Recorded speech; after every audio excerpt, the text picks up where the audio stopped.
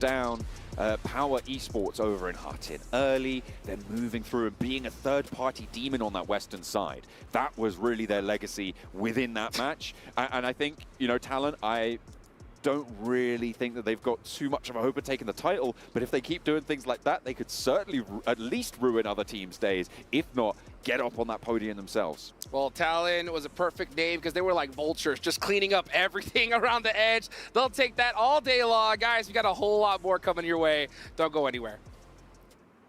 4,000 of years, my wrath has burned in the waters of the deep.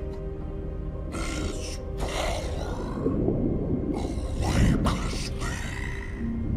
The kingdom will fall once more. The sea will consume all yet again.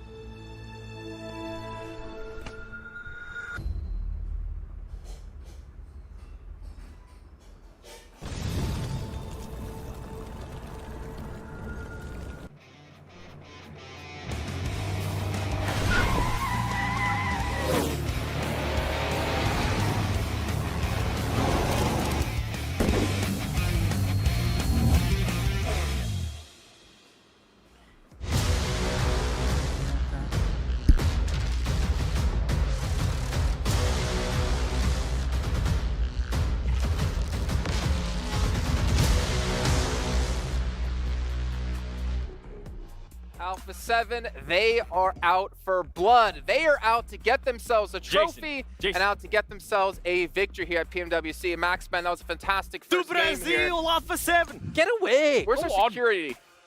Was that Ratto boy? Ratto boy. I was really hoping he would trip and fall, to be honest. I should have, like, just get him. Yeah, that would have been good. It could have fixed his face. But Alpha 7, they come out really strong here, Maxman. A victory on Sandhawk, get themselves up in first place off the bat. And off the so we're pretty satisfied with the first day. We know that we could have finished at the top. We fixed our mistakes and we're confident that we can be #1. Well, right now, they are #1. That's a weird way to say second place.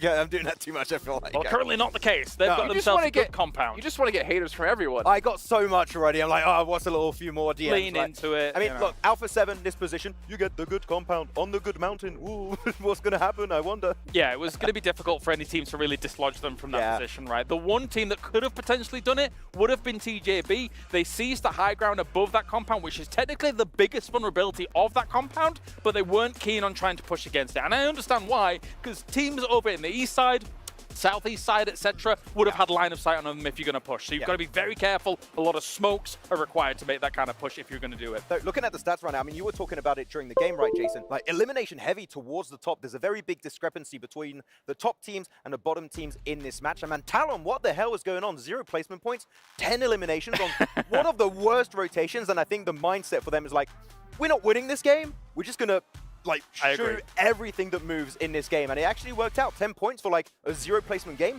is a big win. Well, especially since they started out with the hot drop against Power, right? Sure. Up in Hartin. And then from there, yeah, you win the hot drop, but you lose one. Normally, that does cause problems. And as you say, Max, I think that even from there, if you're just 3, maybe there is that mind shift from just then on and just shoot at everything. And actually, it was very successful. So I got to say, that's a big success from a Sandhawk game where you lose one early on. That's really, really big. Yeah, so they should be very proud of, but also another team that should be proud a little bit here is Vampire taking on Alua IHC, taking them down, get 4 elimination points for themselves, but unfortunately that's all they do get from this game because there's a lot of questions around Vampire. How are they going to perform in this event considering they're the back-to-back champions? But this event is the most stacked event they've had to compete in these mid-season competitions. But, I mean, it is Sandhawk to start things off with, right? We're not really going to judge teams too heavily about that. However, with 3 Erangels coming up, that's where we're really going to start to get them under the microscope. Yeah, I mean, we had that hot drop, right? So I'm like, oh, maybe we're going to see something on Erangel. Hopefully not, because that is going to become a real major issue for teams that are involved in those. I mean, we were talking about Military Island in particular. Are we going to have something happening there? It should just be Team Liquid and 4MV. They should be fine. Sure. But otherwise, looking at this game, right, Kalaris, I think that despite this being a really tough game in terms of circle and like the terrain that was at play, we saw a lot of great plays, and especially Tiamba, the team that you're looking at, that wide wrap. Sure, they don't win the game, but I think it's one of the best plays based on a really tough scenario that was ahead of them. Yeah, they were waiting until Circle 2 really popped to see how they were going to approach what would be the later stages of the mid-game. I thought maybe they were going to try and camp out Talon for quite a while. They decided to sit there for a little bit too long and then managed to go for that wide wrap. Now, I do think Twisted Minds was slightly caught off guard by them coming in from that angle, because by the time it comes to, what, end of third circle, you're like, okay, surely people shouldn't be coming in from here. But Tiamba has shown these tendencies in the past of going for that wide wrap onto the east side with a circle like this. So, I mean, Twisted Minds lose out on that fight, but Tiamba takes a lot of casualties. It's difficult to make that work when you've left it so late. Yeah, for sure. And looking at also Alpha 7, we were talking about their position. So, sure, TJB did play it really well at like playing the high ground position on their spot. I feel like if they did go for the 2-2 split you mentioned, they could have got way more eliminations this game. I really feel like all the teams are trying to scramble away from Paradise Resort, from all the terrain around that spot. They're trying to cross the road, make it back uphill. I think they could have got maybe double-digit elimination game for Alpha 7, but they were just, we have a good spot. We're going to be a little bit more relaxed this match. And I get it. I get it. If you've got a compound like that and the circle's coming your way, why not? But you're right. I mean, in terms of what is the vulnerability of that compound, like I was mentioning before, usually it's the high ground. So having a 2-2 split above there to be able to see elsewhere, because if you're just in the compound, all you can see is towards the east, southeast, east, and things like that. But hey, I mean, TJB overall, going for the wide wrap north to try and, because they did not want to push onto Alpha 7. I get why they did that, especially with some of those last circle shifts here. I feel like we're just, if you let us keep going, we're going to talk for ages. Hey, we got time. Keep going. Okay. I don't get paid by the word, okay? Yeah, you said that. But the fact that TJB went for that, I get it, but it's not the winning play. It's like almost a consolation play of like, okay, we know we're not going to push onto Alpha 7. It's difficult to make this work with the circle the way it I also really like the idea of like they're trying to avoid Alpha 7, but they got themselves in the position where they can see Apex from 4MV, they can see DRX, so even if though they don't go for the win, they get second place like pretty much 100% of the time because they're just clearing the little like solos that are just remaining in the maybe grass. if we were at a different stage of this event, maybe if we're into the last day, maybe they're a bit and Alpha 7 or TJB need the points, maybe we'll see more of an aggressive play. Yeah, no, I would agree with that, and that's a fair assessment of it, because for the start, and again, it's Sandhawk, you've only got 3 of them out of the 18 matches that you're going to be playing. What better to do than to just guarantee yourself double digits? I mean, that's what we saw from Talon, right? Okay, with the frag potential from them on the west side. Guarantee yourself double digits on, I would say, the most difficult to navigate battleground that we play. Because it's very volatile as Sandhawk. Especially Paradise Resort terrain. Yeah, it's like you have nothing all around it. It's just like uphill, downhill, roads to cross, and teams are already in position. If you were over to the western side this game, you had a horrible time making those moves, except for Chamba that went for that wide wrap, right? But otherwise, this was a bad Sandhawk for these guys. Going into Wrangle, we might see like some different teams be at the top this time around. Well, one thing I'm curious about, and we noticed in this last match, is we did have a couple of roster changes in the match, right? For instance, IHC putting Alex in over Rogue, which Rogue played the entire group stage. Alex didn't play a single match until now. And also Shadows in over Chua for Xavier, which again, same situation. Didn't play in group stage and now is playing in finals. I don't understand it. They just do rock, paper, scissors, who plays, and like whoever wins, like you won this game, I guess.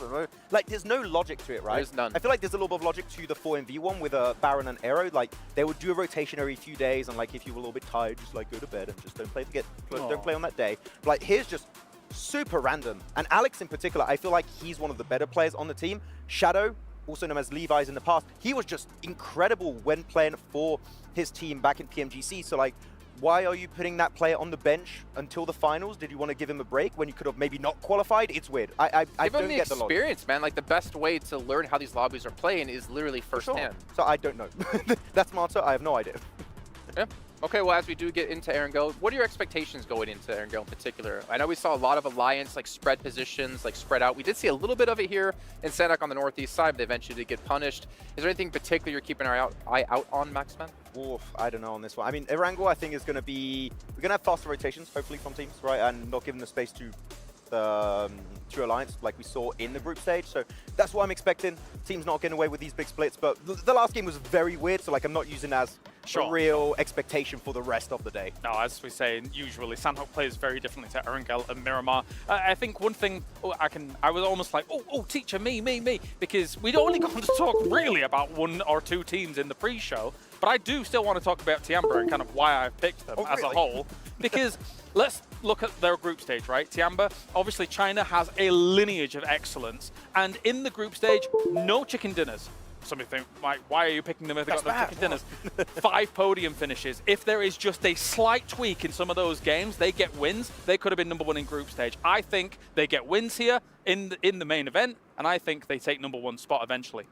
Well, we will find out. Obviously, we still have a lot of matches to go today, but to remind you guys once again at home who are watching, make sure you're checking out the Violet Thunder set based off the design by Ailu in the PDP X Esports Outfit Design Contest, which of course incorporates aspects of that PMWC trophy, which looks so sick. Honestly, as you saw a performer at the start of the day, I would wear those pants for sure.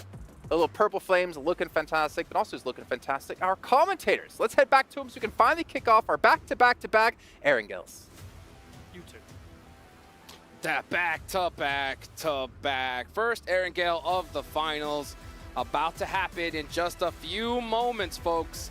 Alpha 7 starting off so strong. And at the same time, one of the big surprises for me was that hot drop, right? Talon taking the hot drop onto Power, getting it done.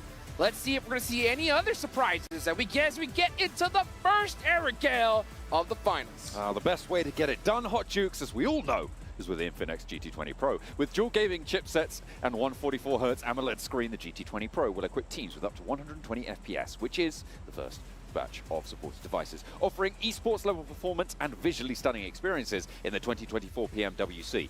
The plane path, North George over to Milta. It's going to cut Primorsk a little bit far away, but you can drop west coast, grab some vehicles, rotate down. Military base potentially a little bit difficult to get to here. Yes, it's going to be for sure. And one of the teams that likes to drop into military base is going to be none other than 4MV. So let's see where they decide to go. They should have a couple of secondary drop locations, but we also know where a few of these teams are definitely going to drop. Alpha 7 already out the plane in North George, where they're just nice and happy. I'm looking right now at the South George drop, Alolex IHC, and I think, yeah, that's Wait, who else is that? That's Twisted Minds. Twisted as well, Minds, yeah. Over towards South George. Great. They are entangled right now with Demo sort of in the middle of that Twisted Minds split. Potential for danger here. Playing that crates position for Twisted Minds. They'll have sightlines out to the east. They should have seen this parachute happen with a West Coast rotation potential in this circle. It could get dangerous for them. Yes, it can. And, you know, one team it could definitely get dangerous for is going to be Vampire, because Vampire normally likes to take Primorsk, but unfortunately, just due to this plane path, they decided to go their secondary drop location all the way towards Milta. So I'm looking to see them just loot up very, very quickly here, get some vehicles, and try to head to Prim as fast as they can. Could be on the cards for them, but they've got a lot of teams in their way. Got to be pretty tricky. We did see Reiji as well move out and take a vehicle for Reject near that outpost for Twisted Minds, so potential slowdown on that angle. A lot of teams dropping out to the east side of this island are going to have to make their way west, which makes the exit for Pachinki pretty important to get done timely, in a timely fashion. DX Xavier going to be playing up in that angle for MV. They are actually heading out further east, so they want to grab... Okay, they were just heading towards the buggy to get an extra vehicle. They're going to turn around. I was going to be surprised if they were going to go further east, but no, they were just grabbing the vehicle, sending back out west towards IWNRX, who generally play that very peer West Bridge split. It looks like they're going to take up that mantle once more. 4MV could go even further, could actually go over towards Primorsk, like you were talking about potential for Vampire to do later on. Yeah, let's see what they decide to do. And another thing that I'm noticing right now is Power. Power, we normally see them try to take that Gatka area, kind of try to, you know, land kind of near DRX, take some loot, and then hopefully get in that position. But I think after that hot drop, they decided to go to their secondary location over near Yasnaya. So everybody trying to play it very carefully right now. You can see 4MV on the road. And no, yeah, it looks like 4MV are deciding to go to their main drop spot. So they got a vehicle and are heading all the way down to military base. Interesting. Yeah, they are actually going to commit to it and go all the way there. It would be interesting to see how easy it is for them to get back off of this one. You could potentially grab a boat and try and play for that west coast if you grab the south side, but I'm not too sure about this from 4MV, actually. I feel like they will get loot because of it, but that bridge is going to get packed because you've got that hard west shift. I guess teams are going to prioritize more having a foothold into these next circles. Yeah, and you can see there the picture. We see a gentleman in the stands. That is none other than Papa Mythic. That's right. Mythic's dad traveling all the way over here to see his son make it happen. So I love to see that there from Team Liquid. They're going to be over near that shelter area, which is a very dominant position, especially if we see a zone head towards that side. Unfortunately, it's not going to happen in this game, so they're going to have to make that travel pretty quickly. They're already in vehicles and on the move.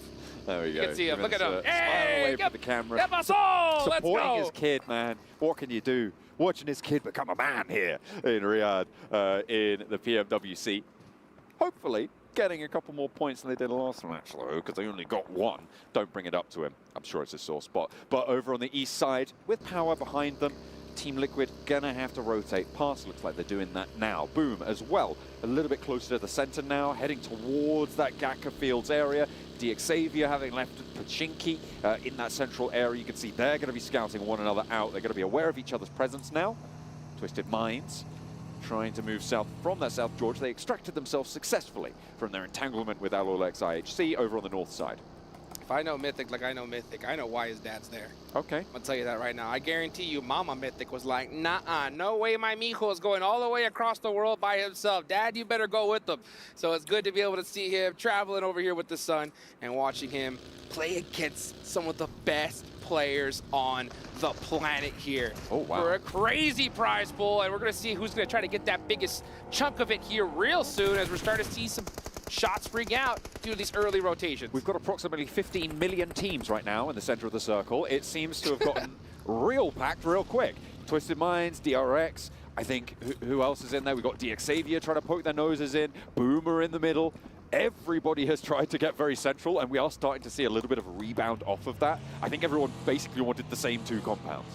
Yeah, let's see. Yeah, everyone's just trying to get the most central they possibly can. They saw how that edge style play worked out in Sandhawk, and it didn't work out that well. Hey, Talon did it quite well. Except for Talon, right? But Talon's strategy was just hanging so far back in the blue and just, like I said, like vultures, just cleaning up everything that was left, and it worked out great. 10 eliminations. They're in 3rd place so far, so hopefully they can kind of make a normal match of this one here. Now, they are going to be in that one of my favorite places, just south of Everest, as we watch OLES go for the backflip.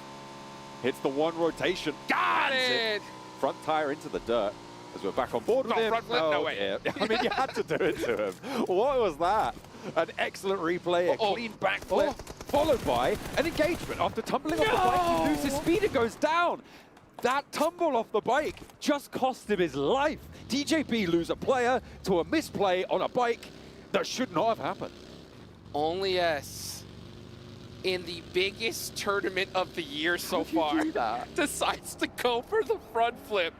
Hey, you know what? The first one was great. They should give him at least 1 point for that. I mean, the first one was great, right? Yeah. That front flip, clean, landed it, no risk. The second one, you can't just be randomly jumping off the bike. At this level, you know, people like Maxman, people like Kalaris, you know, those guys can take the dive and say, oh, accidents happen, guys, you know, right, on their drive arounds. I'm pretty prone to doing that myself as well. But at this level, that should never be happening. You should never be jumping off that bike because you've just, for some reason, decided to go for a flip in the middle of the game. It's like the old high school basketball days, you know? You're in the wide open court. All you got to do is go for the layup, but instead you stop early and try to go for the 3. You hear that whistle, instantly benched after that one. Right? Well, let's see how TJP is going to deal with that one. I'm sure OLES is going to get an earful after that because that's a critical one, especially considering that, you know, they were in 2nd place going to this match. Hopefully the remaining 3 make it up for him, right? Just to have a great game regardless to kind of help mitigate some of that damage. Yeah, it's pretty bad. Bad news. TJP, 15 points right now, playing on his 3. We've seen what 3 players can do from Talon, but on this circle, it's going to get hairy. Next circle, just about to come through. Jukes. It's a hard southwest shift. That puts Primorsk in play, that puts Quarry in play. Right now, I'm looking at 4MV. How are they going to decide to get into this next zone? Do they go on the edge of Sosnovka, try to get a boat, maybe try to head into the water here? Because the bridge is going to be extremely, extremely dangerous. You can see Tianba already over there near Primorsk. They're in a good spot. Team Liquid find a nice central position, but they're going to be mighty close to Boom Esports. And, Ayala, you got to get moving. And unfortunately, not able to make it away in time. Goes down. Boom, able to extract what is most likely going to be a point from Team Liquid on this rotation. As they try and punch through the middle. Actually run down by Razy there, so that is going to sting. Team Liquid, 3 players. Little hesitation there from Team Liquid, if I'll be honest right there. I mean, they could have just taken that position and committed to it, but you could just see, I think they got a little bit too greedy, tried to head a little bit more central, or maybe they were worried that there was some players hiding in that building, so they kind of just waited it out a little longer, either or. Fortunately, not working out for the best. They do end up losing 1, but they do have a good solid spot, so we'll give that to them. I'm looking at the West Coast Road right now. Alpha 7 are leading the charge down south, but Alolex IHC very, very close behind them. Probably Alpha 7 going to be able to swing in a little bit quicker than Alolex IHC. I wouldn't expect them to clash immediately, but potential for it to get a little bit hotter on that western edge. Not too much contestation, but power is swinging in on that north side as well. So it could be pretty spicy in the time being. Twisted Minds holding a compound that's surrounded by hilltops. A lot of teams are going to be looking to take up position on those hilltops. Reject goes down, and Mythic able to take a scalp for himself. Taking out one of the MVPs that we saw last year, Ragey from Team Reject. The beautiful knock from Mythic. You can see that focus, trying to be able to soak up some more points for his team and make up for that loss that they had on that rotation. That'll help for sure. You can see 4MV, they do make their way through the bridge and onto the pier side of things, but they are on the edge, and you can see they have their eyes on IWNRX.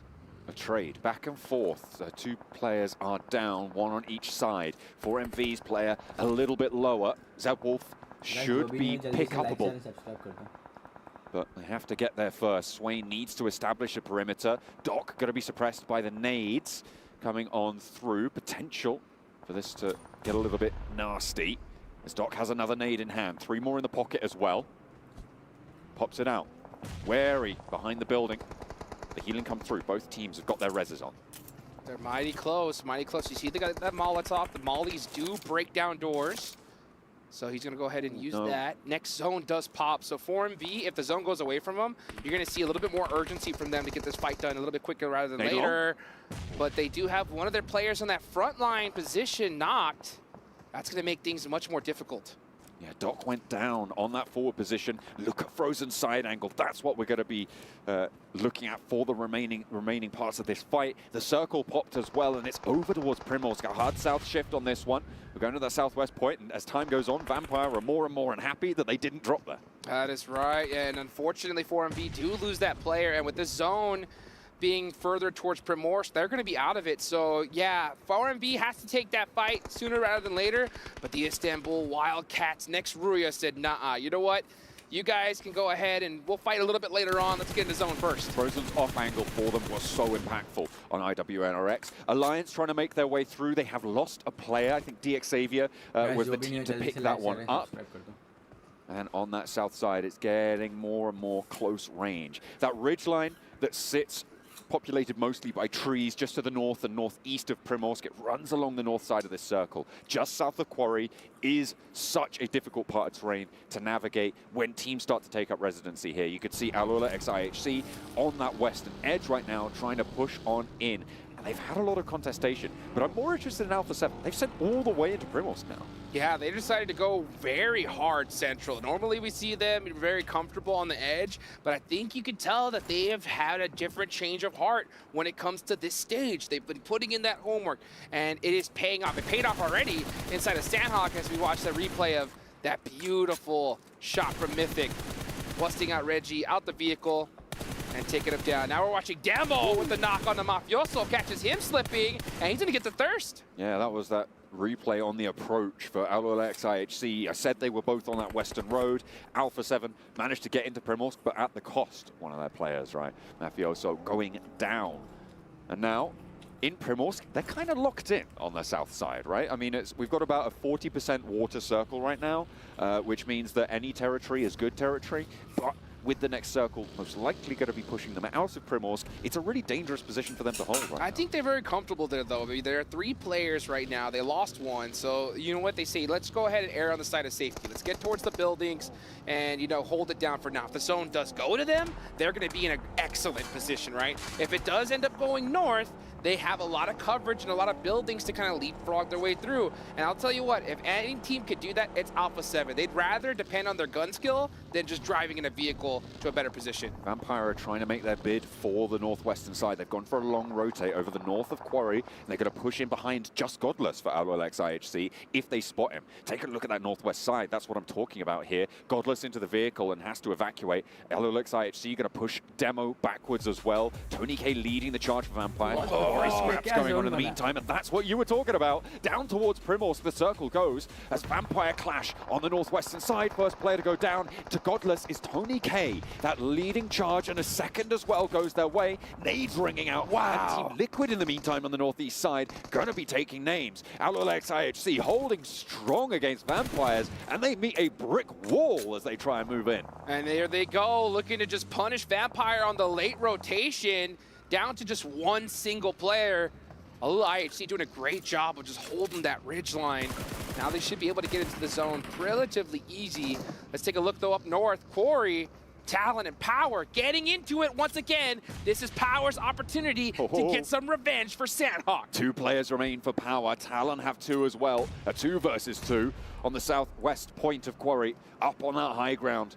Nobody else is nearby. They're locked in the cage match. Kante and Fidan playing on for Power. Linux and Misery for Talon. They might look to just disengage it, actually. Try and break the shackles of the fight. I don't think they are doing that at all. Power knows exactly who they're fighting against, and they want that revenge. As we watch, look at that. Tianba putting in some work. And now we're going to look at Twisted Mind. So Team Liquid do make it on over to Primorsk, and they are going to be playing neighbors with quite a few teams. They have 6 eliminations, though. They have been a nuisance in the neighborhood. Nobody too happy with them on their road, and another knock goes their way, adding up to 7 now total on the boards. This is brilliant for Team Liquid. There's a knock sent their way. Mythic is down, but that's going to be rezzed up by Chief. In the meantime, Xavier trying to hold out. This is northeast side, close towards Ferry Pier. The nades from Tianba. There is no way you get your player out of that one. And now the remnants of Xavier, 2 players down to the right-hand side of Shan, maybe actually caught unawares as IWNRX back up on the beach side. Yeah, IWNRX, they heard those shots. They said, let's try to third-party this action, but they know they're in a very, very bad position right now, so they just can't push needlessly. They need a good opportunity in order to make that push. Xavier are completely stuck on the bottom of this hill. If IWNRX weren't in that position, they would have already been gone. Power finally loses another. Easy is there, by the way, for Power, but only 2 of them really in this scrap, and a knock over towards a Power player. Kante is down. Misery trying to descend now. They didn't go for the full-out brawl. They have just been on distance. Oh! Misery wedges the buggy, steps out into the blue, and a hail of bullets from Fidan. That's going to take him down. There's no 2 ways about it. Can Linux get anything done? I don't think so. He's just going to turn tail straight into the fire. He is out of there. And meanwhile, IWNRX now, man, on the push, punishing Tianba. That's 5 eliminations for them so far. Frozen throwing some smokes up there. That's going to eliminate their sight lines and allow them to push. And here comes Swain, looking to punish them out the vehicle. Popped out just a little too early. Shan was able to get some miraculous plays under his belt during those group stages, but he's under fire from Swain now, and there's a bit of pressure on the back. A lot of smoke billowing from under the hood of XC's vehicle, and they're going to have to draw up short. They have to take control here and try and see what they can do. 3 players alive. Shan needs to heal. They've not got a lot of time to play with. Last player for Talon in the meantime as Easy bears down upon him. Easy's got that nade locked and loaded. He's cooking it. He's cooking it. And it's good! Oh. Goodbye, Talon. Power getting a little taste of that sweet Sandhawk revenge. Look at the circle, and again, Alpha 7 get blessed on this south shift. TJB as well with a brilliant position. These are our top 2 teams in the top 2 positions in this circle. That's right now. This could be a really fast opening for these guys. Alpha 7 making that gamble towards Primorse, paying off great. The zone just went to them, and they are holding it down there. They have plenty of coverage with those buildings, and it's going to be very difficult for any team to just push up on them for free. And you can see Carrillo is doing exactly what he's supposed to. Just play keep away. You don't want a team just to be able to push up on you. So Alpha 7 are in a great spot here, and I'll be honest, Alula IHC, beautiful rotation. Yeah, going along that beach side, trying to use that terrain cover against Alpha 7. Only 1 player was stepping out towards them as Power finally lose their final member. Tianba pick up the point. Yeah, IHC able to find that south point of Primorsk under the watchful eyes of Alpha 7. And that probably mostly comes down to the fact that Demo was able to get that pick on Mafioso, right? If you have 4 players of Alpha 7, you make that rotation under so much more pressure. That's right, and Alpha 7 picked the right buildings to hold, because if they were holding that edge where IHC landed, then they could have just cut in corner, and now they would have been circumvented by them. So a great decision for them right now. I'm looking at IWNRX, though. They're still north of the zone, and they're going to have to find their way down pretty quickly as Twisted Minds finally are out of this match. Only 1 elimination, unfortunately, for them. Boom, looking for the res. 2 players left on the north side as Alolex IHC actually trying to wend their way through the streets here towards TJB, who have taken a knock over towards the beach warehouses. Team Liquid a little bit beyond them. TJB really have been suffering here.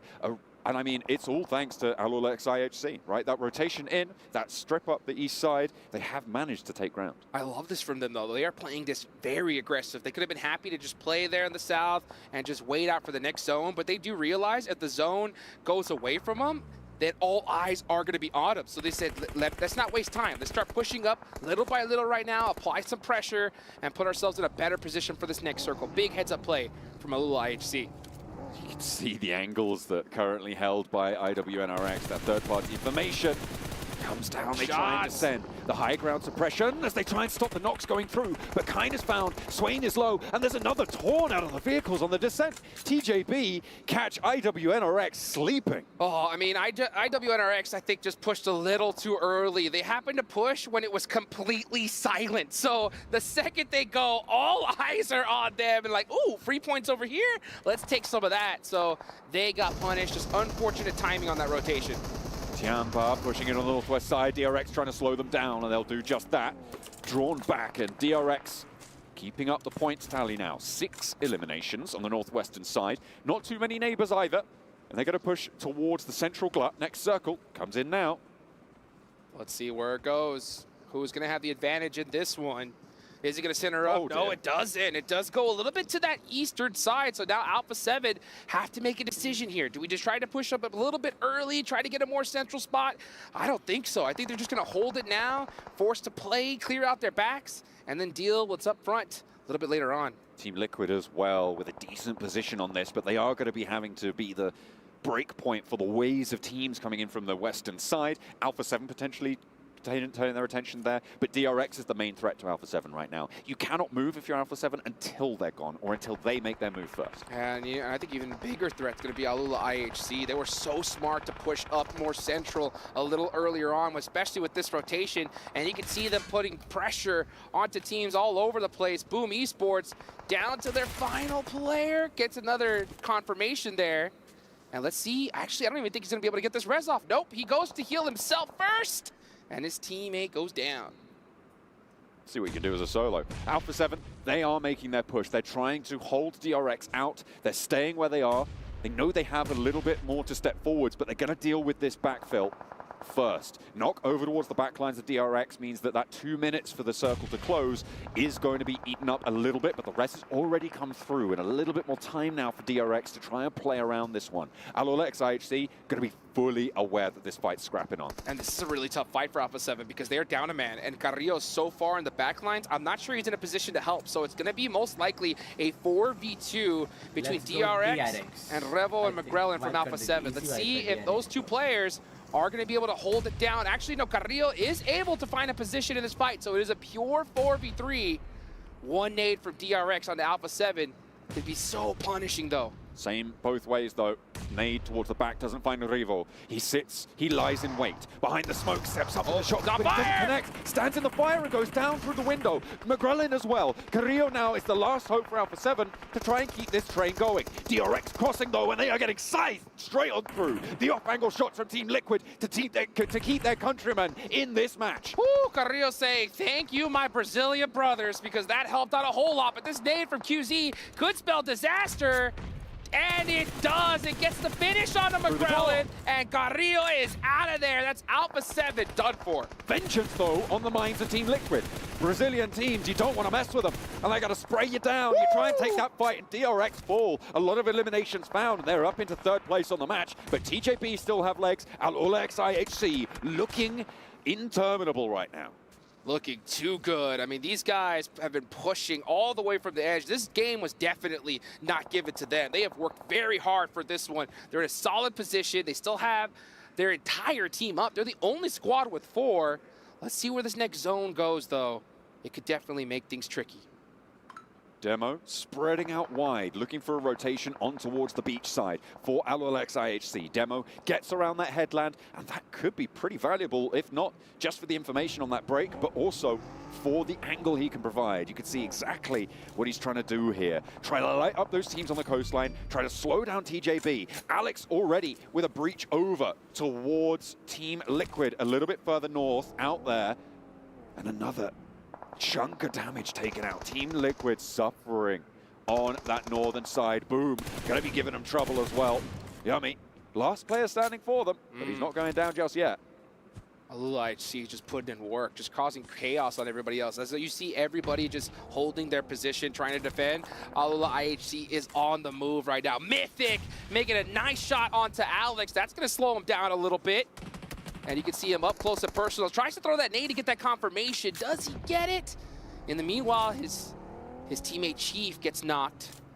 But Alula IHC are focusing on so many different squads. They definitely need to start narrowing that focus on one team at a time. They're not going for a full push just yet, which is why they haven't regrouped and gone as a full fist, because they are the only team with 4 players alive right now. Everybody else on 2 players or less. Yummy moving in to try and handle Team Liquid, but around the door frame. The shot connects just in time. Can Chief get this res onto Mythic? Ooh, and you can see his dad is staring right now, seeing what his son could do in this position. It's just Mythic and Chief. Mythic, man, he's got the dad buff right now. He's got 7 eliminations. He's crushing it. Oh yeah, what a time to do it. Kind for IWNRX leading the charge on the coastline. Mythic does go down again. I think that was actually the flush. Paragin not going to last too much longer out in that water. He's gone for a swim. I don't think he's going to be able to get out. Don't even need a towel for that one. Alola XIHC, though, just surrounding this lobby, trying to choke the life out of it, and so far, doing so successfully.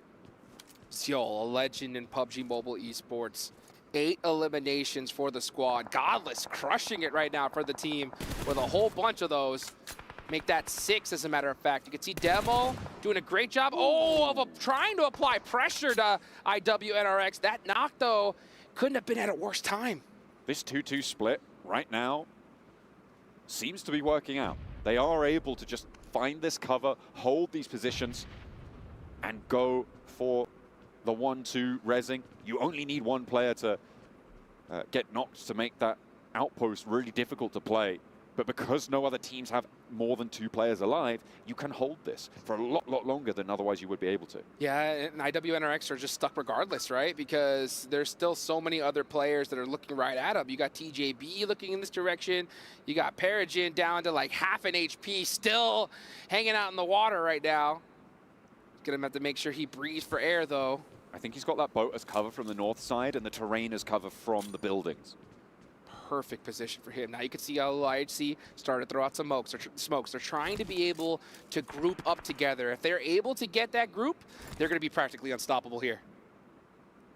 They need to get back across that road. That smoke train needs to be cut through by Longs. Waiting for that crossing. It's all that's going to matter.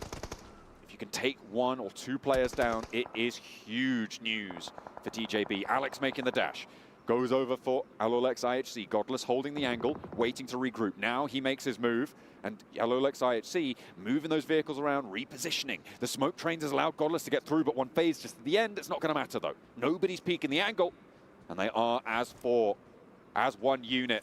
They've been split for a while, but back together. Are they going to have the success they're looking for? Let's see. Right now, the only thing that's going against them is Papa Blue, the blue zone. Ooh. If that blue zone decides to go north, they're going to be in big trouble. Other than that, they're looking pretty unstoppable right here. 8 eliminations, and they've just been non-stop pushing here. Let's see what's going to happen here in the next few moments.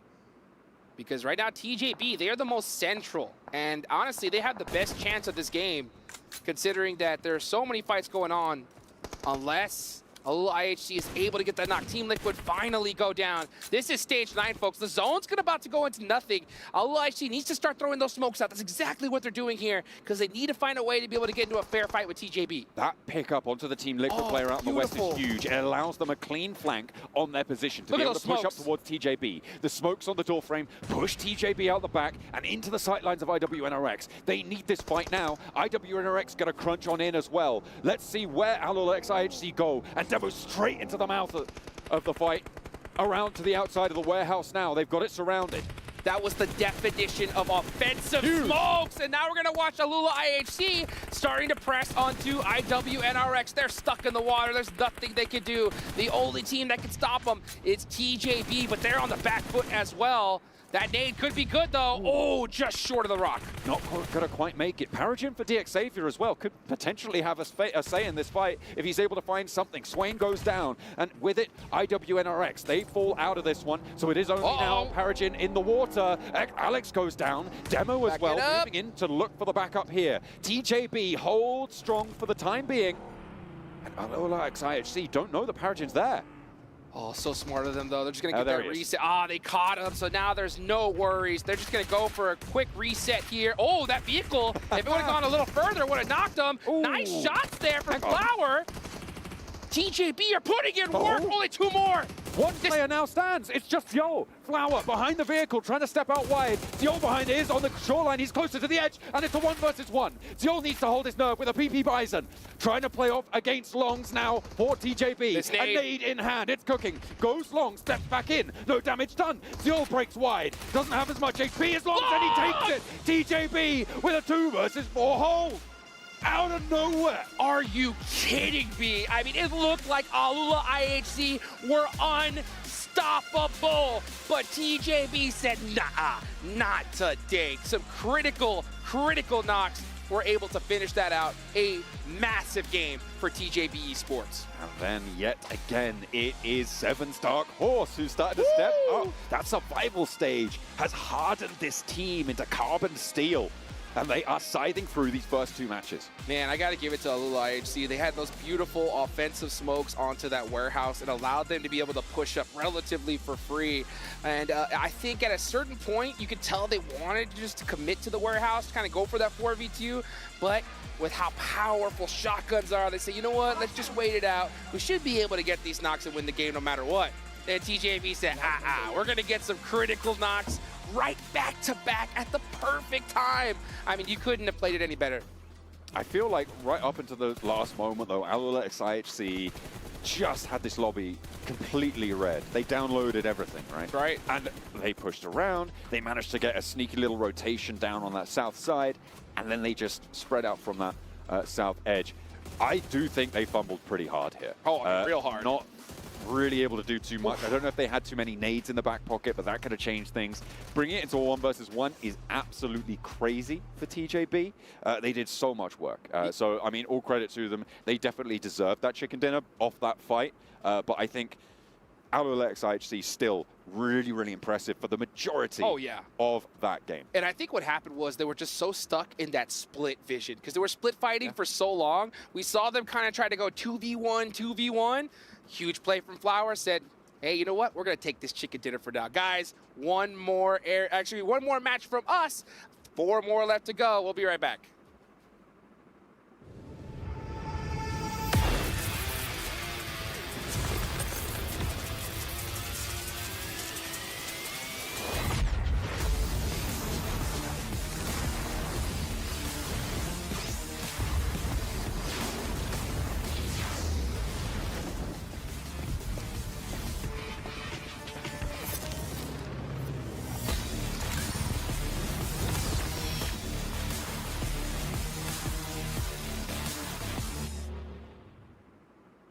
لحظات البداية عاشت معنا.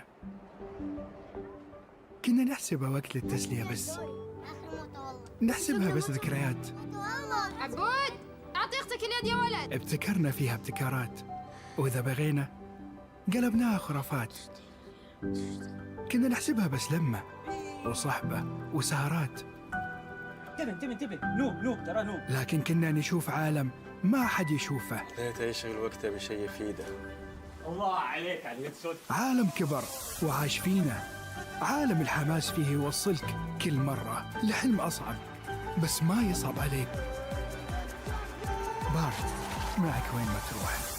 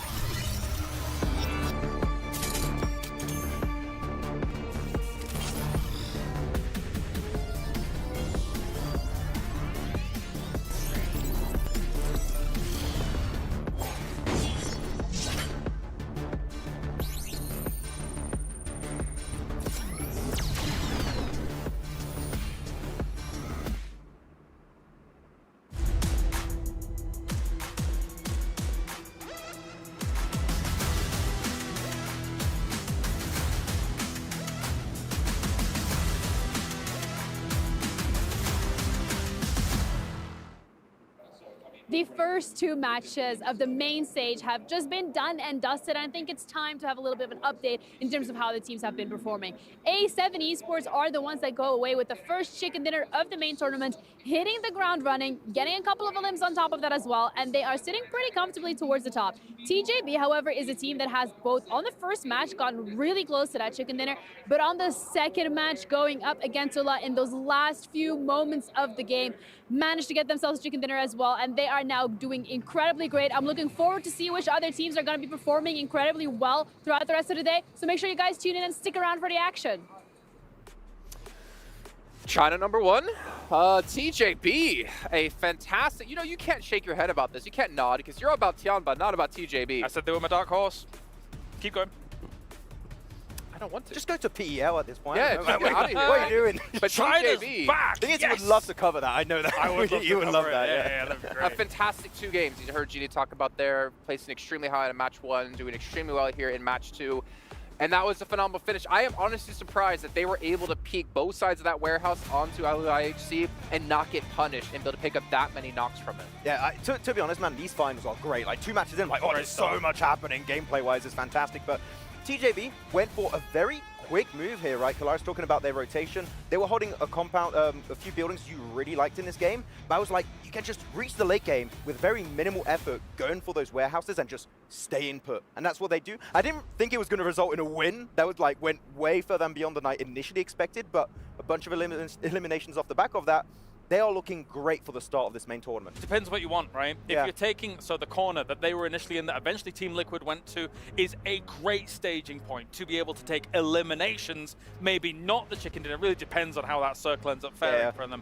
And Team Liquid was okay for that. 3 players alive, they have the 3-story, they have the building next to it, which gives them a great opportunity to fire at every team coming in here, does Team Liquid. So 10 elims on the board for them. They might not take in the #1 spot in this game, but it's enough points and enough of a strong position to give them a good claim on this game. Yeah, I thought like to win the game, this is going to be a tough position for them to play, but to pick up eliminations, all the teams that are rotating late to enter into Primors from the northern side, that you're just having a field day at that point. It's like point, all over the place, having a good time. I mean, the fact is, even Kalaris was saying he's not really ever seen a zone on warehouses in Primors that far south. Like, that was really hard to predict, but it seems like one team in particular did have a decent time predicting it. IHC able to actually sweep in from that west-hand side and immediately go straight towards the south side, seeing the zone constantly shift in that direction, knowing no one was going to be there, and they kind of set themselves up for the end up second place that they got. They read the script. They knew what was going to happen there. I mean, their hold, especially once they go for that wide rotation over to the southern western side of Primors, they have this like The Line, which is a very original name. The Line. The Line formation. It's like the spot.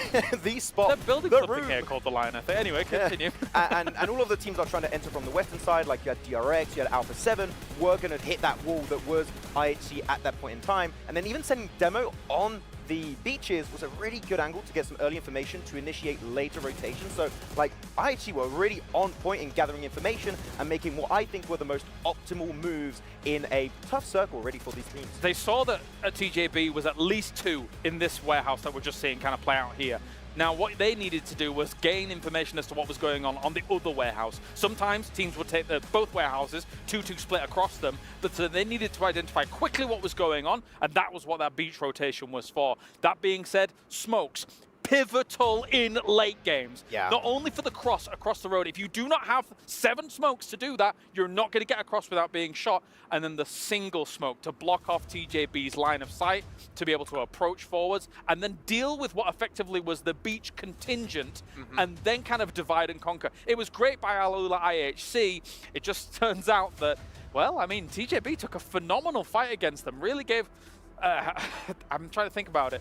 There was a lot of 1v1 scenarios that they kind of gave to TJB, and because of that, TJB won out. I mean, the reason why TJB will also losing players is that you only have 2 positions you can really peek from, so you're very predictable. Yeah. Like, if you're just Alula IHC, you're just peeking that angle, you're ready to spray. The moment you see 1 pixel move, you're spraying it down, you get the knock right. So it is tough to hold on to, but at the end, TJB take the win for a very early rotation and just had a very chill game, I would say.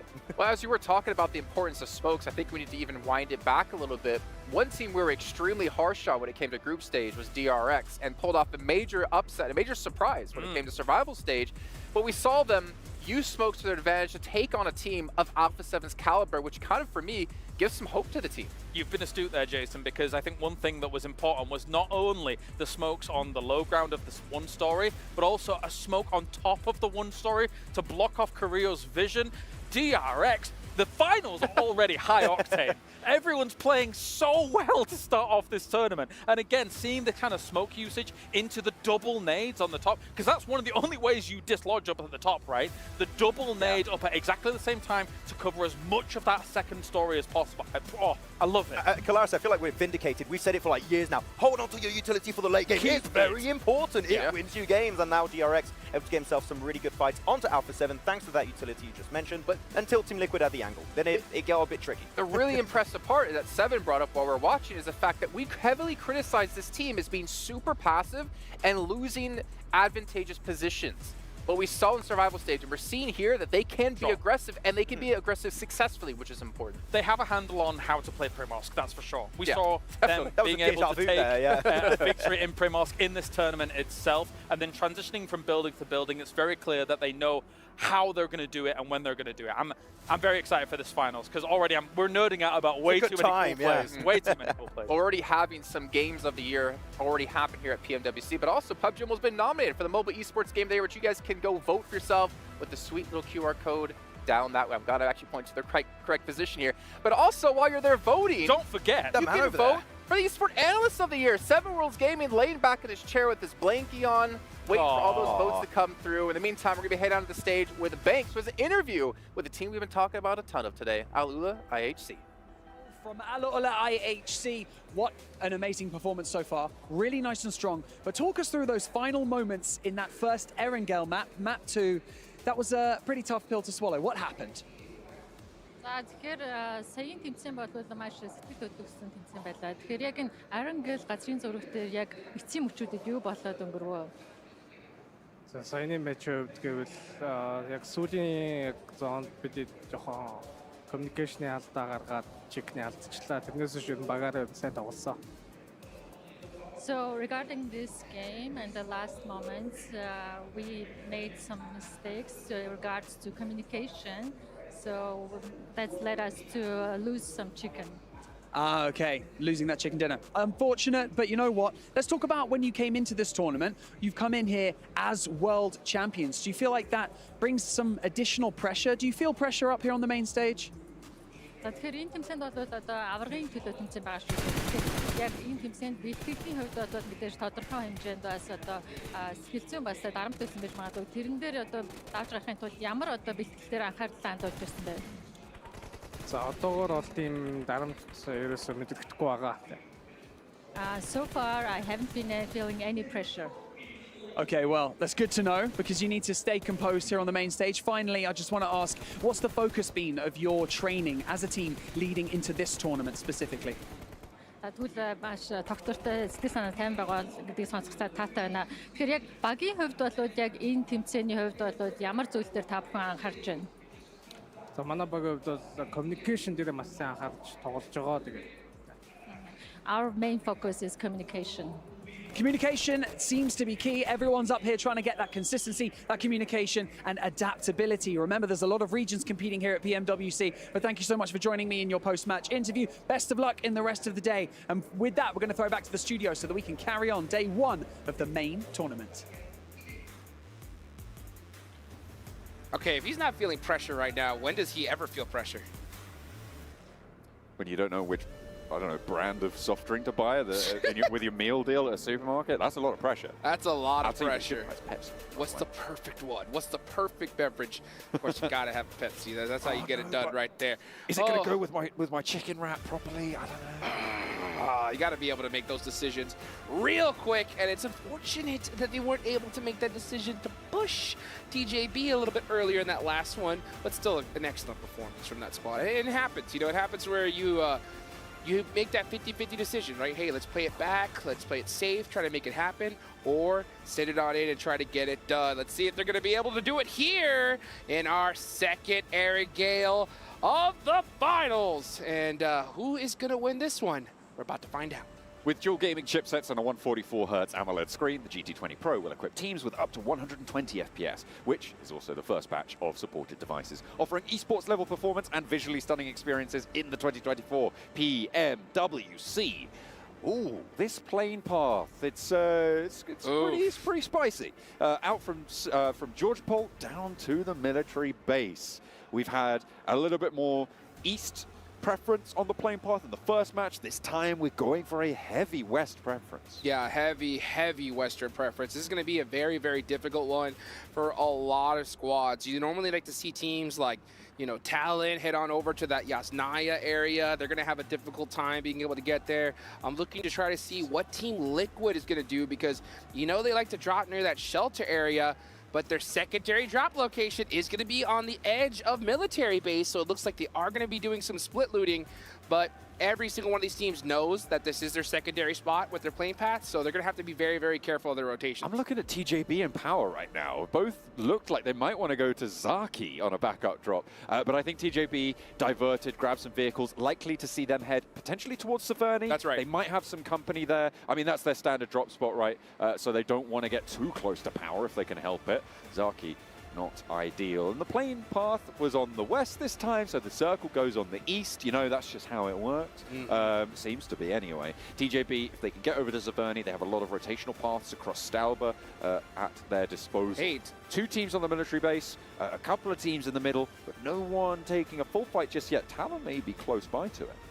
Huh, I'm still looking at TJB. They're spending quite a bit of time near Power. Maybe they were just trying to go back to pick up their teammates, and it looks like that is what is happening. So they are going to be able to drive on over to Severny. Power looking not to challenge DRX at all in Gatka.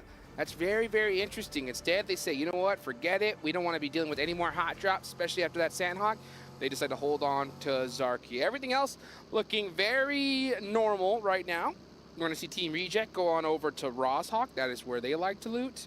And everything seems pretty standard. Most squads avoiding an engagement early on. And that's very, very impressive, especially considering with how rough that plane path was. Currently, there's 3 teams on the military island as well, with the plane path sort of ending up there.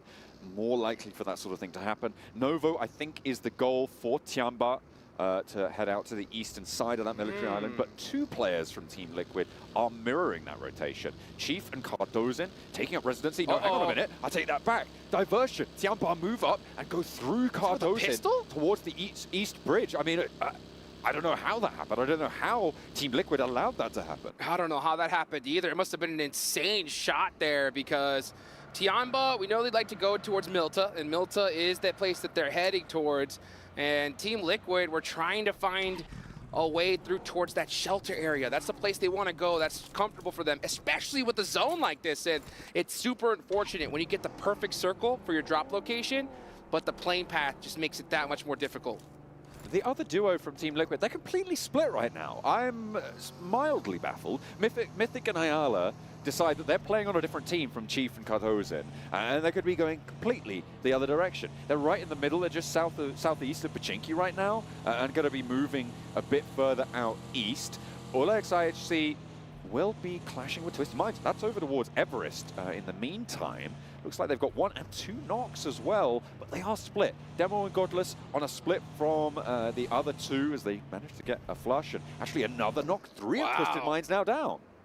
Igor going down, that's their IGL hurt there, and we like to know that, you know, LIHC goes towards that South George drop. They know Twisted Minds are hanging out in crates, and it looks like they decided to take that fight a little bit early on, or at least try to punish them, and they punished them big time. Demo did, actually. He got all 3 of those eliminations, so Twisted Minds are going to have a rough one here, as a little IHC are happy to just take those 3 points and start heading into the next zone. The only team they really have to worry about is Alpha 7 if they decide to go and take a path on that bridge right above them. Be interested to see where Alpha 7 try and dip down below the river, because it's very likely that the circle ends up down there. It's almost certain, in fact. But they are going to have to find a crossing. Reject currently controlling a crossing to the east side of Roshawk. That central island crossing, much more treacherous in general. If you don't know any scouting information towards Sunken City, let's take a look at the replay. That Demo was just lighting them up. Ratto Boy going to be taken down, getting the sprays in, nicely done. Alpha 7 trying to slow Reject down, but they're already across. There is still a presence on their northern side, though. Divine might be in danger if Alpha 7 find him. Let's see if they do, though. It's going to be pretty difficult because they're going to have to find a way into this next zone. It looks like they're going to probably try to go through the Yasnaya side of things. Yeah, they're going to try to go extra safe here. And I can't blame them. They have to watch out, though, because TJB is starting to make that path from Severny. They could definitely run into them. I think Alpha 7 trying to play it as safe as possible. They got those gas cans good to go. Uh-oh, now we're going to see Alliance make some pop shots. This is what I'm talking about. It's a great opportunity for teams to try to get some extra points, some extra loot as well, if we can catch a couple of these big players on rotation. IWNRX also trying to make their way in close to Team Liquid on these shelter entrances. They're going to take up residency here. That ridge line to their south side, going to give them a bit of cover, but teams can occupy those hillsides and be a real nuisance to them on that angle. But they've got a lot of sight lines open for them to control the ground around them for the time being. Alpha 7, they managed to go all the way on the north side of Yasnaya now. And you're right, TJB potentially harrying the back foot of their rotation. I think it's Revo potentially bringing up the rear for Alpha 7, but it looks like he's just managed to slip the net of TJB and rejoin with the 3 teammates on the east side. Well, here's a big opportunity for teams to start catching up on the leaderboards. We're already starting to see some good, solid leaders. TJB with 30 points right now, sitting pretty. Still a lot of matches left to be played in this finals, but how you start really sets the pace for the rest of the tournament here, because things only get only more difficult every game as we go. So if you could start off with a nice, strong lead, maybe you get a bad zone on day 2, it kind of helps mitigate some of that damage. At the moment, first place in both group stage and survival stage has been a 10-point average, Hot Jukes. So the fact that we've currently got only the one team technically on a 10-point average, because this is the 3rd match played, but really what we're looking at is 2 matches played, means that we've got 3 teams up on that record and DRX close by.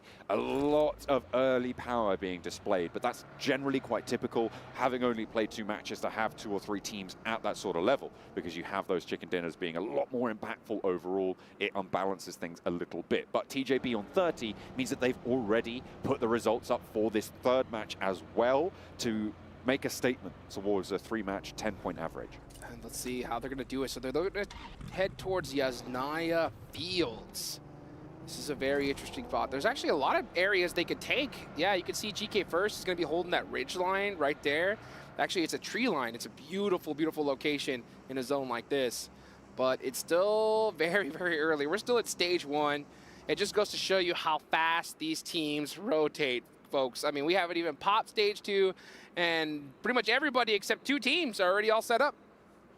They're looking to try and get in as well. Vampire pushing in from the southwest side. Haven't really had an impact so far. The Sandhawk looked okay. Their first Erangel, not so much.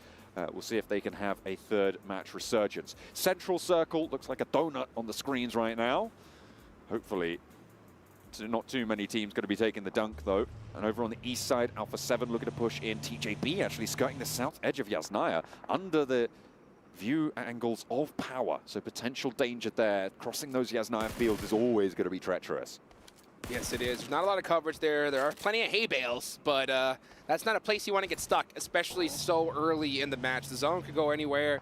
You want to be able to put yourself in a nice, confident position with your vehicles nice and safe. Ooh. Uh-oh, let's go ahead and see what happens here as Boom Esports trying to catch Reject slipping as 3 of their teammates are driving. Uh-oh. Hello, getting pieced up quite a bit. Hang on a minute. That's actually Obscure from Twisted Minds. From downtown, gets the knock with the Mini 14. Last player alive for Twisted Minds as well. They're only down to 1, remember, with their scrap earlier. That's with right. Alula AHC. They are going to be not really going to be able to go for that push, not going to be able to try and get this flush, but that stops Reject from most likely actually getting Duello back up. With Boom's position on the hillside, going for that rescue is going to be deadly. You can see Sarah just punching the air right now, frustrated because they lost that player to a 3rd party that they did not see coming. And that could be an extra point on the board for Twisted Minds. That's what it's looking like for sure. Next zone, of course, it did center on up. So a very, very common position for all of these teams. They all know this side of the map like the back of their hands. Team Liquid were able to get to their shelter area. They're not in the spot where they normally like to hold for the most part. And not to mention, they do end up being there with one player down. So let's see how they're able to continue on here. Meanwhile, we've always got to take a look at where TJB is. They are on top of the leaderboards right now, and they are holding that Yasnaya field position. And more often than not, we see a lot of circles go there. So very kind of smart play for them. Looks like Reject are going to get that res with Boom moving up north to take control of a compound a little bit further away. The door got opened for Reject to make that rotation to pick up their player, and it looks like they're going to take that opportunity on the northern side. Now 2-2 for Reject. Boom a little bit further to the northwest. Alliance, they haven't really done too much so far in these first two matches, but on the south side, there's potential for them to have a pretty heavy scrap. But the same story is true for Vampire. They're starting to poke their noses in. And with the hills that they're occupying, it's going to be dangerous. Vampire trying to find the western side of this 2-2 split from Alliance. Yeah, let's see where this next zone's going to go. By the way, folks, you see Alpha 7 all the way on the right side of the map. They got there all the way from North George. So they had one heck of a rotation to get here, and they were still able to find a position, and the zone goes towards them. So that crazy rotation paying off for now, but it looks like they may have to hold off Tiambe. I thought they were going to bite off more than they could chew. No, they said, you know what? Turn back around. We're going to all group together and fight for our lives right now, because we're going to see teams on a hurry trying to get in a better position for this next circle. This elimination feed is about to pack real full right now. This south side is so congested. With Reject, they're just going to get out of there. They don't want to be involved. Obscure's going to try and keep his head down and keep Twisted Minds in this match. DRX currently holding this really powerful dip, but the compound that Tiamba are in right now, I'm looking at as being such an important linchpin position. Team Liquid, I think, a little bit closer to it as well. Sorry, they're in the compound I was thinking about. Going to be holding in such an important position to break those waves of teams approaching them from that southwest side. DXavier going to be a little bit short. That IWNRX going to find their way in potentially, and the fights are going to start to pop off. That's Reject in the center, but this south edge just going to get more dangerous. Vampire, Alliance, 4MV, IWNRX all vying for the position to the west of Prison. Oh, and they're going to battle it out right here the next few moments, folks. You can see Vampire Esports vehicle smoking, and they're able to pop out one tire. He'd be done for it, but 4MV aren't able to get those shots off in time. Newsy full sending it on in, desperately trying to find a spot into this next zone, and it's going to be a tough one. They're going to have to find just a random shack or building here, or possibly even set up a car wall. And it looks like Tony K is going to just say, hey, this dip is where we're going to have to go. Unfortunately, they do end up making a sacrifice of stone. Tiamba able to take that one down, playing in that central position. Team Liquid that forefront, but Tiamba that backup turret just taking shots across the way. Vampire lose a player to it. Boom. They're in their crater. Yo. That just funnels nades towards you, and with Alula IHC right next to you, it is so dangerous to be in this position. On the west side, no one's really close by. This is the south side of Yasnaya Fields. In these craters, and in goes Demo. He's just getting that scouting information. Nearly goes down. That would have been curtains for him, but diverts, gets to safety. A little, I see you have to time this perfectly here. You know, if you're going to try to drive up with the car, you have to have some other teammates to help support fire, and unfortunately that timing was a little off. That nade, though, was way too close for comfort. Francie said, nah, I think I'm good. I'm going to go ahead and head back over here, guys. The smokes are starting to ring out, and I think Boom said, yeah, let's get out of here. This is not a fight we want to take. These South Yaz craters can be treacherous, especially given that they're right on the western side of this circle. Means that you can take the fight, you can defend them, sure. You need to expend so much utility, which is what we saw come back to bite TJB in the last match, right? Sorry, Alula XIHC in the last match. So they don't really want to be spending this much utility to get rid of Boom. Boom are going to give ground. They don't want to spend the utility either, because it's not a prio position in this circle. Next zone goes on up. Center is right down the middle. Talon looking really good. Another great shift for Alpha 7 as well. All they got to do is clear out their backs. Meanwhile, Rejects are going to start popping some shots onto Boom. And yeah, I think he said, you know what, I'll take those shots and run, because we need to find a better position in this circle. But they may already be too late. They should have been in their vehicles already. Is this curtains for Obscure? Yummy's going to roll on over the rear axle, right to the skull. That's dangerous, that's deadly, and Twisted Minds are out. Twisted Minds getting taken out mighty early on this one. The rough start for them. Only 5 of 5 points on the board so far. And that's going to hold on until the next match here. About to reach the second half of day 1. IWNRX on the push. Ooh, Here come 1-2. out the shotguns and starting to punish 4MV one by one.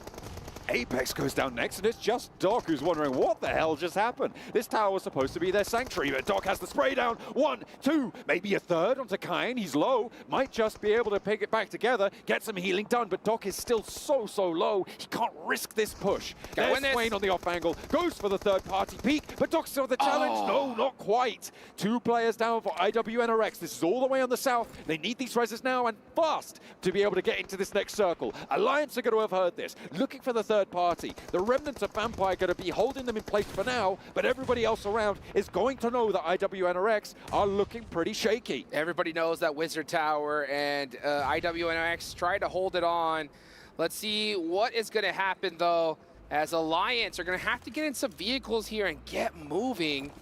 They still have their entire team up, but they're in a very tough position.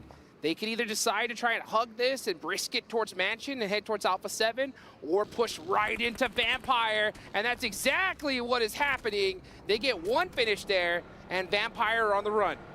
Vampire keep expending players to get into positions further forward. Schwepp goes down. Tony K's making the dash to these vehicles that they've been able to actually get into a little bit of a ditch. But he's not going to last it out. Vampires go down, the vehicle goes up in flames, and so do they. Knocks over now towards IWNRX as DRX try and flow on through this position, and they might have finally gone down here. Swain is the last to stand. DXavier not having a good time either. DXavier in a terrible spot here. They're just holding that edge, and it's nothing but open field right in front of them. So they're going to have to be able to do it with the M4s on their back. Swain has a great angle, but those smokes completely eliminated his sight lines. And right now, he's just trying to apply pressure, trying to pretend to be a whole squad. And it looks like it works because DRX go in the other direction. I've got so many teammates right now, you don't even understand. I've got probably like 7 or 8. That's right. You can't push through that. DXavier going to be taking shots to try and clear their way through, but they roll up and out into the open. You just can't do that. Tiamba are going to spin you for 7 all the way to the 6 line. And they are going to add up 5 now eliminations. Tiamba holding down this little mini Alamo right here, and it's working well for them. Now we see DRX Soez trying to drive away from this one. Team Reject pushing in little by little. They are in this zone for now, and that is DXavier out of there. Next zone about to pop. Will it center up once again? It does. Talon pretty happy right now. They are chilling right at this moment in such a powerful compound. This Heaven compound currently held by Talon and Power. It's a 2-team compound, one on the high ground, which is currently on the south side for Talon, overlooking so much open terrain. And Power going to be stopping anyone from approaching. It's so difficult. We are probably looking at a top 2 finish for both of these teams. It is going to be so hard to make these moves. It definitely is, because there's just so much open terrain. Every team is just in a position where they can just hold on to even the slightest bit of cover. And these trees are definitely not big enough to feel comfortable at all. You can see Ayala started to throw some smokes out. The vehicles are starting to ring out, and they're going to have to make a very bold push. Looks like Mythic will lead the charge for his team. I said it might be a top 2 for Power. I might have to eat my words there because TJB are running them through from an approach on the northern side. This western edge getting dangerous now as Team Liquid try and stretch their legs through it, but it's open ground, and again, just sprayed down from every angle. Boom are taking them to task as well, and they are just getting cut through. Ayala and Chief now 2 players remaining. DRX holding on the road, somehow able to keep all 4 players alive, but they're going to have to move. Yeah, I would have liked to see Mythic just kind of leapfrog there, even though the position was tough. Just head up to that little ridge line, get some information, and decide what to go from there. A full send at this zone is almost guaranteed destruction, and that's exactly what happened. You can see Team Reject, Divine, finding some angles on the DRX, and this will be a battle that'll ring out. But DRX has to decide what to do. Do we take this fight or hold on for now? Because the zone is going to start pushing in the next few seconds, and that's exactly what is happening. Tiamba ringing out some nades, trying to punish Boom. Boom need to dig their heels in here. There's one. They are in the zone and one of the very few teams on this western edge to be so. But these nades are going to tear through the health bars very, very quickly. The spray down from Frenzy only finds one, and Tiamba are looking to try and push them back. It seems to be going successfully for now. A nade over the top, can't find it. Into the smoke with a DBS. Now just Pondbit for Boom remains. And in the meantime, DRX are trying to move over the north side, but that's not going well. Everybody over in the Heaven compound with a third party. Yummy goes low. Pondbit gets the heal. Tiamba up into the fight through the smoke. Out wide goes for one. Looks for another as well, but they have to be worried about his left flank. Can he find it? He's switching it up, but no. QZ handles business. And now it's Tiamba into the ditch. DRX looking to move on through because they've still got 4 players alive. And in for the third party they go. There's the crash. The vehicle goes on in, and it goes huge. They stay alive with 4. And on this western side, they might have just done enough to get to the top 3. Beautiful timing there from DRX. Perfect third-party scenario to take out a monster squad. Now we look on over towards Heaven. You can see Talon holding it down in the middle of this zone, but they have to be careful because all eyes are on them. Alpha 7 have been lurking in the shadows right there near Mansion, waiting to strike. And that time may happen in the next few moments, but they're going to have to do it quickly, especially if that zone shifts towards the center of the map. Mafioso trying to pop some shots onto Alliance, possibly make their rotation a little bit easier, and the zone does center up once again. Tell me you want Talon to win without telling me you want Talon to win this match. Oh my goodness. The position that they hold right now, the fact that they're not third-partying this is interesting though. They don't have too much control over towards Alpha 7, they do, but getting rid of, or at least depowering these 2 teams to their south, or north, sorry, could be huge. TJB has to make a decision here because you know that they wouldn't mind sharing this position, but I think they're just outside of the circle. So they have to make a push onto Power here with not a lot of information. Power has to do a good job of holding down this position because I will give the advantage to TJB. They know every single angle that Power could peek from, and one nade could spell disaster for both of these teams. But I am not sure. Is TJB right on the edge of that zone? If so, they may just be fine holding it out for now. I think they are just outside, unfortunately, so they're going to have to be forced to take the fight or figure something else out. And quite frankly, there really isn't that much else to do for them. It is just a question of go, win, or you don't. It's a coin toss fight for them. Watch this replay as Yummy gets the run over onto Obscure. I'm going to go ahead and get that loot, or he got that loot very, very quickly. Talon Esports just trying to do a good job of holding everybody off. And I think they realize, yep, we have to take this fight. You can see Power trying to throw some of those pre-nades out. Maybe get lucky with a nice land, but it'll have to be perfectly placed and cooked. Very difficult to hit a nade from their position.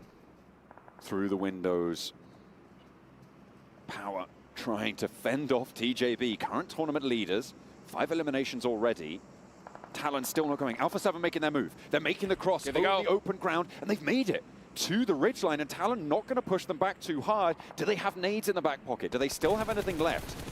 Talon couldn't see a thing. There was just nothing they could do. Alpha 7 are able to make it up for free. The only team that could have possibly made it more difficult for them was Alliance, and look at that, Rebel picking up those eliminations. Team Liquid bust them out the vehicle. Alpha 7 cleans them right up. Just the one player from Team Liquid, actually, is Chief.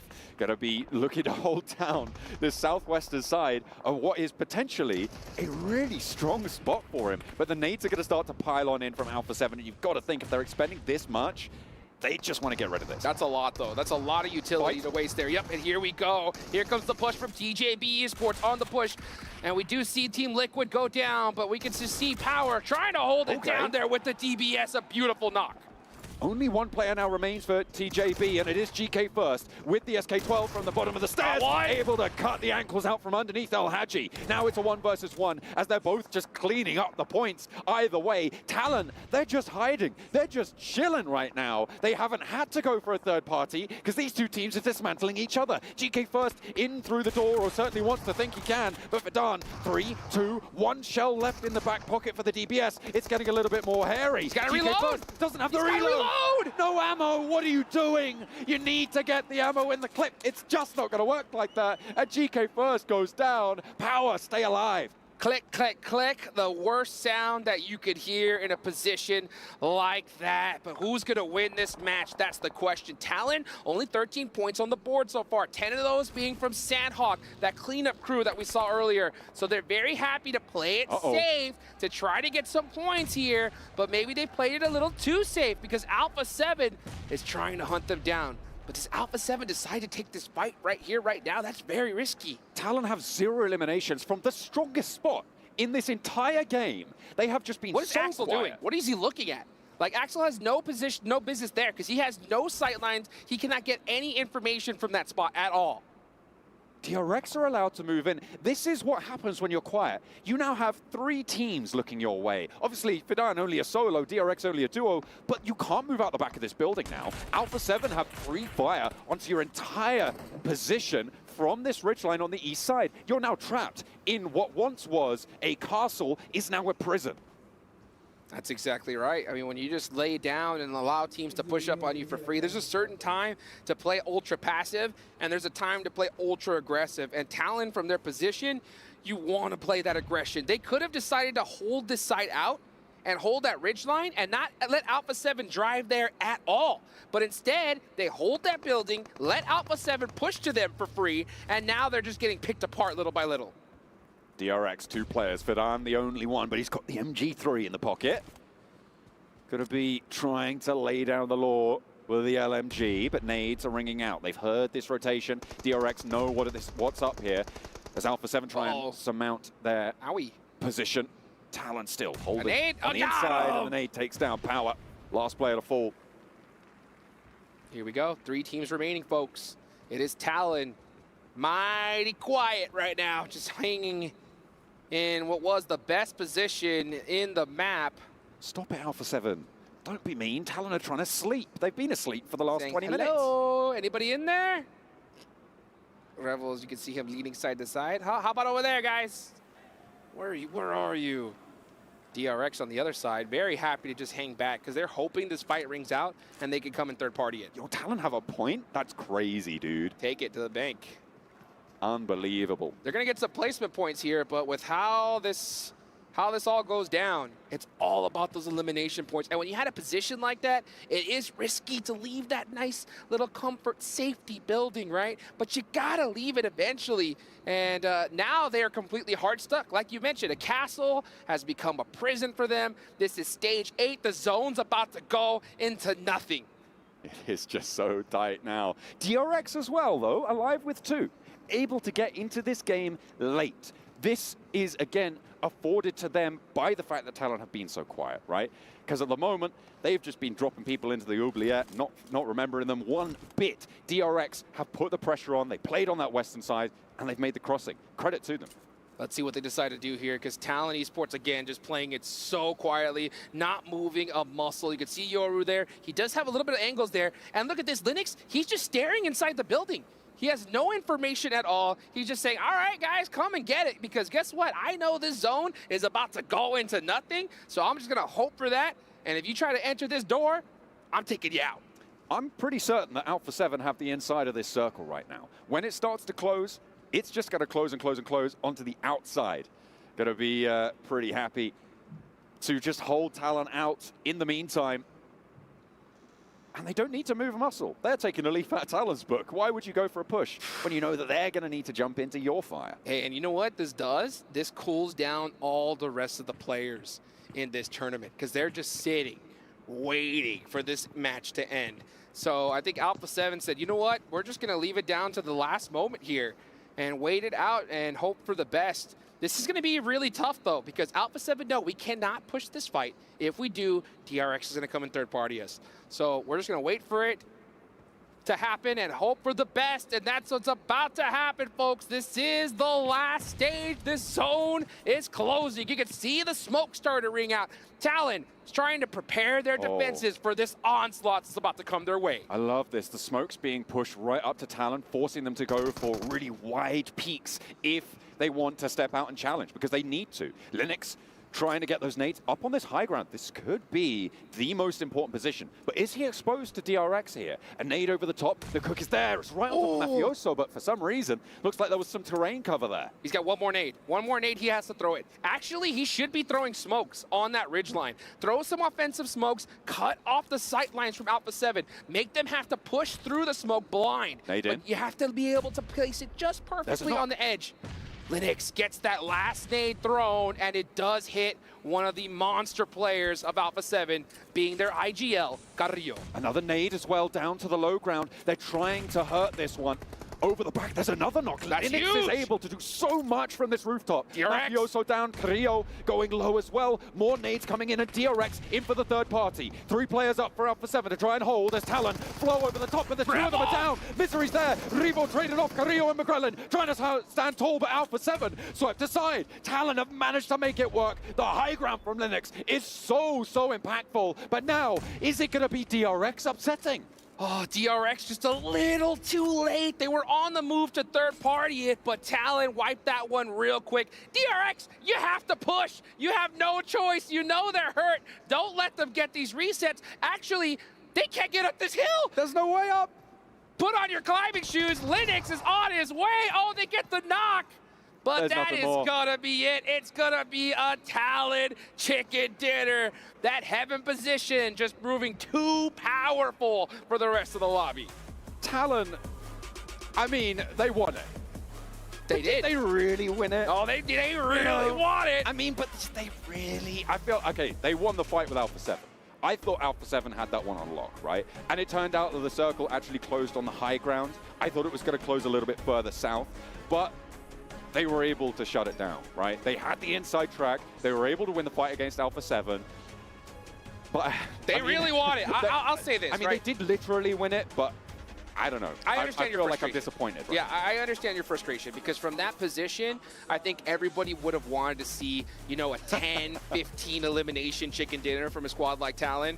You know, but at the end of the day, they understand their position in the leaderboards. This is very early in the tournament. If it was later and they were in a position where they needed a lot more points, I would have been like, yeah, get outside, soak up those eliminations. But since it is so early, those nerves are so high, sometimes playing it safe does work out. And it's very unfortunate that DRX was on the other side to hold off Alpha 7 from pushing in just a little too early. Linux on that roof clutched it up with those first knocks. That was absolutely huge that he was able to get up there. Without him, Alpha 7 win this, I think. They're able to push up to the wall and get that chicken dinner. But massive credit to DRX as well. There were a lot of teams on that western side. They were able to get up, get across with a duo for quite a while, able to get second place, push Alpha 7 down into third as well. That's pretty big news for this roster, right? This is a team that we weren't thinking we're going to do super well. Obviously, the survival stage, so much more impressive than it was in the group stages. They came dead last over there. Looks like they're going to be able to keep the pace up from survival. Hey, and I'll tell you what, that's the time to do it, baby. Right in the finals, show up big, get some of that big money, folks. We got 3 more matches left. Don't go anywhere. Tepeye saldılar, tepeye saldılar, gel. Gel çıktım. Burak cepler var, gel. Çok ilerleme kanka. Ezdim bunu. Nice. Of! Kim bu ya? Nice!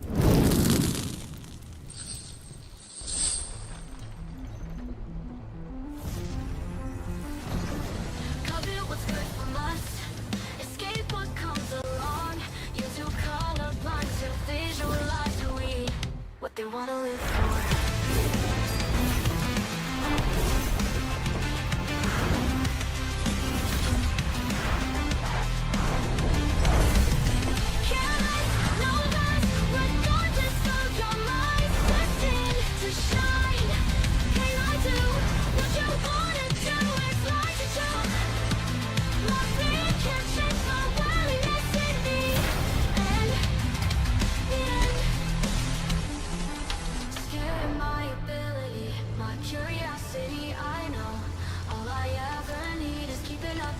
Why'd you prison me instead? Covet what's good from us. Escape what comes along. You do come upon to visualize who we are. Light, careless, no less. Regardless of your mind, destined to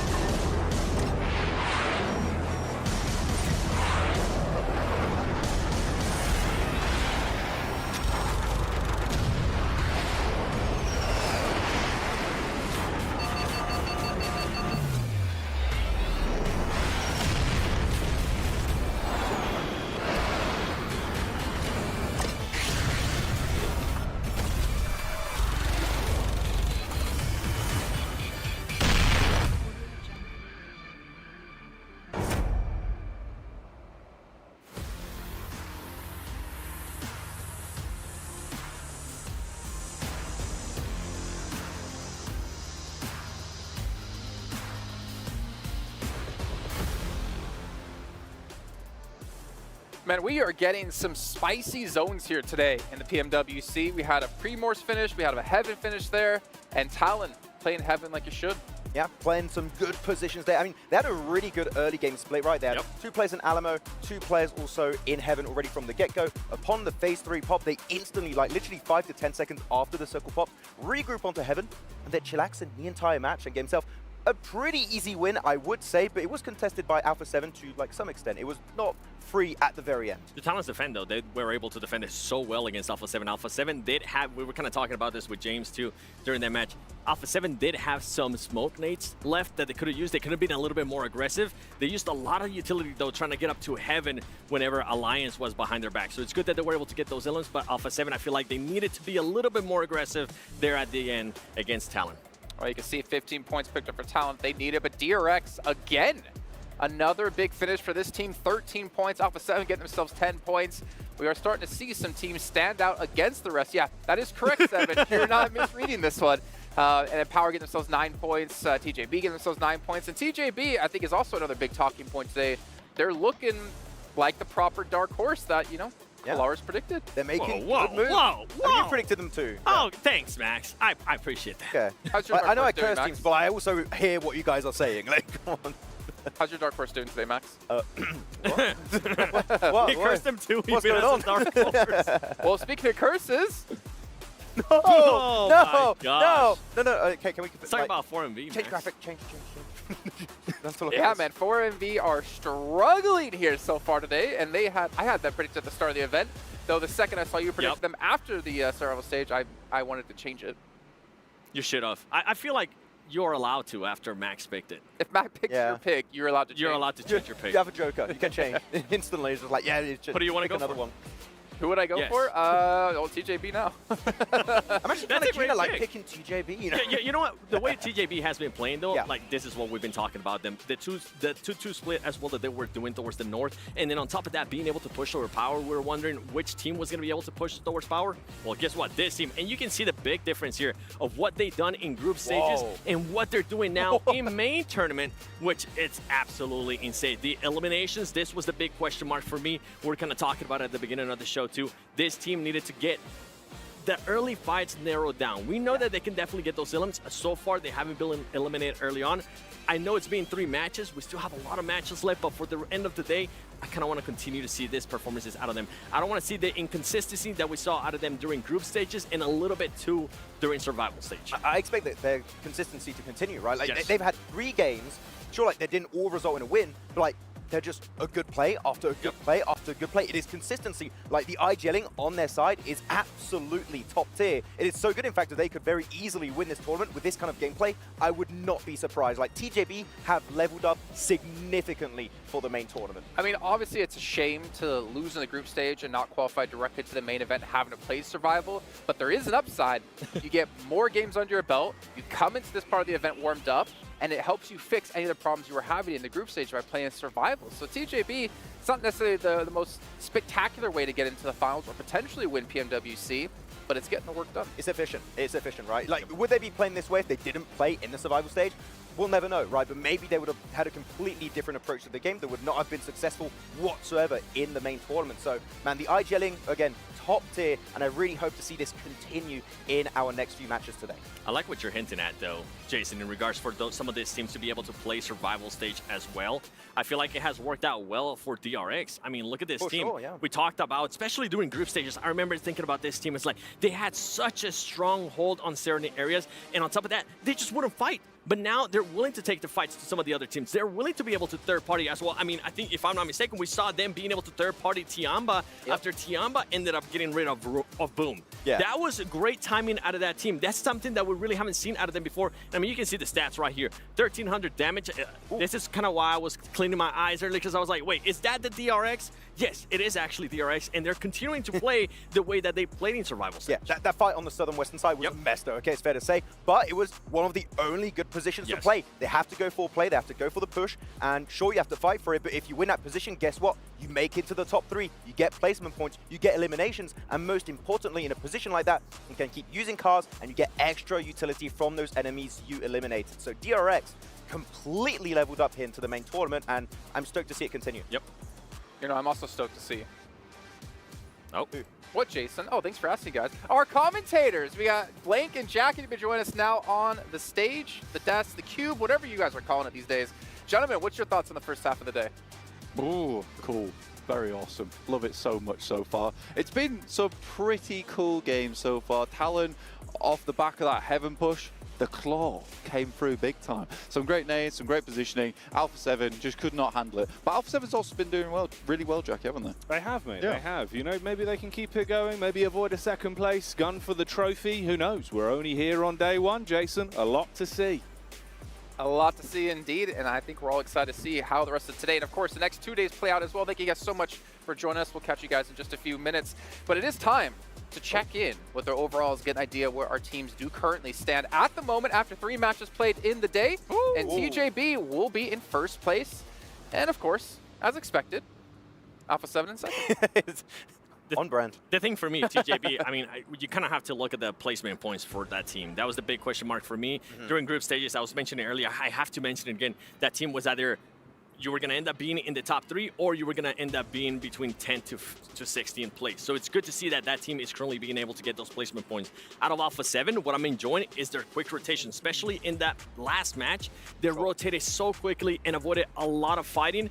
But I feel like at the end, I feel like they were just sitting down in Mansion for a little bit too long, that at the end they were just being way too passive. They got to be a little bit more aggressive on those finishes. Look, looking at the bigger picture here, Seven, I do want to think about it. We've had very specific circles throughout all our matches, especially the truer angles, right? There's a lot of wiggle room right now. I feel like if we get some sense of normalcy, normalcy, is that even a word? I don't know. If it starts to get like a little bit more like normal, is it normal? Okay, Kalara says it's okay. I feel like we're going to see other teams like rise up into the rankings really quickly. Yeah. It's going to get up normality. There, so normality, that's that a better one. Better. Yeah. Both are fine, he says. Fine. Don't trust a Brit when it comes to I'll run away with it. Cool. All right, well, you guys at home, you have noticed the players are using the PMWC Violet Thunder set and S12K. We've seen a lot of S12K play. I wonder if it's because of the sweet new skin for you. You guys can pick it up for yourself at home, and this does obviously celebrate the PMWC. What are you doing here? I'm just... It kind of... Yeah, you get the trophy in the back, kind of like the shirt, you know what? Yeah. I don't know. I didn't really want to. I didn't want to see Max's backside today, to be honest. Also, while you guys are watching, make sure you follow PUBG Mobile Esports over on TikTok, and also post a video of you doing your favorite Victor Dance, either in game or out of game, and use the hashtag PMWC Victor Dance to be entered for a chance to win $3,000 in virtual gift cards. Hit us up with your Victor Dance, Max. No, you don't. No, we both pointed at you. Go. Okay. All right, you're lucky. We have to go over to our. Okay. Oh, we're gonna go to our casters instead, but let's head over to them, and maybe they can tell us about their victory dances. Wait, how was it, Max? It's crazy how good Maxman is at those victory dances. Every night after the broadcast, we see him practicing. Back at the hotel, he's always got new moves. Jason never dances. He's too stationary. We need to get Jason dancing, I reckon. I mean, we do, man. He's just still. He's too stationary. He doesn't move. He doesn't have much sparkle, does he? His knees don't like have the mineral water. The aggression to it. He's like mineral water. It's still mineral water. Not ideal. He comes out with some of the good nutrients, but yeah, he helps you when you need it. He's got no sparkle, but he's got no zing, no pizzazz. Yeah, that's what we need from you, Jason. Yeah, not what you need from us. What everyone else needs from us is some commentary on the games, and that's why we're here. That's right. Mate. Yeah, that's why we're here. We're yapping. We're getting to it. Oh yeah. Yeah, we're in game like a little dog. Yeah, like Kale's dog, really. Bloof in the building. Bloof's in the building. But yeah, we're heading into game number 4, guys. We're heading over towards our angle, our last one of the day, the first day of the main stage here, where we've had some surprising teams get themselves towards the top. Tongji Bao absolutely getting the opposition just crushed, quite frankly, doing very, very well. Flower is blossoming within this environment. It's beautiful. It's his season. It's his season. And it's also the season of the GT20 Pro. Get your hands on it. Improve your gameplay inside of PUBG Mobile. Like we've always said, Blank, you want to be the best, you need the phone. Yeah. That's our catchphrase. That's our catchphrase. It's a good one, right? 120 hertz to put the hurt on the competition. So I think that, honestly, not with GT20 Pro yet. We've been nagging you for a while. All right, if you don't have it by now, you might be new. That's all. That's the only thing I can think of. You've just tuned in. You've just tuned in which case, grab yourself the phone. It's awesome. Cybermecha design, specially made for you guys. Plane path over towards this western side, up towards Severny, and shooting range started over in Primorsk. We had our second game ending over on that region where we saw Tongjiabao get themselves that nasty 2v4, which was lovely to see. It was indeed, mate. It was indeed. I mean, you know what I'm quite glad about, actually, is just the momentum we're seeing from TJB now. Because Tongjiabao looked so good in the survival stage with the calls they're making, the fights they were taking, the nades as well. That's what surprised me. And if that carries on, how effective they were, showing off, we're the big grenadiers on the block. Yeah. I want more of that. Give me more of that nading. That's what we need. At the end of the day, utility usage was on point. They've got the utility belt strapped on every single player there, and they're good to go. But they're dropping up towards Severny to start things off. Not a lot of teams actually challenging them out on this side of the map. No Kameshki splits, which are obviously not the greatest, but it does annoy the rotation from Severny, because a lot of times you want to head around the top of Stalber, deny those sightlines in Yaz. So an interesting start of the game, but a very western plane path for a very eastern circle. This does create that little bit of uncomfortableness in this game. You talk about uncomfortable, things have been a little bit uncomfortable for Alliance today. Not the rip-roaring performance that we were seeing them previously. And it's a shame, bud. It really is a shame. I think they hit a huge stride. Look, they had so much momentum behind them. Comms were clean. Every time we tune into them, like the decision-making they were making on fights was really fun to watch. From the way that you could see they were communicating. They're panicking. They are a bit. They are panicking They're a bit. But, you know, one way to stop panic, Blank. Wake yourself back up, splash of water on the face, dial in. Yeah. I don't know if they would have had time for the shower. I feel like it was pretty 5 quick minutes, got a lot of time. Yeah, just like power shower. All right, guys. admin. I did an admin shower break. All right, I'll reset my mental. Everyone's confused. You doing what? What? Sprints off. What? Comes back. I'm ready. I'm ready. Hair's drenched. I've dripped on the screen. I can't see. I've had that a lot though, but the phone's kind of good. You just turn them off and on, reset it. Yeah. The water doesn't even matter. You're fine. Yeah. I stopped shilling that phone. It's all I could talk about. You can't help it, bro. I can't help it. It's a good phone, man. But yeah, over towards the eastern side, we do have Team Liquid already in the circle. Average elimination so far for DRX and Orango, 8 so far. That's on average of 2. So honestly, not that bad. Twisted Minds get themselves a nice start to the game, considering last game they basically stopped playing as soon as they hit the ground, down to 1 player immediately.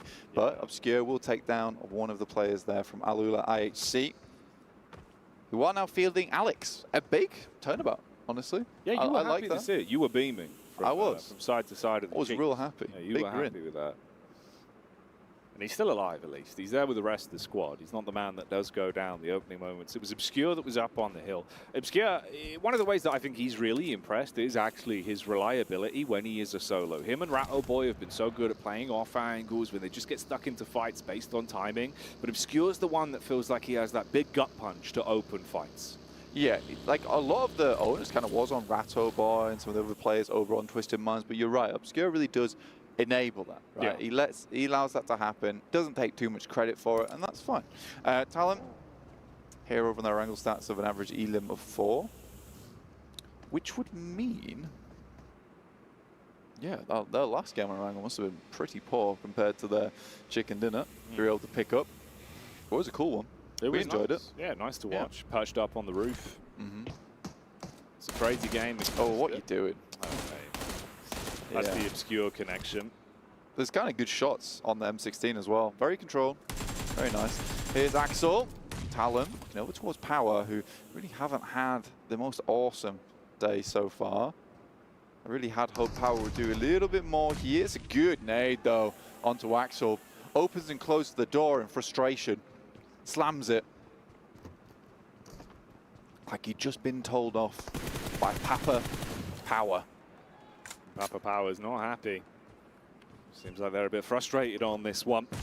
Making some moves to open it up. You're going to be able to get your man back up as well as they play for the revive. Al Hadji. He can be a real mean machine. We've seen how powerful some of his shots have looked. Ooh, that's sad. On the getaway. That's unlucky. Yeah, I mean, it's actually good that he did move out because I was likely to be a flush, actually, onto him. Misery comes through the DBS. This could be big moves here. Misery He loves company. Let's see if he can find any. That power that gets struck on by the might of the DBS. Flick back up from Easy. It's me. Oh, hang on a minute. Is there any more to be said here? A lot of damage done. Basically just a solo, reeling to try and recover things. Al-Haji from the top rope peeks on in. Lots of damage out, Blank, but he's suffering. So low on HP, and they've closed the gap. Yeah, 2v2 right now. Yoru tries to get up close towards him. DBS, though, is available, and he's over-egging it just a little bit. Slight overconfidence. Fidan's now down and flush, but that's a good shot from Al-Haji. Very dangerous jump up, though. I'm not sure about that. Now Easy has to pull things back together. Felt like an overcommit on the second peak. It was a nice first connection up close with the DBS. And this throws Easy into basically panic stations mode. That's also a backstab. Ocio from Reject, all the way in the back line, spots out the down man of power, unloads the belt, and actually hits onto him. So Easy realizing, I've got to do something soon. I can't let Al-Haji expire. Yeah, he needs to pull him back up again, even just a 2. I mean, at this point, 4th game of the day, 14 points accrued. It's not ideal. I mean, they're definitely not bottom of the barrel right now. But still, things could be better for Power. We know that they can play a much smoother game. Talon, though, coming back off their quite an awesome chicken dinner for themselves, only to lose one player early on is slightly frustrating. You'd like to keep some of that momentum rolling forward. But they do come to a dead stop, at least at the beginning of the game. Most teams have shifted their way across the eastern side of the map, other than Alula IHC, who are playing a very different game, apparently, still in South George. They just love the apartments around there. Could we have the circle on the west side, guys? What do you think? We could pull an old Maxman, just lasso it. Pull it in. Yeah. Yeah, that's true. I've seen him, you know. He stands there with a big long string. No one notices, but he's just outside of the blue. And what he does is he slowly moves it to where he wants the team to win. It's a Maxman classic. I don't know how he's been getting away with it for years. The Xavier, though. You've exposed him. I know. I'm sorry, Max. I've let you down. Ooh, Twisted Minds, though. They might not be letting themselves down in that encounter. The Xavier opened it up, but too much of a space between them, really, in terms of the quick trades. Finding a refrag from that is going to be awful. Even IWNRX sees the opportunity on the down man. Here's the rest of the cavalry finally arriving on scene. They've got utility for it. Molotov on the top floor, nades in through the doorway. You spread yourself out a bit. Rat, oh boy, slides round into the building, barely gets away with some HP to play with. It's like running away from nades. Molotov runs upstairs, the whole floor's on fire. He's not having a good time. Ooh, all right, though. Nades keep on going. Obscure going to feel the brunt of that one. He was on the backside of the stairs. DBS. What? More like the street sweeper going up, cleaning up everyone that's upstairs and trying to take them down. The burning building, making it more uncomfortable. Nades out the window, seeing if they can clap back. It's getting awkward on the pathway with the vehicles as well, but Lamborghini, he's just going to back off. Still got nades to play with. Twisted Minds try to slow it down and heal up. How many Dacias? There's too many Dacias. There's 3 outside right now. Lamborghini coming through, trying to hit them with the backdraft on this smoking building. That explosive power, but Lamborghini's struggling right now. There's so much utility being invested. Everyone is just getting a bit crisped up by the flames. Good old barbecue between Xavier and Twisted Minds, who are holding their own. Hey, that's actually kind of a sick nade on contact there. It takes Lamborghini down, so now it really is a parking lot. So many broken vehicles outside as the nades are hitting. For Miracle Vibes up in the Elim feed as well. As they unleash, that's power in their elongated battle versus Talon that starts to resolve itself. Here's the push up again from Xavier. A lot of damage on that initial move in. So you're basically one man looking for the opportunity. Meanwhile, that's exactly what Boom are doing. They've seen this going on. They strike from the sides. The unload with the Bison's good, but the first man switches out to the secondary. But again, it's the shotgun that clears its way through. And Twisted Minds buckling now, all on Ratto Boy. Shadows trying to strike from the shade here. Keeping himself elusive with the smoke, but it is Ratto Boy. Like you said, last player alive. Pretty good player on the team. Barking at him. Movement. The DBS giving it some real bite. You want to fight with shotguns, though? We can both do that. That's what Ratto Boy's saying. Oh, Ratto Boy, you are menacing. The S12K in the air, flying shot round the corner. Barely saw him. Hello, goodbye. Took the door off his handles. And they just could not handle Twisted Minds when it came down to it. That was a crazy engagement. So many Molotovs, so many nades. I'm surprised the Twisted Minds were able to move from room to room like a paranormal figure and stay alive. That was great. Loved it. Whew. In the meantime, to kick us off, dude. Yeah, in the meantime, half the game's gone by. But yeah, we're heading down towards the southeast, towards Milta Power, Lipovka. Specifically, it is Prison towards the center, and we are locking all of these teams towards the center of this circle and throwing away the key. They'll have to challenge each other out. Team Liquid, very nice little position down towards the low ground, but they'll have to shift positions now as we get IWNRX towards that high ground that does look over towards the eastern side. I think Boom, as well as Vampire Esports, quite happy just to sit over on that western side. Alliance, on the other hand, would like to get a move on, just a little bit. So they need one of these games that has sort of decent eliminations, but there goes Alpha 7.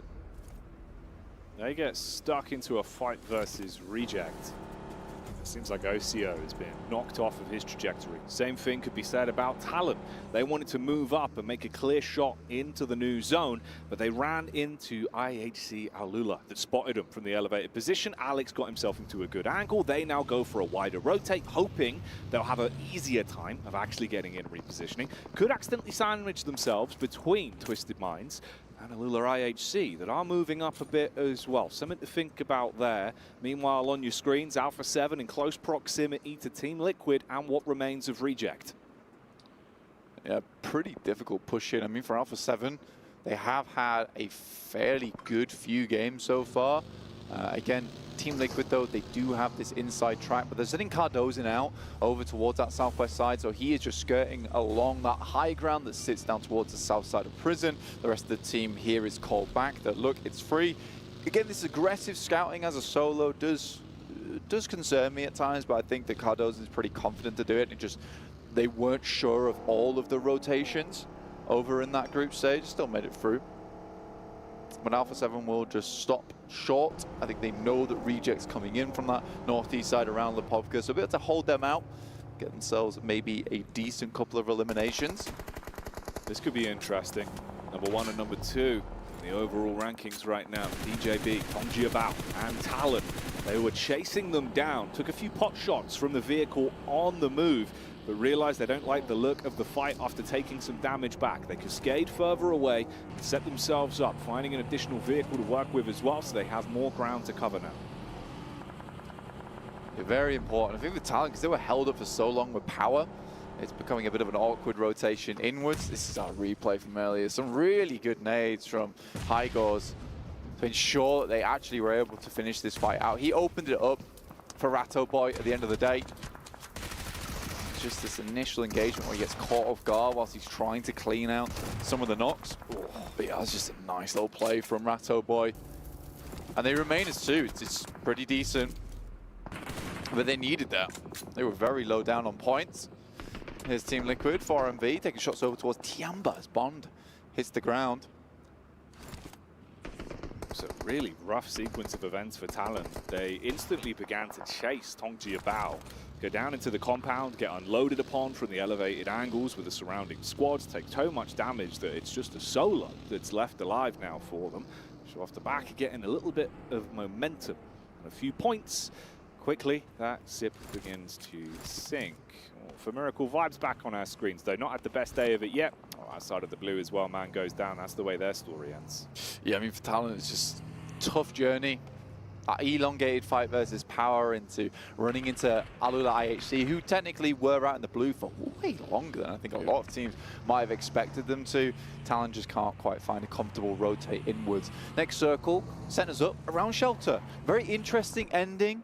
In my opinion, a lot of open ground, but technically there's a lot of these little places where you can get into the bunker that's underneath in Shelter, and you can post up around there, block out these stairways with vehicles, and essentially create yourself not the greatest of compounds, but an okay one. An okay is better than not okay. So at least give you something to play with. An okay. Exactly, an okay. Which sounds like you're saying no thanks. Okay. No okay. Would you like that for dinner? No okay. Right then. Looks like Papa Power's going to have to make a whole new meal now, isn't he? Yeah, he's got to throw away the old one and cook something else. Okay. Oh, mate. I couldn't imagine that. A sad look on Al Hadji's face. It would be, be rough to see. That'd cripple me. Yeah. Makes me sad. Yeah. Really big too. I just want Al Hadji to succeed, man. That's all I want. I think he's been trying so hard for so long. It would be sad if he doesn't. Boom, esports here. I was getting a check-in with some of the Arabic casters saying that they think that this team's going to do fairly well. They're a team that plays very well under pressure in the finals. Yumi being an extremely good member and strong fragger for that squad. It's not looking bad for them. Oh, all right, though. You get a quick drive-by. I mean, TJB, relatively fragmented, reject. Take a stab onto them, and yeah, all right, this is a big old blade they're pulling out, slicing their way through the entire team, making a sort of fruit salad here. Reject. Where's this come from? Bit of confidence back in the camp. You'd like to see them have some upwards momentum. They've had a struggle of a day so far. They need big elims, and they need games with longevity to them. IWNRX, another squad that was proving to be such a hothead back in the survival stage. Now they're under pressure. A peek through the window. Alpha 7 roaming on in. They need to get themselves some points here. They know about that. The shot is pulled out up close, but they buckle under the pressure and they hard commit onto it as well. Swinging in from both sides. Smoke's going to cause some issues. IWNRX with Swain looking to fire straight down through the middle. His back could be exposed, but Mafioso pulls out the big gun and chews them to pieces. That was a play and a half from Mafioso. I've seen this guy almost do a 1v4 before over on Miramar. Crazy player. Not really the player that a lot of people talk about on that team very often. A lot of times you're talking about Carrillo or even Revo. But I do think that Mafioso, when it comes to that clutch potential, he really has it. Showing it right there. Team Liquid annihilates Tiamba in the meantime as Al HC go over towards Boom. This mage, TJB, is suffering so much damage around the map. And I mean, it's reasonable considering there's just no space available to play right now. And Boom are feeling the might of the big booms. They've got nades being thrown all over the squad. A thin veil of smoke is all that's providing them cover. That one's pretty nasty. Right on target. IHC, Alula really getting stuck into this one. You fragmented Boom, soften them up.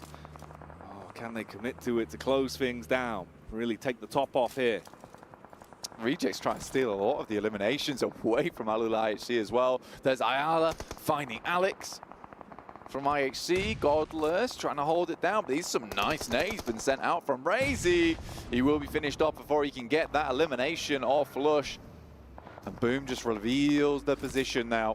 So many squads just suffering. Everyone outside the circle right now just cannot handle it. Team Liquid, I think they played a really nice split on the line here over towards Alpha 7. They just cannot make it through. They have locked the gate up here. Alpha 7 going around the backside of the hill. Vampire and Reject are the two squads that are on either side of the setup. If they turn towards them, can take a few pot shots on the momentum. They now see each other and begin to exchange a few blows. Get the drop down behind the tree. Uh-oh. First snipe across. It's good from Alpha 7 to get the connection back on the Vampire. Hard commit with the Molotov as well to burn him out of position and keep pressure applied. Uphill battle though. Corallo taking that hit back as Vampire strike once again. Vampire trying to keep Newsy alive here, but Mafioso will finish him off, who's doing the lion's share of the work here for Alpha 7 at the moment. Definitely domination coming through from this guy. He's making it look easy. Yeah. Smooth moves on the transition back to the DP as well. Trying to see if he can feast with the dinner plate. I will say for Vampire, just not having Ravenclaw on the team just feels rough, man. Yeah. So good on the off angles, really set his teammates up all the time. Sort of felt to me like when Zerich left the team, where we had Effect playing. He just set Effect up all the time, and then they split up, split away. Suddenly you just have this situation where you just cannot play the same game that you're used to. It's really tough. It's really, really tough. So I feel a bit bad for Vampire. They've not quite worked out the synergy just yet. But there's Schweppes finding a nice shot over towards Audio from Alliance. It's a nice way to get stuck into things. For Miracle Vibes on screen now. Playing a bit of a slower game, just using the nades to clear the top floor, and that one's on target. Alliance suffering a heavy hit, and once again go down early. Out of the runnings here in our 4th game, Black. Yeah, a very, very tough game so far, and I think it has had one of the most difficult positions to be playing in. And I think I'm okay with that, honestly. I'm okay with really difficult games being played here at the main stage, because it really does bring out the best. We've had some circles so far where it's just favored one team. And it's been very, very difficult to deal with them. You saw that over towards Talon in Heaven. But this is a really good test of who is the best in the lobby. Team Liquid up to 7 elims. I'm not telling anyone I told you so, but I kind of told you so. You might they'll tell me off towards you might have when they might have jinxed it just there. Yeah, we'll see. We'll see if the casting curse is going to present itself, mate. I've said it now. It's too late. You've ushered it into existence. They're going to know. Haven't. They're going to know. No, they're like liquid. They're like water. What, they can't hear because they're made of water? Yeah. All right, fair enough. Yeah, Liquid doesn't have ears. That's what we've learned today. They don't need ears. No, because they're water. They're water. Yeah. Yeah. Crazy. They crash like the tides upon their enemies. But look at this. That water's got fire. That would make steam. That would make steam. That would make steam. Which would mean they would go up. Honestly, because it rises. Right now, they are kind of steamrolling the competition. That's crazy. That's wild, you said that. That's a nice nade. Not quite on target from Cardozo, though. Mythic is down. 2 elims to his name, but 7 elims so far for Team Liquid. Now up to a 6th place position, looking to leapfrog over the top of Boom. I think right now they are just equal points. DRX still has 4, though, in a strong central position.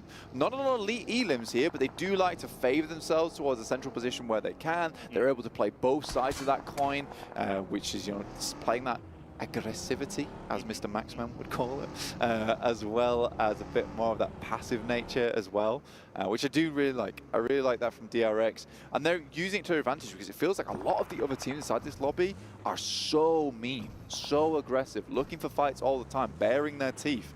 Yeah, there's a lot of big bullies on the battlefield. There is. You know, you got a lot of players that rep themselves, back themselves in a lot of fights, and fair play to them. We know that there's a reason for the utmost confidence going into a game like this on the big stage. You've had long enough now, you know, there's no sort of doubt in your minds really in terms of the environment shook us off. We weren't prepared for it.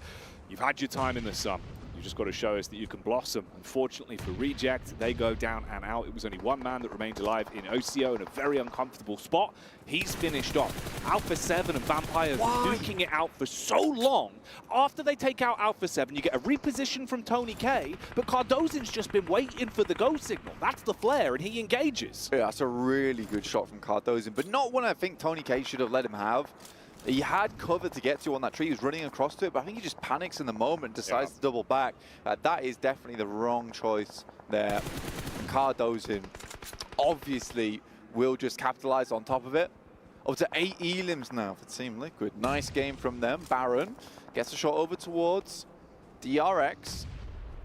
Now Stone starts to move up. Tony K, though, has had a good game. 4 elims. You know, sort of the wonder kid on the block for the last 2 mid-seasons.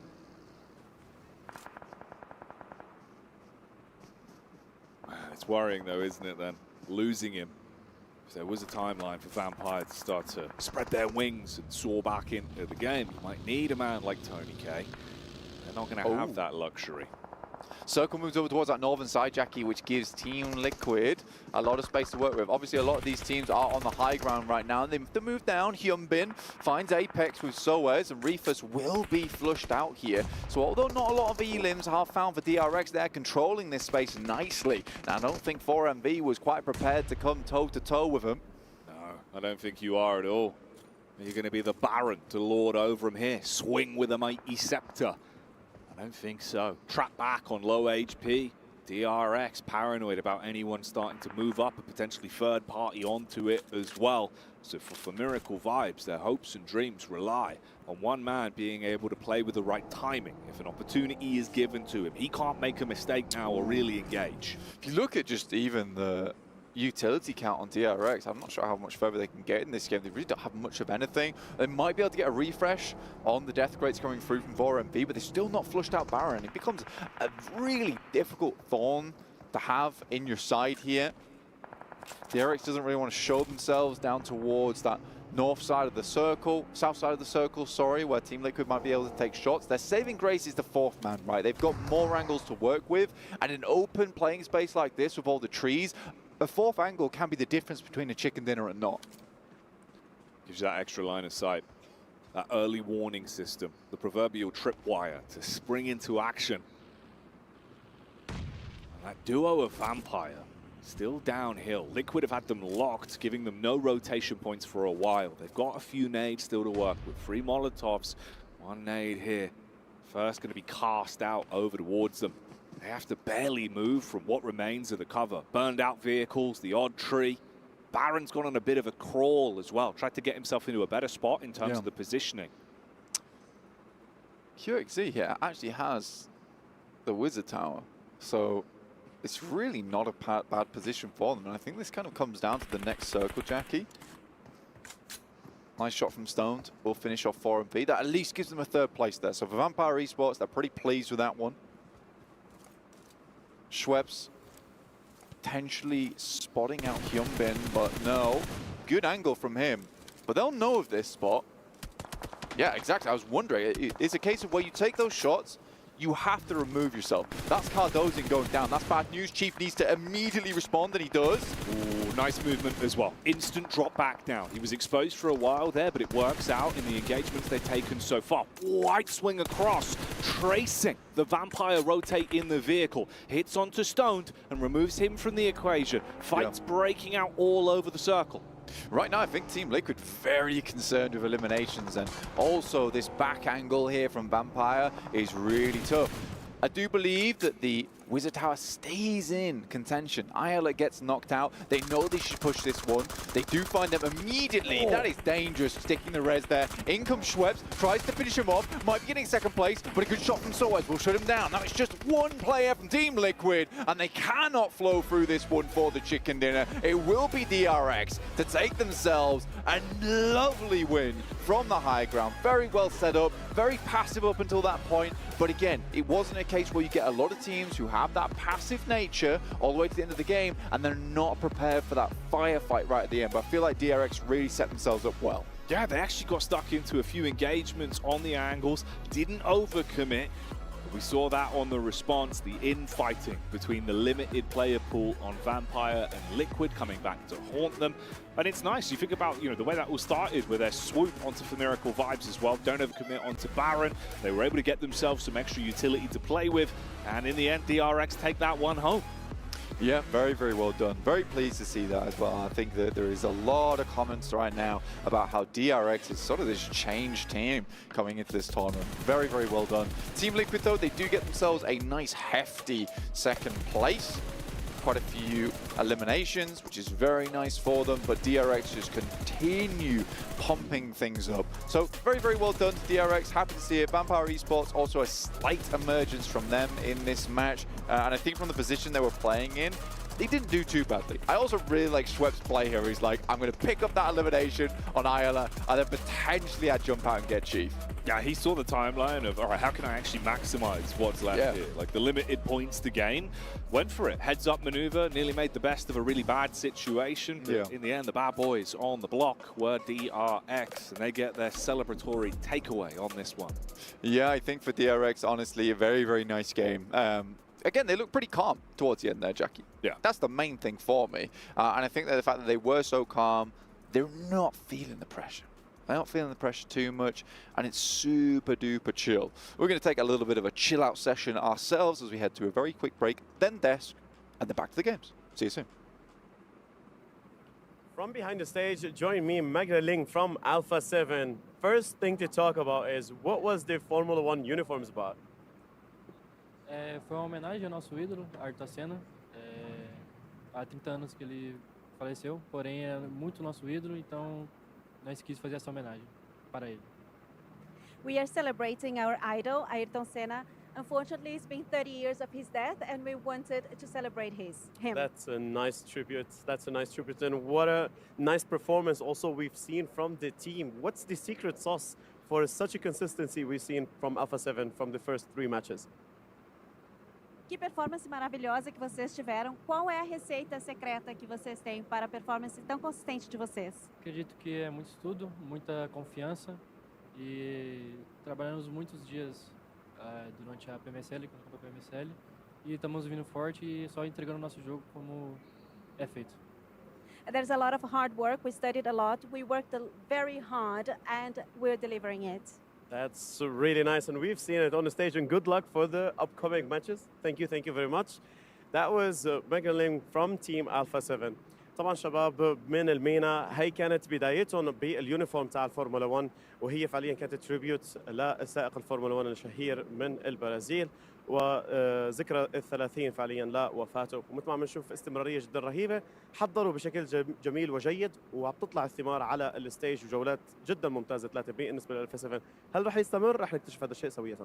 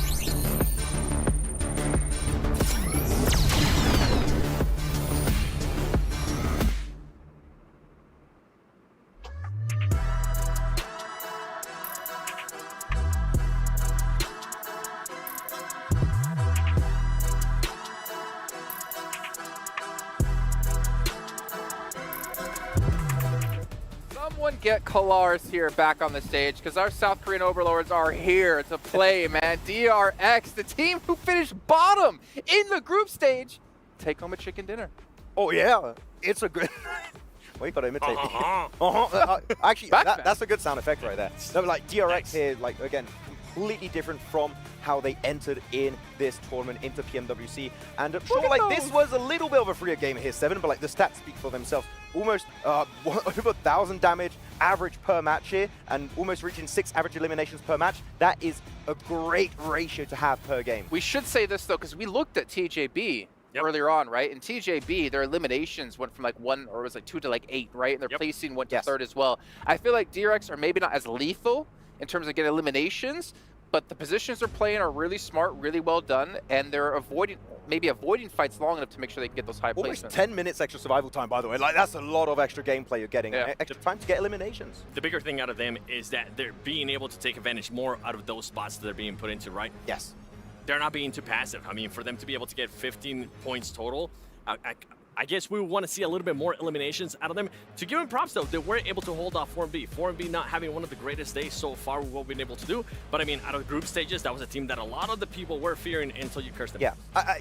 Okay, just have to put that at the end. Like, DRX here not getting, like, an insane amount of eliminations off the back of this chicken dinner. I'm fine with it because guess what? You're playing that high ground position. You're playing Lumberyard. You are not able to get too much information and angles on teams around you, so you have to play very passive until you want to start leaving that position, which is what happened. They start leaving, they get 5 eliminations, they wrap up the win in style. So yeah, happy with DRX, and I want to see that hopefully continue.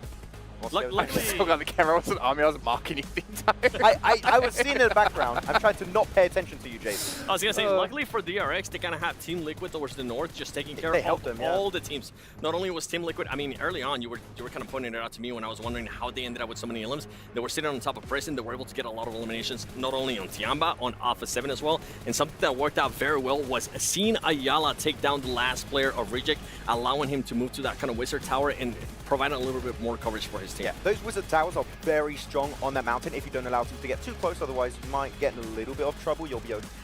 I really do move that much. You're making me very self-conscious. I didn't say anything, I'm laughing at him. They're just testing me to see if I like, they do it when you guys can't see us, okay? I'm not crazy, I swear. That's a nice head bump. Jeez. That's going to make our top reaction for tomorrow. I'm going to tell you that right now. But also, like, Team Liquid, a good placement of them, good points. But also Vampire, to be fair. Vampire were like the very bottom of the leaderboards with like 4MV right above them, able to get themselves propelled up in that last match. But you can see here, 1,600 damage done. And honestly, for Liquid, we have seen like individuals step up, right? It was Mythic in one of our earlier Erangels. I think this one was Ayala 7. So we're seeing Liquid start to like warm up into this this finals. Not only just players, we're kind of seeing the whole team just step up in a way. I mean, they started off the day in Sandhawk not very hot, but ever since then, they've been able to get, what, 11th place finish, then 5th place, 10 eliminations.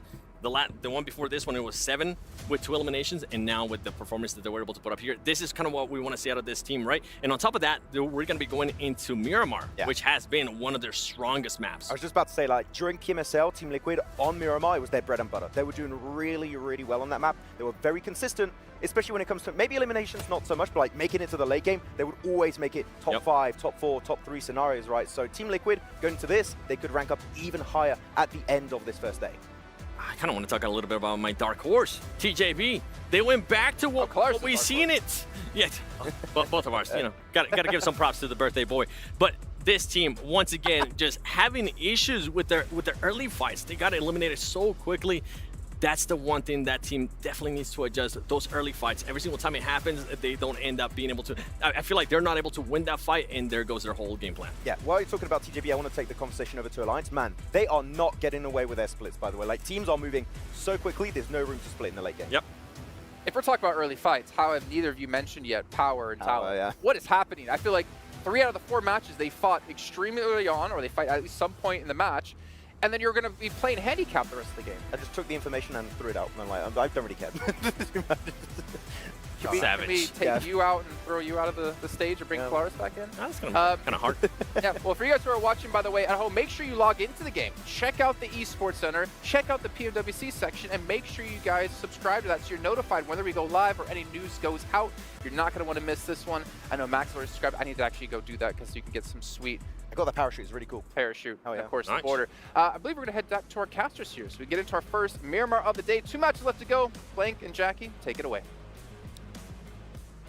Thank you, Jason. We are in position in the commentary booth, and we're going to be bringing the fire in the booth. So we've got the fire extinguishers on standby, just in case it gets a little bit too crazy in here, because we're hoping for some Inferno-level games, Blank. We want these teams to turn up the temperature all the way to, I don't know, at least 40 degrees. I want some volcanic eruptions in this match, honestly. That's what I'd like to see here over on Miramar, the hottest of maps, the hottest of spots.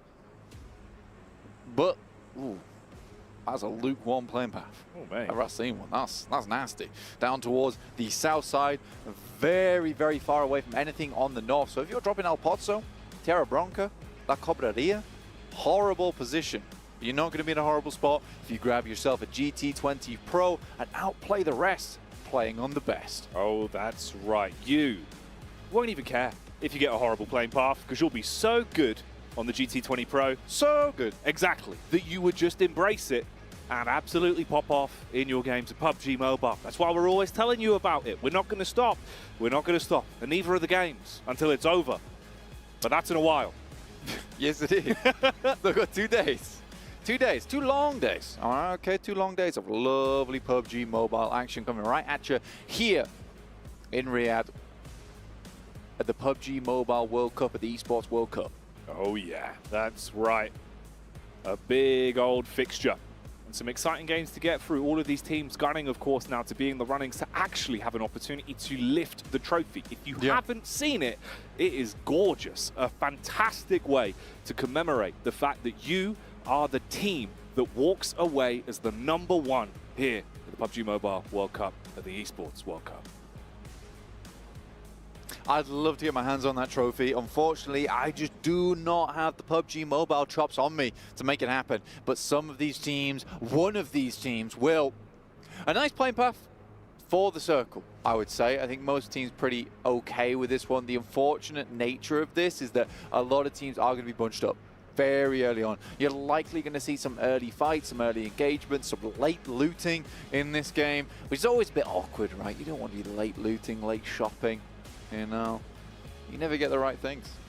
No, you don't. That's the thing. You can have a shopping list, but usually it's kind of hard because it's like, you know, the shop's closing. You're like, oh, it's nighttime. You're crazy. I'll grab that. I'll grab a leek. I'll take the leek. I don't need the leek. It's kind of an onion. I'll take it home. I guess I'm making a soup. Yeah. But really, you want to make a chicken dinner? No, exactly. Yeah. And that's the problem. You can't make a chicken dinner out of soup. No, you cannot. Tiamba get themselves a glider. Okay, cool. I like it. Pretty quick. Get yourself in a position very nicely. And again, I think that this works out particularly because they can pick themselves with a nice spot over towards the north side of the circle, potentially an El Azahar.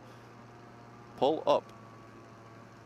Thank you. They can pick themselves up a nice, I think they just went for the ramp play. That was kind of cool, actually. I like that. Momentum. Yeah, a bit of momentum. So they went for a early shift up towards that north side, but it does mean the lads behind them might be able to loot one of the buildings closer in El Azahar, whereas these boys will be able to go a bit further and loot elsewhere. So they're going to distribute the loot between themselves more evenly with that one because those two guys are going to get into El Azahar a little bit earlier. So I like that play. Alpha 7, on the other hand, they get all of El Pozo to themselves. This is a fantastic start for them to loot up the entirety of the stadium as well. Beautiful. I've always found the glider noise incredibly satisfying. It's just kind of like, you know, when you're trying to sleep and you want some kind of like nice hum in the background, like a fan on in a distance. PUBG Mobile glider. Imagine that. Noise. Like 10 hours of the glider. Yeah. Lo-fi remix through a bathroom door of a party. That'd be good. Yeah. I'd really like that. Someone get on that. Tweet us. Your mate plays PUBG Mobile while you're trying to sleep in the other room.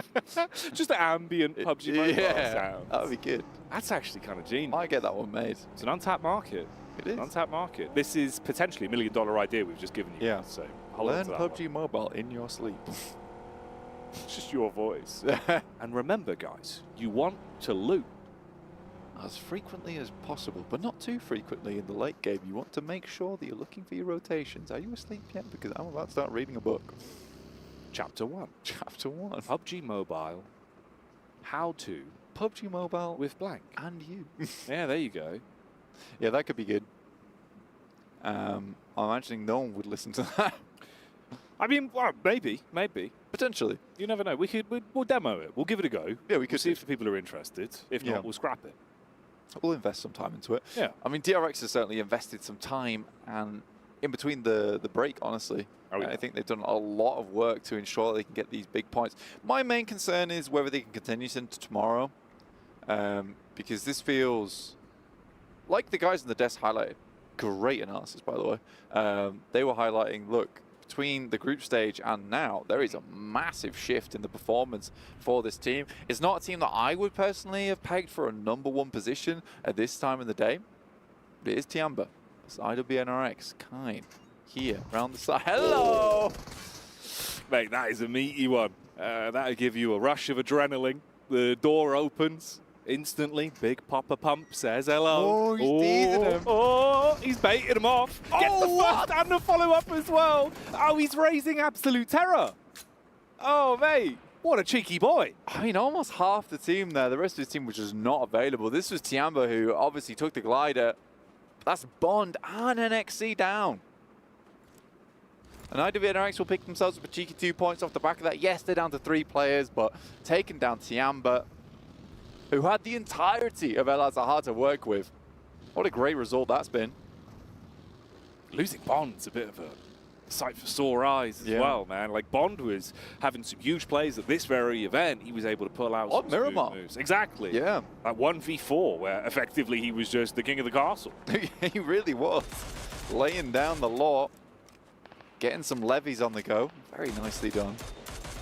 Tiamba tries to escape. Wolf is taking some very over-aggressive shots. Tells Swain where they're coming. They try to isolate one player, and they do grab him. Zedwolf cannot spot him out, though.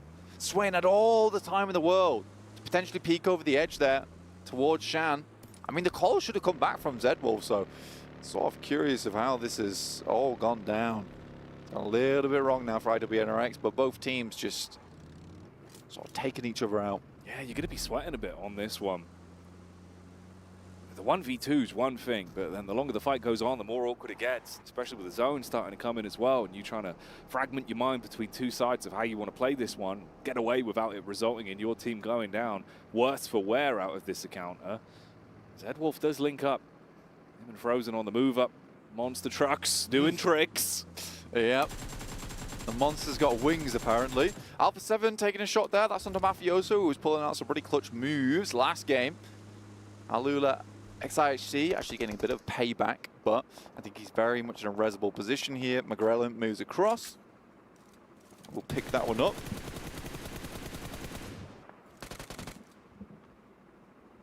Okay. Bit of a reposition on the drop down. Alpha 7. Sniffing out the Lone Ranger of Godless, who moves into a different angle. He actually peeks from the back line just as you're going to reposition behind the rock, knowing he's now in a good spot to get an angle on you. Luckily, it's just a few bullets. It's not really going to have you too worried, as you can tuck back in, play with the squad from the elevated angle they've got, and have a good assess on where exactly Alula IHC now are. Oh, that's a nice tap in response, though. That's actually from Twisted Minds. Of course, it's obscure. It always is. Yeah, he's very good at, like you said, getting these opening picks, Jackie. Revo taking heavy hits, and Zjol will find that one. The original members of the IHC gang, all the way from Zeus. Creo just to pick up Revo here. Surrounded by enemies. Mafioso scared to peek as the circle pops up towards El Pozzo. Despite all this, Alpha 7 had so much space to play. Yeah, now they're in a position that's worse for wears. And Team Liquid takes up the position. I believe that's Cardozen down. Unlikely he'll get back up on his feet, as Regiosio will easily be able to pick that one up. I think he must have got spun out in the vehicle. It's now just 3 players for Team Liquid, but they are not unused to playing this. Since in the group stage, they were basically 3 the entire time, Jackie. That is a good point. They were having to play effectively as a trio for an awful lot of those games. Now, this is the second time we've seen this in quick succession for the side of Reject. They detonated the vehicle onto Cardozen, then followed it up. Now they do the same thing over to DX Xavier, getting that one off from quite a substantial distance. The rest of Liquid are at least near each other. They have cover as well with the compound. Alpha 7, after their moves, still continue the fight they were stuck into previously, and it's Alex that's out of cover, now near the compound that Godless has grabbed himself. Basically a small layer of protection, with a smoke being the only thing that's given them a somewhat shroud. Yeah, I think for Alex it's a very difficult spot to res. He has to technically push his way back, but there's going to be shots being sprayed through the smoke here, and yep, there you go. Carrillo will pick him up. In the meantime, Duello and Regi on the team of Reject are just tearing Team Liquid apart after they had a very strong position on the outside of the fields that sit on the south side of El Pozzo. It's a pretty frustrating position for Team Liquid to be in, considering they had what I would say a kind of a nice rotation in from that northern side. And there are so many teams down towards the south. If only we were able to keep maybe 3 or 4 members up there, potentially Team Liquid has a really, really good game off the back of their last one where they picked up 2nd place.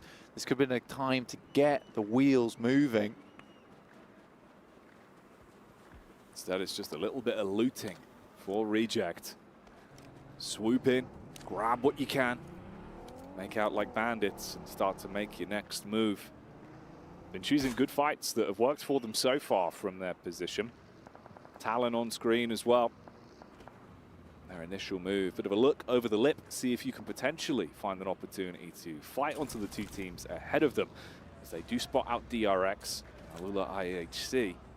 IHC that have suffered heavy casualties in this one, in the fights they've been thrown into.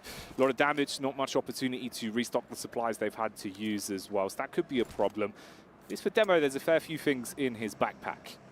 Smart rotate from Alpha 7. I like this actually from the team. You can see it on your screen right now up towards our northwest side. They know that El Pozo was fairly cleared.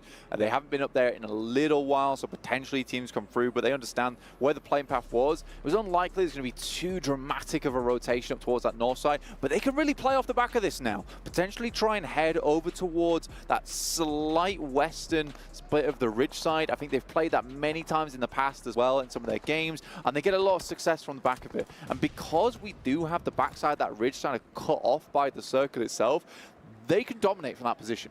I'm 100% sure of it. So for Alpha 7, this is a good game in the making.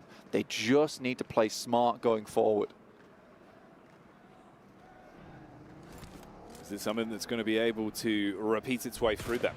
That's the big old question. These were the connections from Reject that we saw popping up in the ELEM feed when there was a response back from Liquid, hoping to make up for the mistakes. But it only further pushed the issue. Yeah. Tongjia Bao on screen here as well, and that's Power. They've been a little bit quiet into this one. Maybe we'll get a chance to see if they've got any moves. Flower taking heavy hits from the side as well. A lot of bullets downrange. TJB, they're in a bit of a rough spot here. Yeah. You do have TJB just kind of sort of floating through the air there with Flower, dodging the bullets. A little bit ethereal. I mean, we'll get the heal off. Vehicle's slightly burning, though, and I think it's a difficult decision to take that one onwards.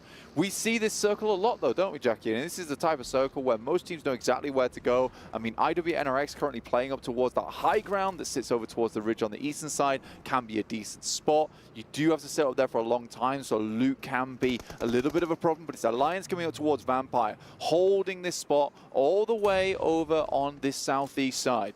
Oh, mate, look at these nades. Everyone on Vampire priming them, getting ready to see if they can get that opening knockoff or at least splash damage to make it easier for the actual weapons up close. You got the push on the side from Tony K. It's a vertical angle that he needs to be aware of, and the nades bouncing in deal so much damage to ruin the opening gambit from Vampires, panicking in the corner, Stoned, firing out so many shots, but they close the gap by pushing on two separate positions. Sandwich him. Find that one for free. Is there any room to reply? It doesn't look like it, as Alliance compound crash pays off. They just cut through them there easily. An Alliance, that looks a lot more like the Alliance we're used to in that group stage. Godless gets the bus back on four wheels, but yeah, that was a very nice push from Alliance. Much more what we expect from that team as well, so sort of unfortunate that we don't see that more often here in the main stage. There's still a chance here for Alliance to bring things back at the end of the day. Only 17 points. I mean, first place is DRX with 45, but they are very far ahead of most of the teams. Next circle will be a big one here. Are we going to shift up towards that northwest side, make things very uncomfortable in that fielded area, Jackie? Oh, it's a good question. We're seeing how much damage can be done from Talon as well, mate. Up on the hill. Misery was the one that took the first pot shots when the bus was flipped. Did a nice load of damage. They healed themselves back up, but they're still inside of the zone. They've still got room to play with. Whereas the same cannot be said for Alula IHC. You have to once again play to get your teammate back on his feet. You know you're exposed from such a wide angle. Goodness me. It's a surprise they actually got him back up on his feet. Honestly, Demo close to death there. Yeah. Just comes back from the brink like a revenant. Regiosio, what is Reject doing this game? I don't know, they're just fighting. I like it. I like it a lot. Power now on your screens versus TJB. Nades go over the top to instigate a fight here. Long's looking for some more, but he exposes himself to Alliance up on the top of the hill. Again, all these teams will have to move out. Power currently has that inside track, and we'll be waiting for a lot of these teams to come in, but it's whether they can actually withstand. There you go. Withstand and withstand the brunt of the teams that be coming their way on that southeast side. Well, as we've seen, heavy is the hand of Al-Haji. He's able to lay the smack down on anyone that gets close to him. Is this going to be a raw fight to be thrown into, though, as they make their move? Alliance put the pedal to the metal and close the gap over towards the zone. Liquid taking pot shots towards them. Power in a close second chasing, and TJB wait it out. This is a full-on run coming through from both these teams. Now, I think the Team Liquid picks the right position in this building, but it's going to be a huge amount of teams coming in. The saving grace is the fact that there's two teams trying to fight this at the same time. Oh yeah, they're getting thrown into the hell in the cell right now, and it seems like Al-Haji again is able to punish up close and aggressive with the shot. If Team Liquid gone down early, out of commission, even though they had the pre-setup inside of the building, and now the nades are soaring into the compound, beating down on the confidence level of Power, as Alliance have so many to work with, and they are lighting it up. Lots of nades going through here for Alliance. They got the full refresh over on Vampire, but they do lose one player in the process. This is not a bad position to play, gives them a lot of defense early in the game. Xavier goes for a crazy split.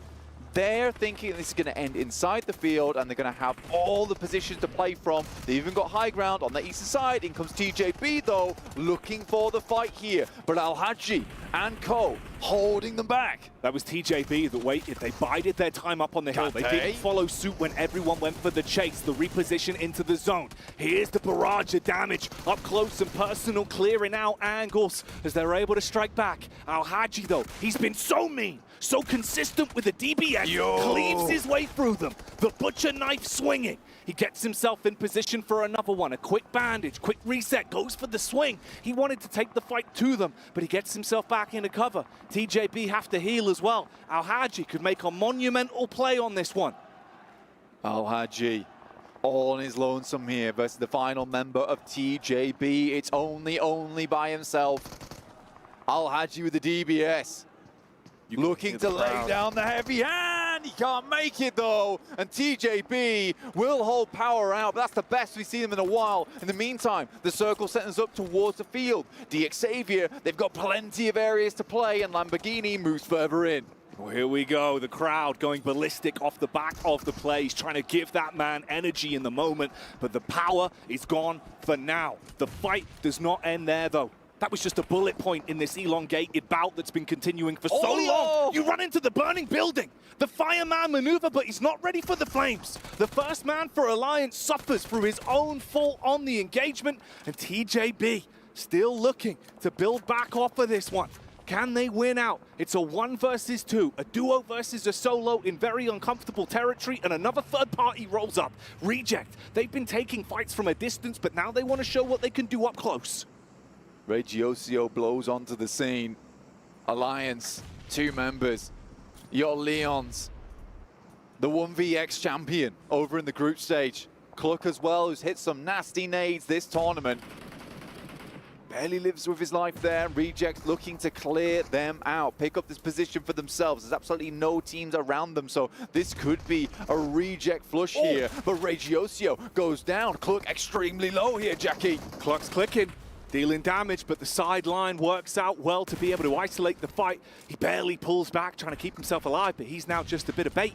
Another way for you to reel him in. See if you can shut down versus what remains of Alliance, just the single solo. And TJB, similar scenario. That's nasty! Oh, up in the building, throws it up the stairs. Goodbye, Alliance, as the might of them buckle under the pressure of Reject, and the last man from TJB still alive. 4 players from Reject remain.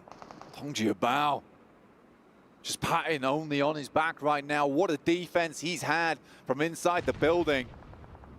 The Guardian shield up, blocking any kind of approach towards him.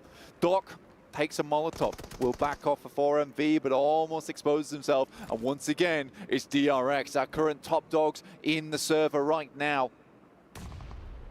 Near miss on the nade. Keeping his belly down in the dirt. Taking little peeks for information where they present themselves. It's a rough fight. It would all go down to the timing of when he takes these engagements, and potentially if a third party opens up an opportunity. Hello, Twisted Minds. They've moved in. They've got the vehicles in a bit of a split, but they're taking a ton of damage on contact. The vehicle goes bye-bye, and so do two of them, falling down to the ground. Buckling now as DRX are full focus on fighting through Twisted. The M249, too much to handle there as bullets rattle onto the floor, and Twisted Minds similarly look like they're going to be hitting the floor soon. Ratto Boy cleaned out. 2 players left alive, but directly moving in towards DXavier's purview. A dangerous opposition. Talon themselves a nice split themselves, but it's Alpha 7 who I've been looking at this entire game. They've had so much information, so many windows to play, and they've been vaulting through all of them. But it's only versus all of the players from TJP. So far, one's down. Pulls the pin on the grenade, that's dangerous. Swings back and forth, Sara takes him out finally. That looked bad though. You could see the thought process, but the timing on it from Reject. Outmaneuver him, struggles to recover from the situation he was left in, and he goes down. DRX have moved up as well. Hearing the commotion, the dinner bell being rung by Reject. Meanwhile, the other teams that moved on out. Talon further back, playing with a nice split as well. Lamborghini trapped on his lonesome. Twisted Minds that had to bail out after their bout versus DRX that left them torn to pieces. DXavier. Love this position for them with Shadows all the way over on that eastern side, providing a little bit of that high ground support to the 2 players in Lamborghini and Paragin looking to hold out Talon. You'd love to see it, but DRX slowly working their way through this circle, working through the problem. And Reject, currently the problem that's in front of them. How do they solve this? How do they go about it? Obscure goes down. Just a shoddy there, and Divine tries to hit the shots, but he's baiting out so much from him. He's getting information, relaying it back to the rest of the team. Sniffed out the first player. More to be done though. IWNRX in the meantime take a heavy hit. Haven't had to say their name in a while, and we won't for the rest of this one as they go down. Out of the runnings, Talon starting to move up a little bit. They had that info onto Lamborghini so long and low. Oh, wait a minute. That's Ocio. He strikes again. They're still finding opportunities even mid-fight to steal elims. Ocio finding the flow in the game. Nice nade over towards Talon from Yoru. Lamborghini will set that one straight. Has another nade, immediately pulls it. He knows the angle to go for. Oh, another! The exchange of nades between these 2 teams. Lamborghini, it looks like he might want to actually move up on this, and the splash damage is a gigantic opportunity to potentially fight off the back of that. Misery, really feeling it now. This is going to be punishing. It's uncomfortable. Trying to decide if it's even worth going for a bit of a maneuver to get his teammate back up here. Meanwhile, boom, Expire to the might of Alpha 7 that have been out of the fight for so long. Lamborghini does close the distance, but the crosshair honed in, and the hit connects from Misery. Oh, it's a nice play from Lamborghini. You can see the thought process, but the execution, very bad. Last player alive is DXavier's Shadow, currently on the high ground, one of the only players left remaining in this position. So many solos, just trying to eke this game out. McGrellin's already made his way in towards that north side, giving the anchor point for the rest of the squads. Only 2 squads at full power, Alpha 7 and Reject, but 2 very different setups from both of them. DRX went down to a 3-man unit. They've been playing on these angles. They were trying to be baited out into the initial warning shots that went across from Reject, but they're not falling for the same tricks anymore. Playing more of a 3-man setup in a line. So if there is a peak, they can trade for one another. The best thing about, wow, right towards the center, and Alpha 7 has a killer position in the circle here. The difficulty for DRX is right now Reject's controlling a lot of the good cover. Obviously, the hay bales that's already been picked up by DRX is going to be so important, but eventually DRX is going to have to come out into open ground where Reject should be able to get some pretty clean shots off of them. This is a good read if he finds it, but switches the position too early. The airburst is way, way too short from Duello, and that's the last nade. At least he got the position baited out. He overcooked it, but it could still be the start of the dinner that they're looking for. They've got smokes. Got utility for the cross. They know there's so many angles they have to be switched onto at this point. There's no easy fights for Reject. You're going to feel uncomfortable due to the positions that are so close from DRX. It's a big game, potentially, for Alpha 7. The jump towards that top side. Shadows just has such an insane position, but it's Reject getting taken down. Hyunbin, Soes, all just launching themselves upon Reject now. They started to move out, and the second they do, they lose 2 men. They go from being in a good position in the battle of attrition to now starting to buckle. Oh, Divine, you do something delicious here. Dives in through the building. Doesn't expect the off angle behind the door. Easy clean up onto that one. Mop and bucket level plays. OCO, the only one that's left. Trapped so far away. A thin smoke blocking the vision. They get their bellies down on the ground. That's DRX now crawling forward. OCO, if he can spot him, maybe he can inflict some damage. Another fight breaks out onto Talon as well as Alpha 7 swoop on in and clean up that. Alpha 7 just has this dead to rights here. Bridge Yosio tries to step up. Divine like a beeline over towards DRX. Couldn't handle him, but DRX starting to sting the opposition on the other side of the map. Up to 9 eliminations already. It is insane that DRX be able to keep this up. Hyunbin with a hell of a shot over towards Revo. Oh, that is filth. The distance and the decisive blow that gives them time to play with. It's a 3-man squad, but they're playing with the might of a 10-man unit. Every single attack seems primed, and they know where Tianba are. They've got the vision honed in, looking for a peek on the left-hand side. First tag starts to strip his HP away. Show a little bit of skin, and you are out of the game. So close, almost on target. You can see him through the grass here. Takes the shots, and they're on easy mode right now for DRX. But 7 bullets remain. DRX might just be out of juice here. Revo tries to step up, but immediately gets stepped back down again. Force off the same position he took the aggressive peek from last time. The Mini 14, taking pot shots and dealing huge damage. That's going to buy you time. Alpha 7 could split and move up somewhat, get an angle from the sideline here.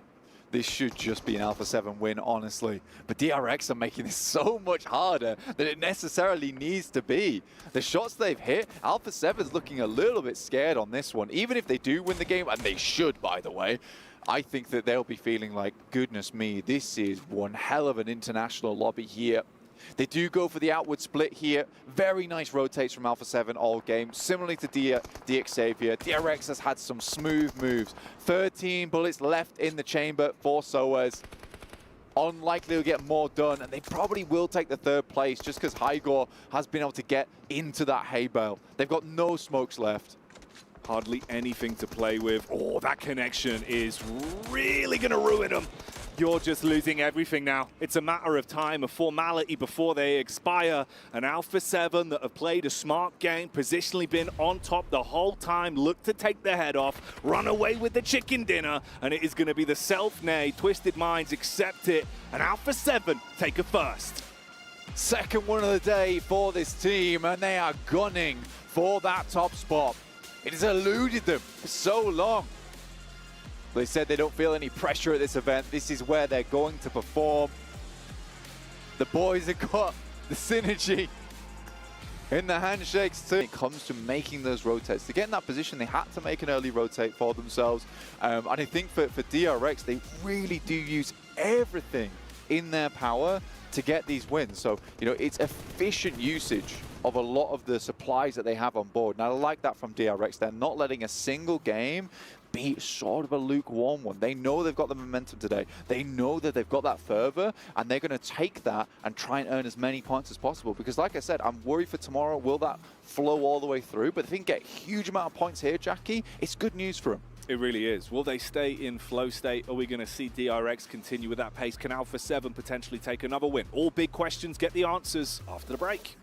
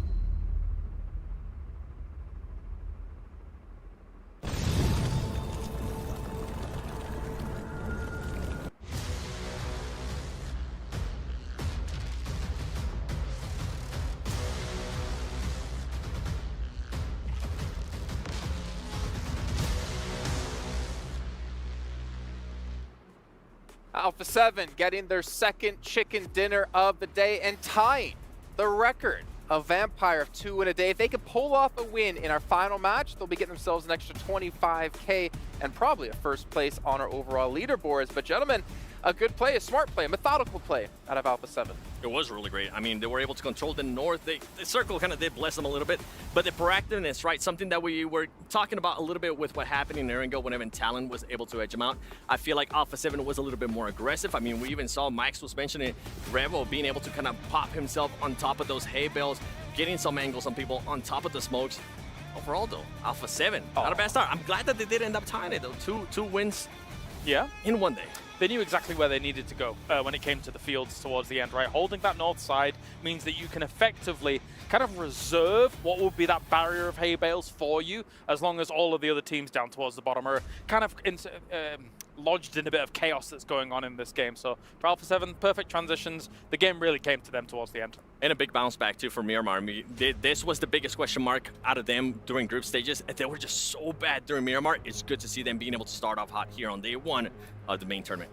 Well, speaking of the chaos, by the way, Cars, we did have down towards the south side of that zone with DRX and Reject fighting, where DRX comes out on top and gets themselves 10 eliminations in this last match. But they also took down 4 Miracle Vibes again. And another match.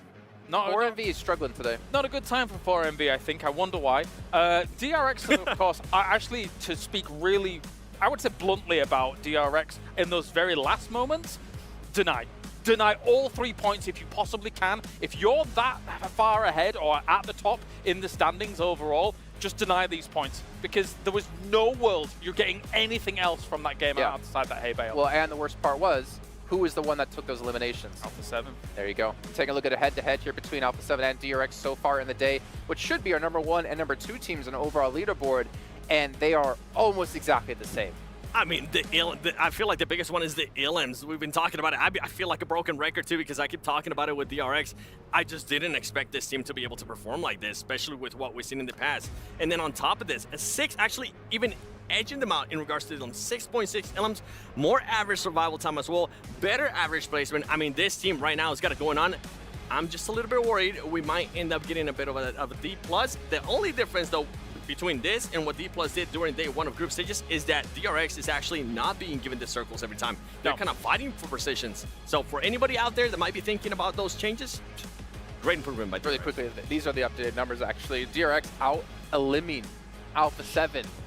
Considering we saw them be so passive in the group stage, for them to out-eliminate a team from Brazil, I think is super impressive. I mean, there have been moments where in the past, South Korea as teams going into global tournaments has been slow starters, but then risen to the occasion towards the very end. Maybe we're seeing that here from DRX. They did win PMPS over in the region, so by all means, if this continues on here, I mean, it's not only the fact that the circles aren't necessarily coming to them in a lot of scenarios. However, Lumberyard finish, I would say that they were controlling huge swaths of land to eventually be able to take big points in that game. Big points, I want to say. They're kind of doing what Alliance was able to do in group stages, being able to control a big area, right? In regards to like splits, what they were able to do. I feel like that is the only team. Alliance is not even currently able to do it. That is the only team that's kind of able to mimic a little bit of what Alliance was able to do during group stages. That's the thing. It's not as wide as what we were seeing from Alliance in the group stages, but you can't really, at this level, at the main tournament, you can't really get away with as wide as it was by Alliance. So they're kind of hitting the middle ground in some of these games, and it seems to be working out.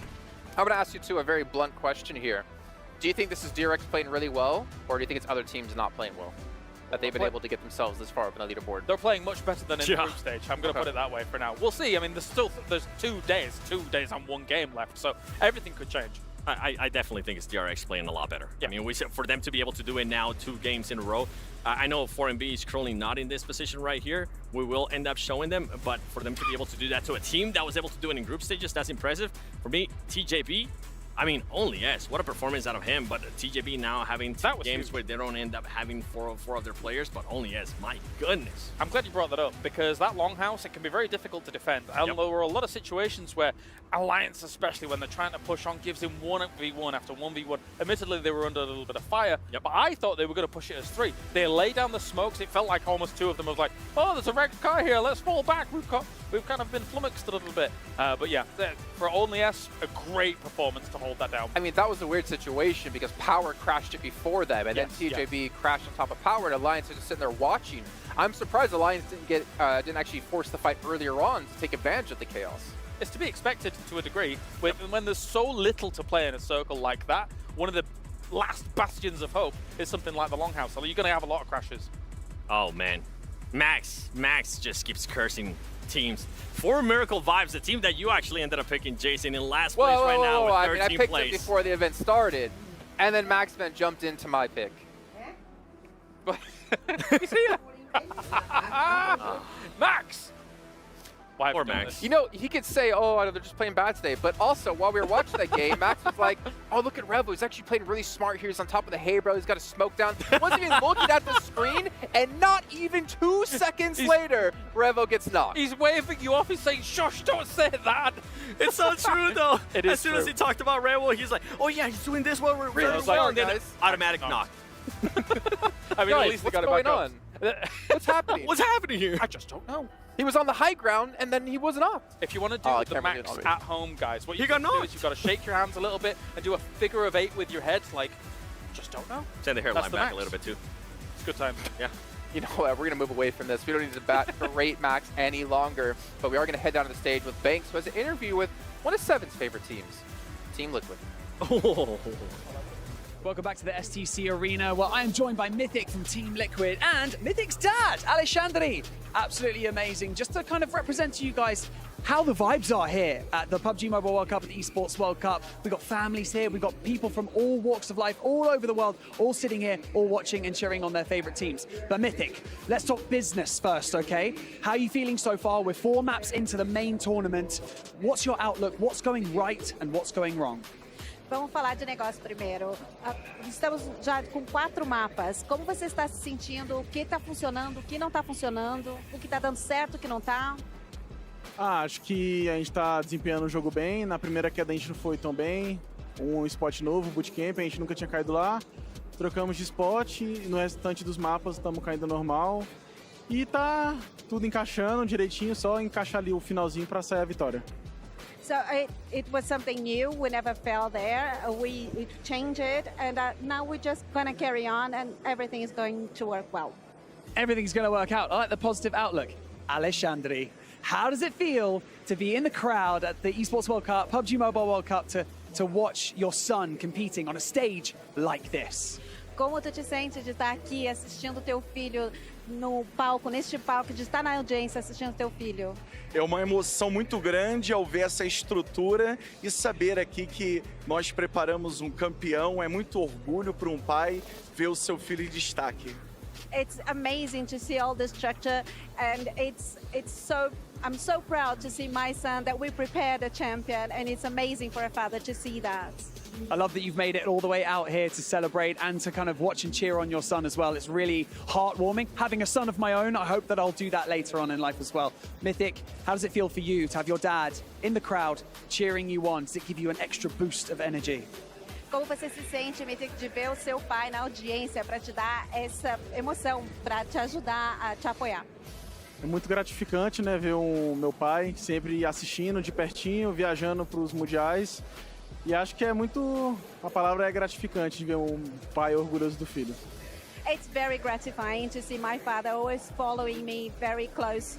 He's always traveling to see everything, and the word is gratifying. Love that. Dedication, absolutely brilliant. We're fighting back tears here at the STC Arena, but we've got more maps to play to round out day 1 of the main tournament. So for now, it's back to you guys. Thank you so much, Barney. A really cool interview there, actually. Getting to see the inner workings of not only someone that is playing on this stage, but how much it means to the whole family. He loves the support that's there. That was really cool. Also, he had a cool voice. Yeah. That was cool. Just take my job. Yeah, I think so. We need him in the booth. Yeah, we do. He was good. Yeah. Yeah. I like that one. Maybe we need to get dad interviews in. Barney, if you can find any other dads in the building. Yeah, come on, Big Barnes. Yeah. Sort it out. Get it going. Get it going, Barney. That's on you. What? Find their dads. Yeah, track them down. Get them on for an interview. It's cool, man. It's a different outlook. Yeah. I respect it. But bring on the ones that have the awesome voices. Scouter, Barney or Scouter. He'll scout. Yeah, he'll know who's good. He'll know. Right. You're off the team. Yeah. Yeah.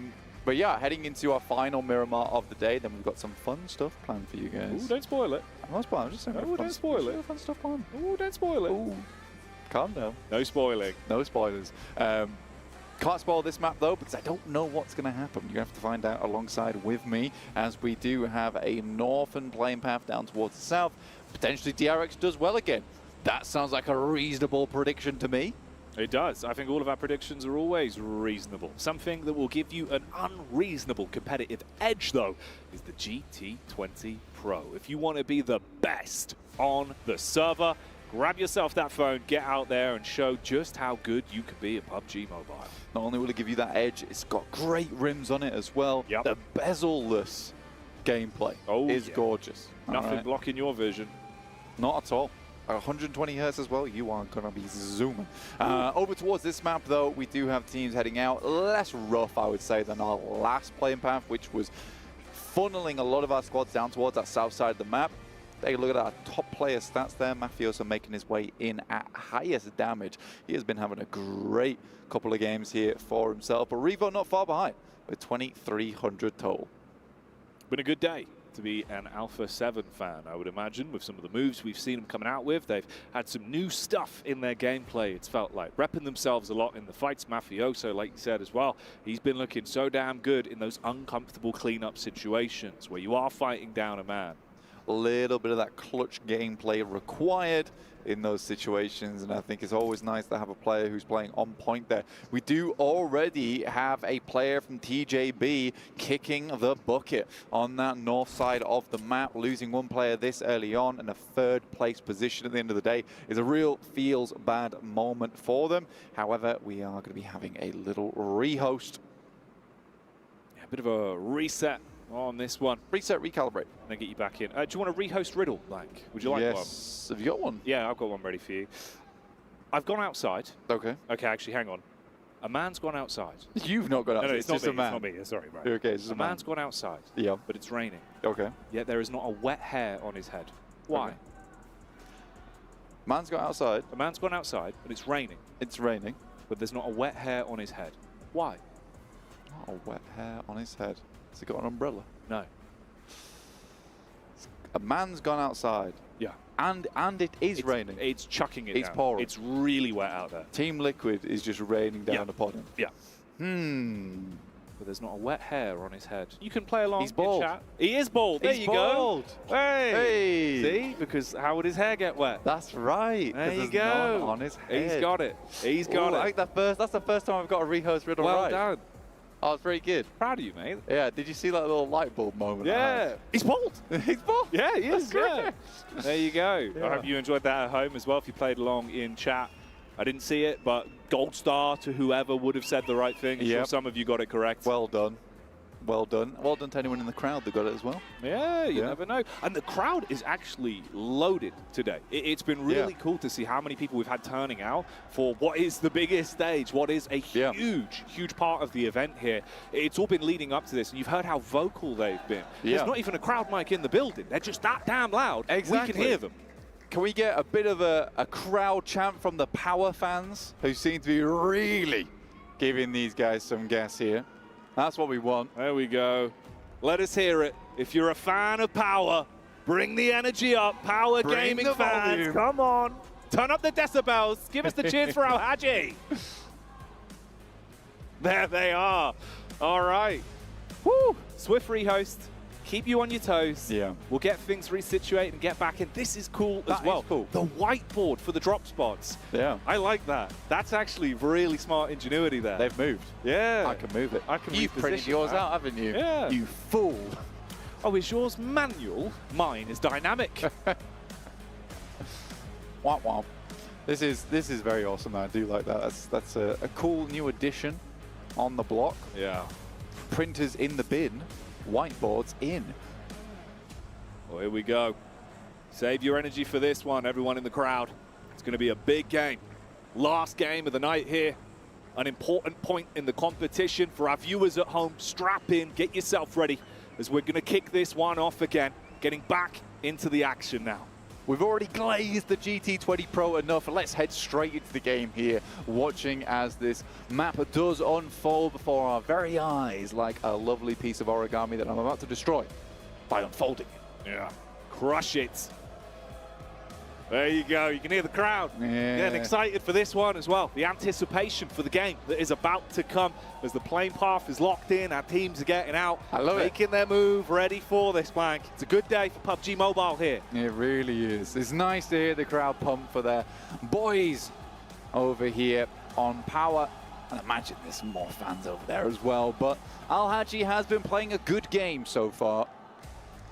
Not quite towards the top of the tables just yet, but there is time. There's still time.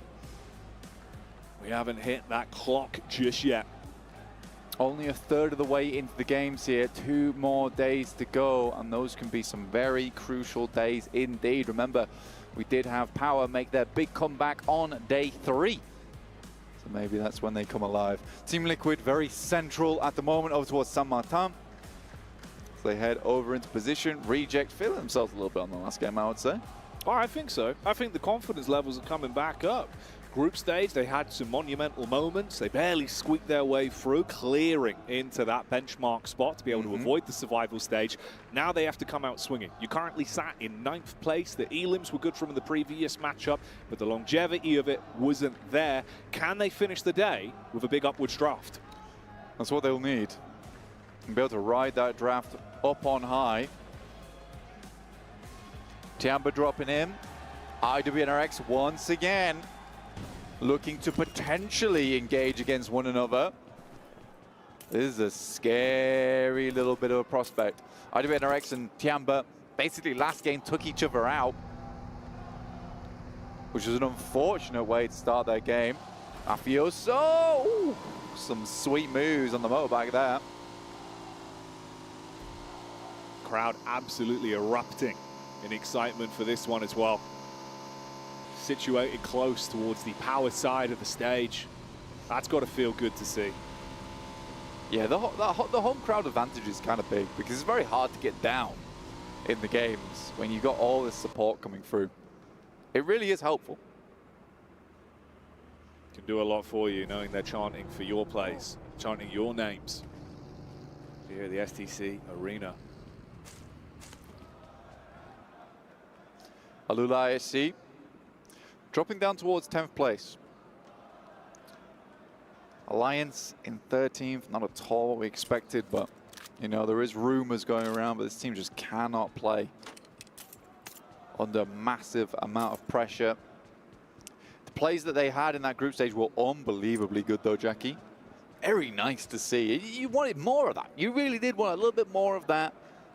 Unfortunately, they've not been able to show that to us here so far. So far. As it's not done yet. It's still early doors. It's about the optics of how you play throughout the entire of the playoffs. Don't let things drop out your hands and slip away early. A little bit of looting, getting suited and booted going on for both Power and Alpha 7 with the quick rotates out the windows, nice little techers, so you can get yourself some extra gear in a shorter space of time. Alpha 7, of course, they've had a good day of things here, trailing behind only with 5 points of distance between them and the team that's now on your screen in DRX. Yeah, DRX have had a really good game today, a good day today, actually. And I think it's just been a case that there's not really been many maps where we've seen them do badly. I think every single time we've seen them hit, you know, 6, 7 elims, around about that caliber, which is that's a very difficult team to catch up to. A team that's getting consistent points every single match and just bumping themselves up the leaderboard. Because it gets to a point where you're like, oh, we really need a big game. We need a big game to catch up. And not only that, we need to profit over the points that they're getting every single time. And if you just have a bad day and DRX is just practically skipping through these games with not a care in the world, just picking up points here and there, they're just going to lap you so quickly.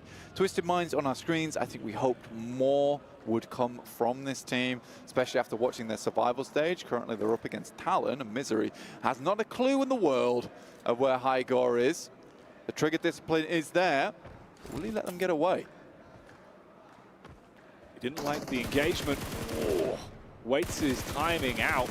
Sees if he could spot out a second target before actually unloading, but now puts the damage in, closes Misery's chapter in this one. Talon again losing some players pretty early in the game, and they had a pretty good start, what we would say an extra spicy start over on one of their Arangles, but they haven't been able to follow that one through here, Jackie. Not been as consistent. That was the big question we had. Is it something that's going to be consistent from them and sustainable? Team Liquid trading blows with Tongji Bao as it goes both ways there. Damage done inside of the building. Oh, nade round the corner goes a little bit too far to remove Flower from the equation. And this could be a battle to remember between these two teams. Liquid need to get a leg up in this one. Yeah, they're directly competing for Tongji Bao's position. With Mythic down early in the fight, the best he can do is provide information back, but that Molotov will clean him out now as Flower will get the finish on. There's a nade coming up from high. Sent in, Ayala and Chief looking to clear out these buildings with Cardozin providing cover from the backside. Nade goes in, GK first, likely to go down first too. GK first, not really in a recoverable position here. Little opportunity to catch your breath for Liquid. Pop those stims, get yourself top back up. That's GK first expiring as he won't have a chance to remain alive. Oh, quick peek up from the back. Ooh. Flower unloads, throws the clip in the AK and slays on the rotate out. Team Liquid thought they were slick, but now they slip. That's a really good read there from Flower. Pluck the words from the paper as Team Liquid tried to write the script of escape for themselves. That is upsetting, and I think for Team Liquid, they can play as 3. They cannot play as 2. It's going to be far harder for them. An outcome that TJB, although they lose GK first, they'll still be content with how it looked like it could have gone. It's bumpy territory for them, but they survived the initial test. And Liquid, if they had an opportunity to build themselves back up in this game and shut down TJB, then yeah, maybe things could exchange hands on the rankings. Now it's looking like they might be late for the date, like the Hadron Collider. Right now they are kind of playing very, very strongly, Jackie. It's a difficult one to handle for TJB because I think they had some pretty strong games. Like Kalaris was saying, some of the positions for some of these teams who are up towards the top were very influential, especially over in Primos. This was a good stand-up, though, from Flower. I mean, that's what you got to do in that situation, though. You can't cower away. You just have to hit some big shots, especially if Team Liquid's going to give them to you like that. I think particularly on the buggy, it might have been better for him to just crawl away before getting in because you are on that elevated position in the back of the buggy, especially in a situation where there's the window looking directly at you. Problematic. So is Power Grid, and that's where we're heading here, over towards that western side. The electricity in the arena now fizzling around Power Grid. It's the name brand, but will it be the name that's being chanted? Can Power lay claim to the point of interest that is their namesake? On the rotate for now, we'll join their POV. Vehicles galore as they make their move. Twisted Minds as well. They've still got all 4 players alive, but a bit of chip damage has been dealt onto each and every one of them. Meanwhile, Alpha 7 just in the distance from Tongji Bao, DRX and Talon close towards one another as well. Derek's down a player. First time in a while as well that we've seen DRX lose a player early. A lot of times they like to play out their endgames as 4. They're a bit more of a family squad in that way. They do like to have all players up and alive in those final moments to make the calls, to make the plays off the back of one another. Just really chaining together to get themselves the best kind of performance in those scenarios. But we still have 16 teams here, Jackie, at around stage 3. Pretty difficult to squeeze all of them into this circle, I would say. Not the biggest circle, but a big collection of teams. No one yet to fully be removed. No one's opportunity snatched away from them. Some in far better standing than others. There's always room to climb.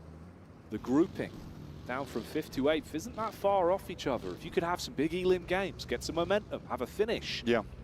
that gives you that chicken dinner, then who's to say there isn't a big shuffle towards the end of today to at least break into that top 4? Yeah, I think that for 4MV in particular, they haven't absolutely gutted themselves in these games. I mean, 14 points is still not a horrible starting point for them going into tomorrow if they just go out now, but I think they would like some more points. And you're right, the grouping isn't horrendous, but tomorrow's going to be the big one. Yeah. Because that'll be when teams are going to decide, look, we're either going to set ourselves apart from the pack or we're going to fall behind. And that is just the way it will be. Today is a little bit more of a grace period in the sense that it is recoverable by tomorrow. It does also require teams at the top not to fly too far ahead and potentially have their own off days. Yeah, at this point in time, the grouping is looking a little bit forgiving towards the middle side of the lobby. Alpha 7, though, already in a crazy good spot for themselves around power grid, getting set up, siphoning a lot of that electric for themselves and using it to get themselves in a great position going forward. Absorb the energy in the air and channel it into your gameplay. Everyone moving their way in towards the zone. The space between squads is becoming finer and finer, on top of one another with these angles. Vampire, there is a potential snake in the grass behind them, and a man from Tiamba that's been biding his time. It's a bit of a ditch you can play in, so you do have cover from either sides. Boom are the squad that are ahead of them. Begin to rotate. So Vampire hopping in the vehicles, getting the gas on the go. That's the peak back up. This is what Boom were waiting for, and the first contact's good for them. Instant knock. Razy has to back off. Does hit some shots back towards him, but very unlikely that Vampire will be able to get their boy back up again as Newsy left out in the cold. Tony K just moves on forward and directly into the clutches of the duo from Team Liquid. Uh-oh. He realizes what's waiting over the corner. Oh, a bit of a crash into the man. Only forced out of the vehicle. He's going to get the first hit off. Tongji about suffering on the engagement. A reply back from the distance. It's Reject that won a third party. They've been lurking in the wings in every single one of these fights, always stealing away elims. And from the high ground, they bring the damage to TJB and look to further add insult to injury to Vampire. Reject right now with a Reject radio just calling in the shots right now where these players are moving across the map potentially to get themselves some third parties. It's awesome to see Team Liquid escape a pretty tough fate. They saw about 3 teams coming their way about to crest that lip, only for Reject to save them so they could see one more day in this map. Vampire dropping smokes, trying to keep themselves as protected as possible. 8 in the back pocket for Schweppes there, but for how long? As Sarah, who's been having a very awesome day. The sprays have been insane. It's all about that tracing, that tracking from such a distance. Even a small movement can throw the crosshair off due to how far away they are from one another, fighting downrange from the elevated angle. Sara always makes it look easy, though. We've seen that today. He's been very on point with his gun skill. This is Liquid that were given a lifeline. They're still down by the 2 vehicles, debating if they do need to reposition, get out of their zone coming in. And again, this is a weird one because we have a lot of that low ground down towards the south and then that plateau around power grid on that northeast side. This could really change the dynamic of the game, of whether things get very uncomfortable for our southern teams. But it's pretty kind. But it will keep that high ground in. A massive slope to be played around with. This is going to get difficult, Jackie, going forward. Alpha 7, still just waiting in the wings, though. Ready to pounce. 15 teams still in the running. The only one that's exited stage left in our last matchup of the night is Tongji Abao. Tiambas rotate on our screens now. Alpha 7 off to the wayside. Twisted Minds nearby as well. The Xavier, they've been thrown into some really bumpy waters over the course of these games. Here we go, Obscure. He always likes to instigate these fights. He spotted the reposition, belts them with bullets. Shot after shot, putting pressure on Tiamba. Said about TJB exiting stage left, but it's Obscure who is in the theater right now, putting on plays for the team from Twisted Minds. Ayala goes down, that's the Tiamba. QZZ finds Ayala, and it will be Stone to pick up Cardozo as he scrambles over the lip there, only into the waiting jaws of the Vampires themselves. Sink the fangs in. Try and draw some kind of life force, because from 14th place, it's not looking good. Reject have kept their eyes on Vampire for so long. Once again looking for an opportunity to strike, but it's the nade from Tiamba. The dance of their demise. They chuck out another one, keeping them trapped in position. It's very uncomfortable for Vampire, and the nades are on target. And there's got to be one that hits. Schweppes has to swing so far wide as the bombardment happens behind his back. That might tag. It's a little bit too far away, so they don't have the information on it. There's a lot of investment. That's a good one. Will hit some damage, and that's the main thing. They have an idea of his location. NXC looks to move to the side, but the shots, I think that's from Reject. Sara stepping back up once again now that he's finished with Boom on the other side. In comes QZZ. Oh, shotty. Switches to it in close range, but couldn't handle the might of Tiamba that closed it down. Oh, hang on. There's not going to be any room to breathe here. Alula IHC, they've moved up. High ground control favoring them in their fight versus Twisted Minds. Instigating it with the nades once again. IWNRX find the backline stab onto Paragin. Yeah, the Xavier struggling here as the boys from IWNRX start to crest over the hillside. Nades go in, explosions galore, shrapnel all over the place, but IWNRX fighting through the carnage. Frozen will drop back down, will get a finish off for himself.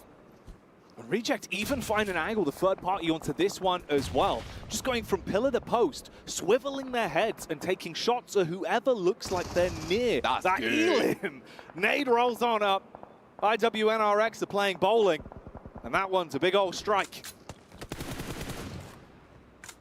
Sara from Reject sets his size upon Boom. Sara's been having one crazy day today. Shot after shot. Putting these teams in dismay. As he just plays from the high ground right now. King of the hill. Might have to leave it, but no, with that circle, that keeps them in. This is a position where you can pick up a bunch of points. Reject looking like big stage players in today's games. That momentum carrying over. Their eliminations slowly building. Alliance been quiet for some time. 2 Elim points to their name. Spot the reposition from Alula IHC. Bullets into the back.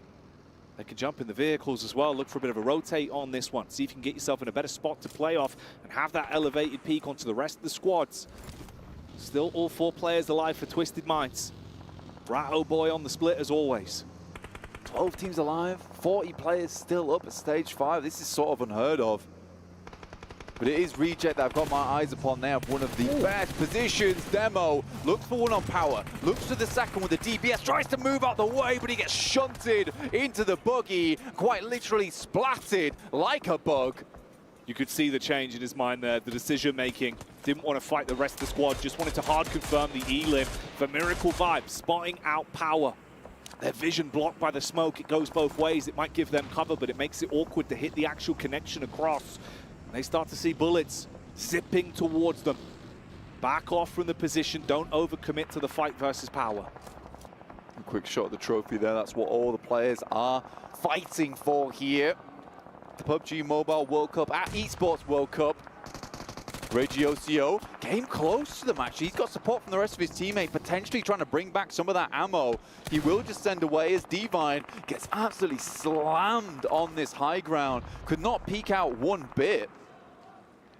Intervention from him. Keeping the pressure on. Talent, in the meantime, being nipped at by the zone for Miracle Vibes, looking to third-party snapshots on the vehicle, not quite on target. Aren't able to commit off the back of the opening. The Reject have presented them, and Reject waiting for an angle, waiting for an opportunity for them to reject the opportunity that Power can level themselves up in this matchup. They split. Verdan goes for the Cheeky maneuver. Gets himself in a better spot to try and heal himself back up. Up on top, though, that's Zara's domain. Strikes from the elevated peak, burns the first man, does damage onto Hyunbin as well. And he is ruining them right now. Reject are looking like they're really starting to build into this one. Yeah, this is a crazy position. I think it was S2G who had one hell of a game from this spot, and you just have so many sightlines. If the circle keeps coming to you in this position, it can result in one of the biggest games of your career. So I think that for Reject right now, they understand, and Zara understands that his position is pivotal to this match. He needs to make sure that he's taking calculated plays where he's not exposing himself to too many teams, but can still try and absorb as many points as possible off the back of the Elim, because this is exactly what this position is designed to do. Next circle, about to hit. If it keeps Reject in, this is their opportunity, Jackie. This is the window. Could be their time in the sun. They'll all be decided on the next zone. The beating heart that gives them another chance. The blood keeps pumping in their favor. They've still got zone to work with. They don't have to give up on these golden positions. Japan just thrown a lifeline here. And they'll grab it with both hands. Regiosio scouting from underneath. Now they've got to be very careful about ammo count. This is the big thing for them, because you don't want to take too many shots. Now that the circle encloses on them, they can start to play a bit more of a slow game. Going for a 15 elim match at this point with a chicken dinner is possible. Boom. Attempt to move up, but Zara's got eyes on from earlier. He knows where they'll be coming from. IWNRX looking to hunker it down in the warehouses over towards that northeast side, where if you've got 4 teams with 4 players all up, ready to duke it out on that northwest edge. Baron strikes from the side onto DRX. More damage done as they keep it going. That's the first knock onto Reject as well. They get a taste of their own medicine as IWNRX find an angle to take the shots across to them. A battle breaks out between Twisted Minds and Alpha 7. The vehicle detonates, Twisted Minds losing their legs. It's all getting a bit bumpy. You got to tuck in, Guiz out, going for the quick heal. Nade coming down onto him, looks pretty good. Rolls just a little bit short there. Leon's taken down on Alliance, and Doc joins in onto Audio. Al-Haji will clean up. Now Alpha 7 need to move in. They've been biding their time on the backside, but now they need to head to the front like a linebacker here in the game. Need to barrel their way through Tiamba. Sitting in front, providing the defense. Reject in the meantime, buff out the damage. Heal up the boys. Keep themselves in a good position, sitting pretty. And sitting low. Sitting out of a comfortable spot, but still finding the odd opportunity is exactly what Power have been doing. Al-Haji had that distant connection onto the other squads. He's trying to see if he can get a bit of an assess on the lay of the land here, spot ahead and decide what the best course of action is. You get the nice 2 angles, seeing how focused he is here on the arena as well. Concentration an all-time high right now for him. McGrellin down in the trenches right now. Holding out. They know they need to use these sightlines to their advantage, but Tiamba is in a rough spot right now. The ham and cheese between the 2 slices of breads of the teams that surround them. Once again, who is it that pops up in the elimination feed? Reject, taking pot shots, stealing away potential points from other squads by the timing, the decision-making, not using that much ammunition, just getting those last hits off when it matters most. Alpha 7 see the fight that's been breaking out for quite some time. Know they can swoop in, put pressure on Tiamba, whilst Twisted Minds keep their attention, but Rattle Boy's nade is good. Nice connection back onto Bond. There's the follow-up as well from Obscure. Alpha 7 wants a chunky game here. Get themselves into first place, and with DRX suffering down towards that south side, this is the game to do it in. Tiamba, 1 player left. Obscure has to make himself rather obscure. Ashan will go down to Twisted Minds up to 7 elims now. Obscure up to 4 elims himself. Some great nades over the top, and Tiamba gets stomped on. The beat of the drum silenced. Baron throwing out close nades, giving himself a bit of protection on the push-up. Al-Haji's lurking close. The rest of the squad protecting him in the back line. That's a connection onto Al-Haji. Power, don't overcommit to this. They've been playing a slower game. They want to see if they can get themselves in a good spot. 3 elims to build off the back of the energy in the arena, looking good for them as well. OCO again on the peak up. Can't quite get the tracking on target to strike against Alpha 7's move in. Good plays from Alpha 7 as well, leaving 2 lads behind there as backstops. Makes it very difficult for Regi OCO. Hit these shots. Divine has to hit the deck here. They're going to wait for Alpha 7 to move further in now, Jackie. Okay, this is the sandwich split. Both of them coming in from either side for Miracle Vibes, set up into 2 duos, looking to rely off one another's contact. Zara strikes onto Fadan. Power trapped between 2 teams, being shot in the back from the elevated angle, and full focus on the 4 of them that are in front. First knock's good, onto for Miracle Vibes. Al-Haji wants to top himself back up, have some extra HP pool to play with, but his teammates are going down in the meantime.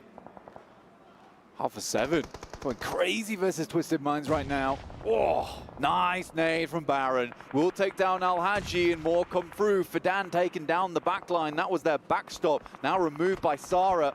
And Power crumpling under 4 Miracle Vibes here. And the vibes are good right now. Oh, Reject aren't stopping with the amount of damage they're being able to scatter across the battlefield. Twisted Minds are gone. Inflicted so much damage. It's all Reject in the elim feed. DRX in the meantime are taken out of commission as well, so the top dogs in the lobby are gone. The hometown heroes in Power are gone. We're starting to finally burn our way through these teams. Room for Alpha 7 to move their way up. 55 points. This is also a big game for Reject. 11 eliminations. We said it could be a huge one if they get those big elims and take a chicken dinner from it. Alliance, 1 man, trap, shots in the back. He's panicking. Mate, he got the loot crate on top of the mountain as well. That's insanity. Like I said, this is a position where you can jump so high in the rankings if only the circle goes to you. And Reject have been blessed, but there's an awesome shot from Mafioso to open things up over towards Duello. Luckily, there's a player up there with him. IWNRX about to launch the nades up. They have to be good, but looks like they're going around the corner over towards Boom. Sara maybe getting ready to unleash a spray here. A hail of bullets for up on high. It went from being rough on the ammunition to having a big old belt of damage to unleash. Sweating bullets literally from the top of the hill and washing over other teams. Meanwhile, IWNRX, a bitter pill to swallow. Nice. The aggression from Boom that live up to their name and blow IWNRX away. Regioso and Divine looking to hold back the team from 4 Miracle Vibes. Duello has a nade. There's the first one onto Doc. Regioso will finish it out, jumping through the air. There's a player in there with you in the concrete, though. They're amongst them now. Reject. They've had distance for so long, but this is where they could crumble. Up close, the aggression starting to be thrown at them. Nades cast out. Apex wants to move in. Strikes from the side. Takes away the edge that Reject have had for so damn long on this one. Sara replying back with the bullets, realizing their grasp on the game is slipping away. Divine down on his last legs. They go in for the hard commit. Apex grabs that one. Sara with the nade round the corner. Bobbing, weaving. In the meantime, Alpha 7 thrown into the fight versus Boom. 4 Miracle Vibes been fighting through a very tough match here for themselves, but managed to scramble up the hill, and now are scrambling the Reject radio. They can no longer communicate one another. They're both so far away. Duello right up on the hillside. A bit of a disconnect coming through for the team as 4 Miracle Vibes live to fight another day. Duello might have the sideswipe though, Jackie. The elevated peak. He could comet across. If he gets a clear line of sight, takes down the first target, the distance between the timing from Boom's rotate to get stuck in to do anything, having to cross around the ridge of the rock could give them an opportunity. Sara starting to move in as well. The pressure being applied, everything coming together now for an intense final fight between these 3. Stage 9. This is where it all ends. Can Reject get their name in the game? On this last match of the day, 12 elims, but a little bit more would be nicer. Apex underneath. Sara crawling around like a python in the sand. Looking to strike, and Duello's been spotted. They've sussed him out. They know about the angle now. The element of surprise was the big boon for him. But he might have lost his edge. His blade might be dulled. Sara waiting to strike. He's the one that's repositioned and got himself into a spot that could potentially toy with the minds of 4 Miracle Vibes. Duello, hello, that's the nade down. Big connection. That one was yummy. Sara now has to handle 2 players for himself. The repeat's coming through. Apex starting to move forward. He doesn't have assistance from his teammate. Apex flies through. Sara finds the first. Sara strikes. Crouching round the corner, pounces in with the aggression, fragments for Miracle Vibes, and keeps it going. They want a big elimination game and want to run away with a chicken dinner to boot. We're in a 2 versus 2 in terms of the manpower left. It's awkward for Boom. They're panicking now. You got to make your way round the corner. Duello's got the high ground. He knows exactly where you are. They can't go for the pickup on Yummy. Duello wants to go down, deciding when the right moment to strike is. A barrage of bullets strikes onto the first. Reject run in, and they will take it home. Reject with the chicken dinner. Slice the opposition in half. Move through the lobby like fruit ninjas. Not letting anyone step to them, and this was the game that they needed from up on top of the mountain there. What a game from Reject. You always believe, Jackie, and maybe the belief is coming a reality. It doesn't matter what anyone else says. Reject everything that isn't their own gameplay inside of PUBG Mobile. They stick to their guns literally from the high ground, laying down other teams, stealing away Elim points the whole game. And when it comes to the clutch, they prove that they know how to handle it. Divine might have been denied in that fight, but Sara, what a game that boy had. That was unbelievably well played. The 1v2 versus 4MV, the 1v3 onto Boom from Duello. What was this game? A reason to support this team. Show-stopping showmans on the stage. Huge game. We saw the potential. We're debating 15 elimination games and then taking a chicken dinner. They do one better. They make it a reality. And might have given themselves a chance. That's one hell of a way to end the day. What a sick game that one was. 4MV, you got to give them credit. It was a good run up the hill, and we talked about 4MV needing some big points here. And they do find some of them, but it's Reject who come away with the bag, Jackie. Oh, yeah. Again, Sara. I think he ended this game on like 8 eliminations with some shots over towards Boom as well. It was insane work. And I mean, he was the guy up on top of the mountain as well, early game, getting a lot of those shots. And although the Reject radio got scrambled, didn't seem to matter in the end. They were shouting to one another for that victory. Whew, yeah, they really did bring the heat. We were saying it could turn into an Inferno, and it was a Reject-sponsored Inferno at that. Mate, that's magnificent. Huge plays there. That's an intense finish, Blank. It really was. And I mean, I hope to see more of those here in the main tournament, because this has just been a pleasure to watch so far, Jackie. It really, really has. So let's not keep you any longer. Let's get back down to the studio and enjoy that one. Yeah, thank you so much, Blank and Jackie, and it was an exciting and exhilarating finish. However, Cloris, talk to me about Boom. Me? Talk to me about Boom. Me? Talk to me about Boom. I do think maybe they should have had a little bit of a better read on where Rejects was in these late game moments. I mean, they had to have known somehow, be it kind of footstep cues or any information that they had on the high ground when they eventually came off, as Yummy did. They probably could have made a better meal of that, if I'm going to be honest. A better chicken dinner, Robin. Oh, that was light. I thought you were going to go in even more. No, I thought you were going to absolutely roast him, because we thought that Boom was going to end up winning that. But hold on. Max was in second place? Can it be? Well, we were told off stage that you relinquished your prediction, right? So as soon as you did that after the previous game, all of a sudden now they're doing well. It's I got crazy. too many threats on Instagram DMs, yeah. I have to move away from that one. So now they're not doing well. They're going to win the whole thing, maybe. No, oh, no. And he cursed him again. Well, I thought he changed his pick to Alua IHC. I didn't change my pick to the team that does bad every game. That's not my fault. That's not on me. That's not what Rebels did last game, but okay.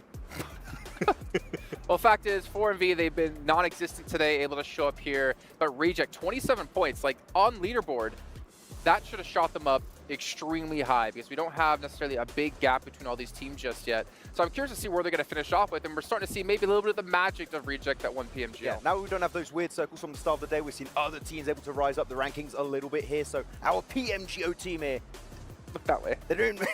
I could just see you moving in the background, but no, they're doing really good here. It was a weird circle, right? That kind of terrain around Power Grid. Actually, I was impressed with how Alpha 7 were able to survive for as long as they did and got as many eliminations as they did, because leaving Power Grid when teams are already in the circle, in those good spots, is a really tough transition point. Are you pointing to me? No, You want me to explain? Yes. Okay, fine. Give it to them. In fact, I mean, so Power Grid actually is a great spot for this circle, obviously, right? However, there are two trenches that really run alongside Power Grid, which teams can exist in. And if you've got a decent amount of utility, you can actually dislodge teams from there. But they do impede your progress quite significantly in terms of speed. So for Alpha 7 to dislodge those teams and get to where they were, good for them. I thought maybe they'd have a good run of it, but again, high ground teams like Boom being where they were, it's kind of their kryptonite in that moment. Boom absolutely just stopped them, though. Alpha 7 would have had a chance, but Boom was just on them right away. Who's 7? Who? Boom. Boom. Now wait. Boom. No, wait. One more. Wait. Not doing it, no. Well, let's take stock of things. Let's do a quick little recap of the day so you guys can see who won all of our matches. And it was, honestly, it still is a pretty crazy day considering how things have ended off. We saw Alpha 7 get 2 chicken dinners on the day, potentially have been able to break our record of Vampire getting 2 for themselves with TJB. The Dark Horse by Claris, of course, the only one to actually pick them as a Dark Horse, with Win doing fairly well in the day as well. And then DRX continuing that momentum from the survival stage. Yeah, DRX having some really good positions in these matches, right? They are moving a little bit quicker. Yep. There was that kind of a hill finish over on Orangle over on the Lumberyard that was like pretty free, but outside of that, they are fighting more. They're willing to take fights. They are in central positions a lot quicker in these matches. They have changed really significantly from the group stage until here. Hopefully you don't see a D+. Yeah, that's my hope. No. I mean, we kind of talked about this earlier, too. This is a completely different team than Dipliskia. They're not being just, besides the one you talked about, Lumberyard, they're not being fed those wins. They're actually fighting for it. They're winning those fights, too. I mean, we saw them eliminate back-to-back 4MB. That was impressive. Okay, well, speaking of impressive, let's take a look at our overalls and see where our teams currently stand for MV. I believe they've gone out of 16th place, but we're going to start over at the top. And Alpha 7 have actually surpassed DRX because they win in the tiebreaker of chicken dinners. I mean, 7, you know what happens when Alpha 7 start off the final in first place? It's on the second day. It's on the second day. If Alpha 7 goes into the third day in first place, that's when we see a little bit of I feel like the pressure gets to them. They start playing completely different. So a little bit of throwing. Just a little bit. Just a tiny bit.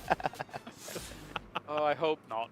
I hope not, too. They're going to win eventually at one point. They have to. Why are you hating so much on Alpha 7 is going to win? Because it works. It works well. I'll have a jersey tomorrow. I'll put on the Alpha 7. Actually, I'll wait until the last day. I'll wait until the last day. You're going to invoke some curses here, this guy. I'm not Max. It's about time Alpha 7 claims a title, right? Yes. Like, it is about time. Maybe we have it happen here. If they can continue on this form, very easily could do. We say that every time. There's We do say every time. Maybe this is the time, and it's not the time. The thing is that we were even talking about, are we going to be seeing any teams being able to get at least 2 chicken dinners in one day? A lot of us were saying no. It's good to see that Alpha 7 was able to pull it off. And this is what we want to see out of Alpha 7, being able to start off hot in day 1. We don't want to see them playing catch up in the later days. And I feel like that's such a big change that we've seen out of Alpha 7. So it's good to see that the improvement pattern has continued.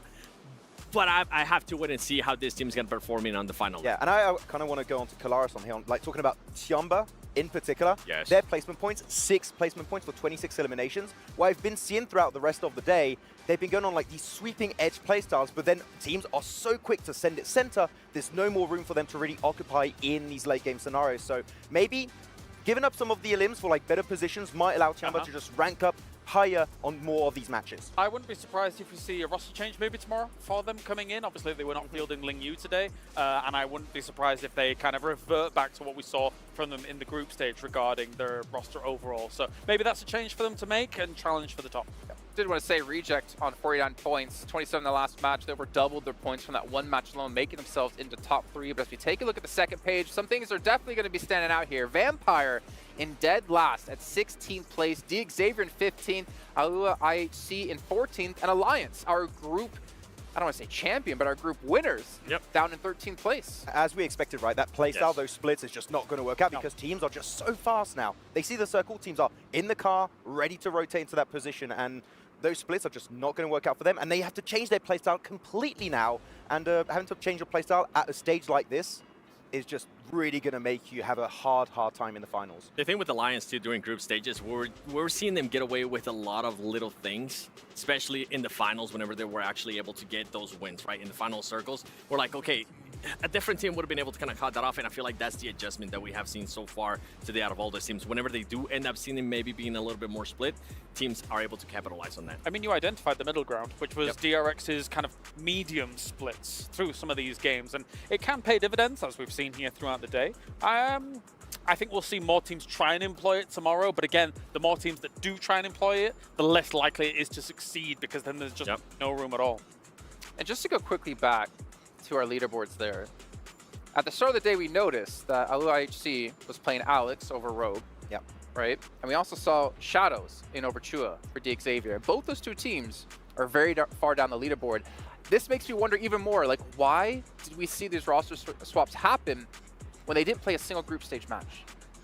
I don't know. They're also not playing hot, right? They just don't have that experience now, so like maybe that is actually reducing the kind of point average per match. So I really, again, don't know what's happening internally to make those decisions, because if you make them play in the league stage, maybe they just pop off because Shadows is playing, Alex is playing, but them just playing in the main tournament, they're just not playing hot at all, and it can really hurt you. Imagine being Chua and Rogue, and like, yeah, you got your team into the main tournament, and now you're not playing. Especially with the way IHC was playing towards the end there. They were doing really well placements when it came to group stage.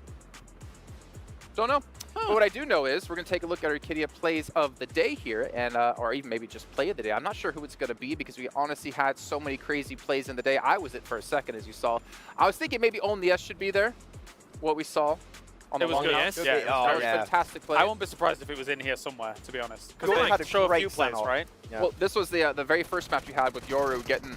How many eliminations did he have? Because they had 10 eliminations total. I think he was on like 7 or something. He was like 7, 8 something. Really high up there. Almost breaking the record. Yeah. It was 8 in the first game. Yep. They got 10 elims and he got 8. There you go. That was nice. P90. P90. 250 ammo on that P90. It's brutal if you get into close range. I think three teams had that P90. Yes. They're just like, I'm picking it up. Oh, still ammo. Really good. It's a really good gun. It's really good. Yeah, I love the P90. I would too. I mean, we've been able to use it whenever we played the new mode. Yeah. Ocean Odyssey. In the tornado. It's nice. Straight down. Whenever I'm playing with Max, I don't give him the P90. Only S wasn't there? What? Really? Oh, I kind of took my eyes off it for a second. Oh, Don't worry. I mean, at least Max will loot the cheek pad. Our MVP of the day. That one's a tough one, because like we said, Yoru had 8 eliminations in that match. Talon obviously fell off a little bit as the day went on. I'm not going to make you predict, because honestly, I think it's too difficult, unless you want to go for it. Mafioso played really well today. Mafioso? I think it might be a DRX player. You know what? I'm going for an Alpha 7 player. It's either Revo or Mafioso. Revo or Mafioso. I'll try Soez. I like the M249, so I'm a bit biased. Commit, Max. I don't know right now. Commit! Don't curse them though, but TJB player. Okay, TJB player. All right, let's take a look. Who is our Sony MVP of the day? Mafioso. Hey, got it. Good job, 14 Max. limbs on the day. Yes. The thing is that they kind of defaulted back to their playing style that has kind of made them successful, right? With Mafioso being able to hold that anchor spot, allowing the team to kind of go out first. I know a lot of us were kind of questioning, but this is the role where he excels the most, and it's good to see him perform really well, because during group stages, he was the one with the least eliminations for his team. Mafioso has been excelling at playing around smokes, by the way. Like, he's been min-maxing his positions around those smokes, trying to get as good an angle as possible. Except for Revo. Okay. Except for that one time. Well, tomorrow, We know what's Mafioso don't crazy try to play about around this, though. smokes. 14 eliminations are MVP. If you were to times up by 3, you would get 42, which is still 11 eliminations short of our milestone, Tony K at 53. I am of the opinion, with the skill level that it is across the board, it is going to be nigh on impossible to break Tony K's record here. The only one he can be is like the winner, the amount of winner chicken dinners on a day, which is 2 currently. You can get 3, but outside of that, it's going to be so tough to beat any record. Actually, total winner chicken dinners across the main tournament is Vampires with 4 currently. And total, if we almost had 3. Alpha 7 getting 3 on one day, so they could catch up. They really could indeed. There you go. We're talking Alpha all 7 about fan Alpha with 7. me, yes. Talking about how they're #1 at the moment. We're going to see if they get even higher tomorrow, because I'm Maxman. Now we're going to head on the stage actually where Sandstrom has an interview with Alpha 7. We're back in the SCC Arena as we are wrapping up day 1 of the main tournament for the PUBG Mobile World Cup here at the Esports World Cup, and I'm joined by Mafioso from Alpha 7, who are currently tied for first place. Mafioso, you guys managed to get 2 winner chicken dinners in day 1 of the main tournament. How's the team feeling? Vocês conseguiram 2 chicken dinner no tournamento. Como você está se sentindo? Olá, boa noite. Acredito que no Brasil é de dia, né? A gente está se sentindo muito bem. foram 2 wins, mas nós sabemos que poderia ter sido 4, 5, porque a gente entregou algumas partidas, mas no dia de amanhã a gente vai chegar com tudo e vamos garantir mais um winner para casa. Hello, good evening. We know that Brazil is day still. We know we could have been more, but we gave some of our competitions, but tomorrow is going to be better. We shall see. I mean, if it gets better than this, it is going to be quite difficult for the other teams to follow up. But I want to ask you, when it comes to previous international tournaments, we're used to seeing Alpha 7 in day 1, day 2 of the finals or of the main tournament of the events where they're in first place. But day 3 seems to be the day where you guys struggle. So how will you make sure that it doesn't happen again here at the PUBG Mobile World Cup? Em competições internacionais, vocês geralmente ficam no primeiro dia, vocês ficam em primeiro, no segundo dia também, no terceiro dia quando vocês começam a ter mais problemas. Como vocês estão querendo prevenir com que isso aconteça, que isso não aconteça aqui? A gente trabalhou bastante nosso psicológico. Eu queria mandar um alô para a nossa psicóloga, a Yolanda. Ela vem ajudando a gente bastante. E aqui na World Cup vai ser diferente. No terceiro dia a gente vai entrar, vai mostrar nosso jogo também e vamos sair campeões. We have been working a lot in our psychological states of mind. We would like to say hello to Yolanda, our psychologist in Brazil. She's been helping us a lot. And we're going to do different on the third day, and we're going to get that. Well, I cannot wait to see that. And when it comes to Magrelin, he seems to be the new addition to the team. So what is his role? How is he impacting the team? How is he helping you guys out in the PMWC? Falando do Magrelin, ele é uma adição nova para a equipe. Como ele está se encaixando na equipe? Como que está funcionando isso? Cara, o Magrelin vem surpreendendo a gente bastante. Apesar de pouco tempo, ele vem fazendo um bom papel na nossa equipe. Todo mundo aqui sabe que ele é muito bom de bala. Então ele e o Revo ali, o duo deles é imparável. E eles matam todo mundo nessa World Cup. Although it's been just a few days that he's been joined us, he's been doing great. They're doing very well. And they're going to shoot everyone. I like that. You know what? Sometimes it does take quite a lot of time for a team to kind of get used to playing together, especially coming into a tournament of this size, but they seem to be doing pretty well so far. And that is a wrap for us on day 1 of the main tournament. We're going to head back on over to the studio to wrap up the first day of the main tournament. Take it away, boys. I have to say, coming down the elevator today, I was with some Alpha 7 members, and I did say, hey guys, good luck. And they said, thanks. And the first place. Saying, this was the worst story of all. Wow. It wasn't really a story. It was just the fact that, you know, maybe it's the Jason Bless. Cool. Maxman, who do you think is going to win this tournament? Boy, me. No. Should say Alpha 7. No. No, come on. Stay far away from okay, Alpha 7. He's going to attack me if I do yes. like that. I'm going to attack you no matter what you say. Funny story, Maxman got stuck in an elevator with 4MV for 3 hours this morning, and then, I don't know. What's going on? I don't know, I was just trying to follow his story. Getting to hear them talk about how it takes a while to get used to your teammates, but the funny thing is with Alpha 7, they always seem to have a new fourth in their team. And I wonder what's going to happen, who's going to be their new fourth. There's not. I hope this. Ratto boy. Alpha 7. Happy cup of the year. Wait, I wouldn't be surprised. We're not sure that he's doing all right at the moment, you know. If Max said it, we'd have media outlets saying, Maxman confirms Ratto boy is joining Alpha 7. I did say that. Oh, there it is. There it is, guys. Now it's really going to be confirmed. Yeah. It's not happening. We're joking. You know, there's somebody out there that's like, we what were, are we doing? You guys hear what are we happened? doing? What we're doing is we're actually not done with the show. Normally we would have ended things off by now. We actually do have some show matches coming your way today with some special guests. I'm not going to spoil it just yet because I still want to focus on what's happened today. I want to ask maybe what's your takeaways of the day? Your highs, your lows. We'll start on the other end this time. Maxman, you can think. Yeah. I can think. Well, you know, that's kind of you to Max. I think overall I am impressed by DRX and kind of resilience that is going to be shown. You did kind of destroy them very early on in this event. Nah, he's turning into a believer. I will still hold to the idea that South Korea has divided a lot of the power across multiple rosters. However, DRX is still showing that, hey, even this roster alongside, if they're controlling some space and stuff like that, it's not like their wins or it's not like their games that they've placed highly have been like huge frag games or anything like that. They're just playing spots consistently and steadily and allowing teams to come to them and ram into the wall that is South Korea. So DRX is playing it very steady. I like it. You know, I don't remember who said it. I'm going to not, it could have been James, but I'm going to pretend it wasn't him. Is that we're actually talking about, I think it was you and I. Yeah, we were talking about when we were live streaming earlier today on Instagram, saying that it's kind of a shame that we don't see more slots given to like South Korea or Japan, because it seems like very few teams ever really get that international experience. And we wonder if more teams got that experience and they brought it home with them, how would it develop the region overall? How many stronger teams will we see come out of that region? Yeah, you see very similar names coming out of the region very, very often, right? So like maybe if they get more slots in the future, you can see new names coming out and actually getting really valuable international experience to bring back to their region. That'll be cool to see. In the long term, who knows? For South Korea, if you had the third team, it'd be Mirai and Sejong. And again, it's a lot of old ex-Duxan players, like Hoxie, for example, who was MVP and PMPS. So we saw like, you guys too. Yeah, it's you'd remember the names. What's your takeaway, Seven? For me, TJB. I was hoping that they will break the pattern of being able to, the inconsistent pattern that they have showcased throughout the whole tournament. But to see that the pattern's still there, they kind of go from dark horse tomorrow to just like, you know what, if a team does see the option to fight them early, take that fight with TJB.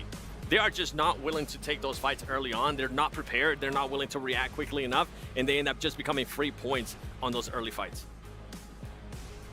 Okay, curse aside.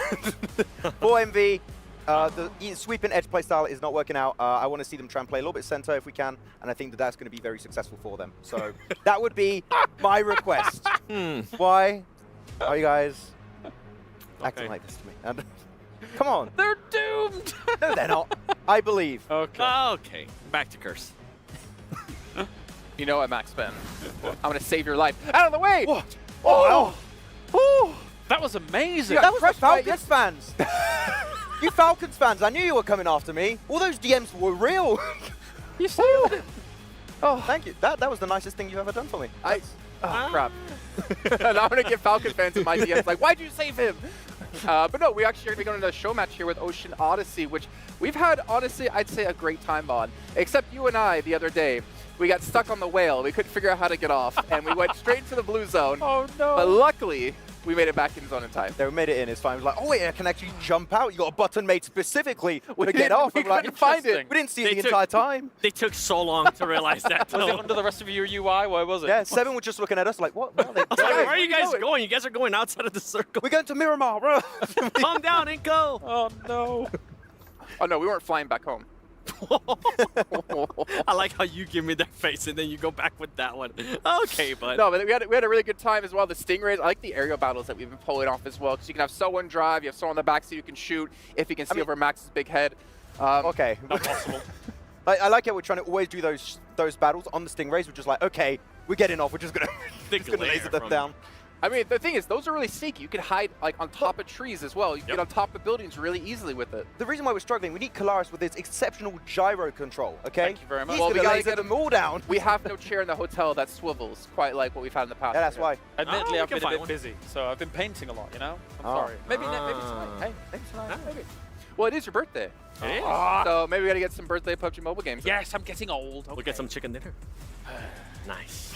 You know, you guys don't realize we talk about Kalaris with the gyro. Back during one of the regionals, we were playing a game together, and he legit, in his chair, swiveled around with the most perfect spray I've ever seen on a vehicle. And you know what? It was perfect. It made me want to get one of those swivel chairs. Good times, good times. Good times. It was a perfect gyro.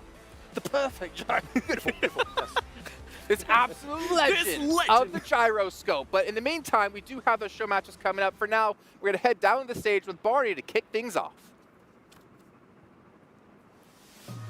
Welcome back to the main stage, where our first 6 maps of our main tournament are complete. But there is more. As many of you well know, PUBG Mobile version 3.3 launches its first ever underwater-themed gameplay, Ocean Odyssey. Defeat all of the enemies in the Ocean Palace in order to obtain the powerful themed item, the Trident.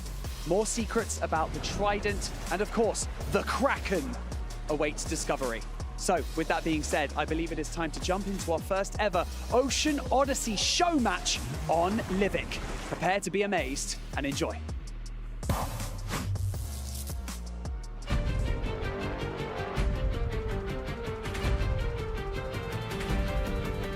For thousands of years, the beasts beneath the depths have waited, and now, with Poseidon's triumph lifted, they will awaken.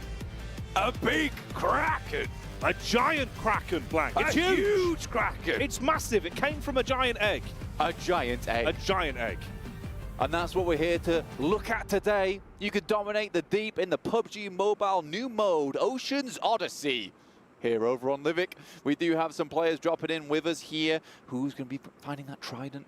Who's going to be using that Stingray core? Who's going to be escaping in the whale pod? Oh, the escape whale. Mate, it does look cool. You get that instant pickup. You're out of the blue. You're into the zone. There's so much to delve into. We're going to sink our teeth into this one. We'll explain what's going on of all of those new features that you can get your hands on. You can head on down to the Ocean Palace here in game, and don't worry about going down early, getting knocked early, because you will be receiving yourself a special respawn card so you can play in the Ocean Palace to your heart's content and then re-enter the game later on, just in case if you didn't get that elusive trident. And here it is, the Ocean Palace itself, a glorious, amazing bit of map that has so many sunken treasures, these chests that are scattered around the place. So there's plenty of loot for you to get your hands on, and it'll give you a fighting chance to scrap. You've also got the new addition of Forsaken Ruins. And Blank, these get me really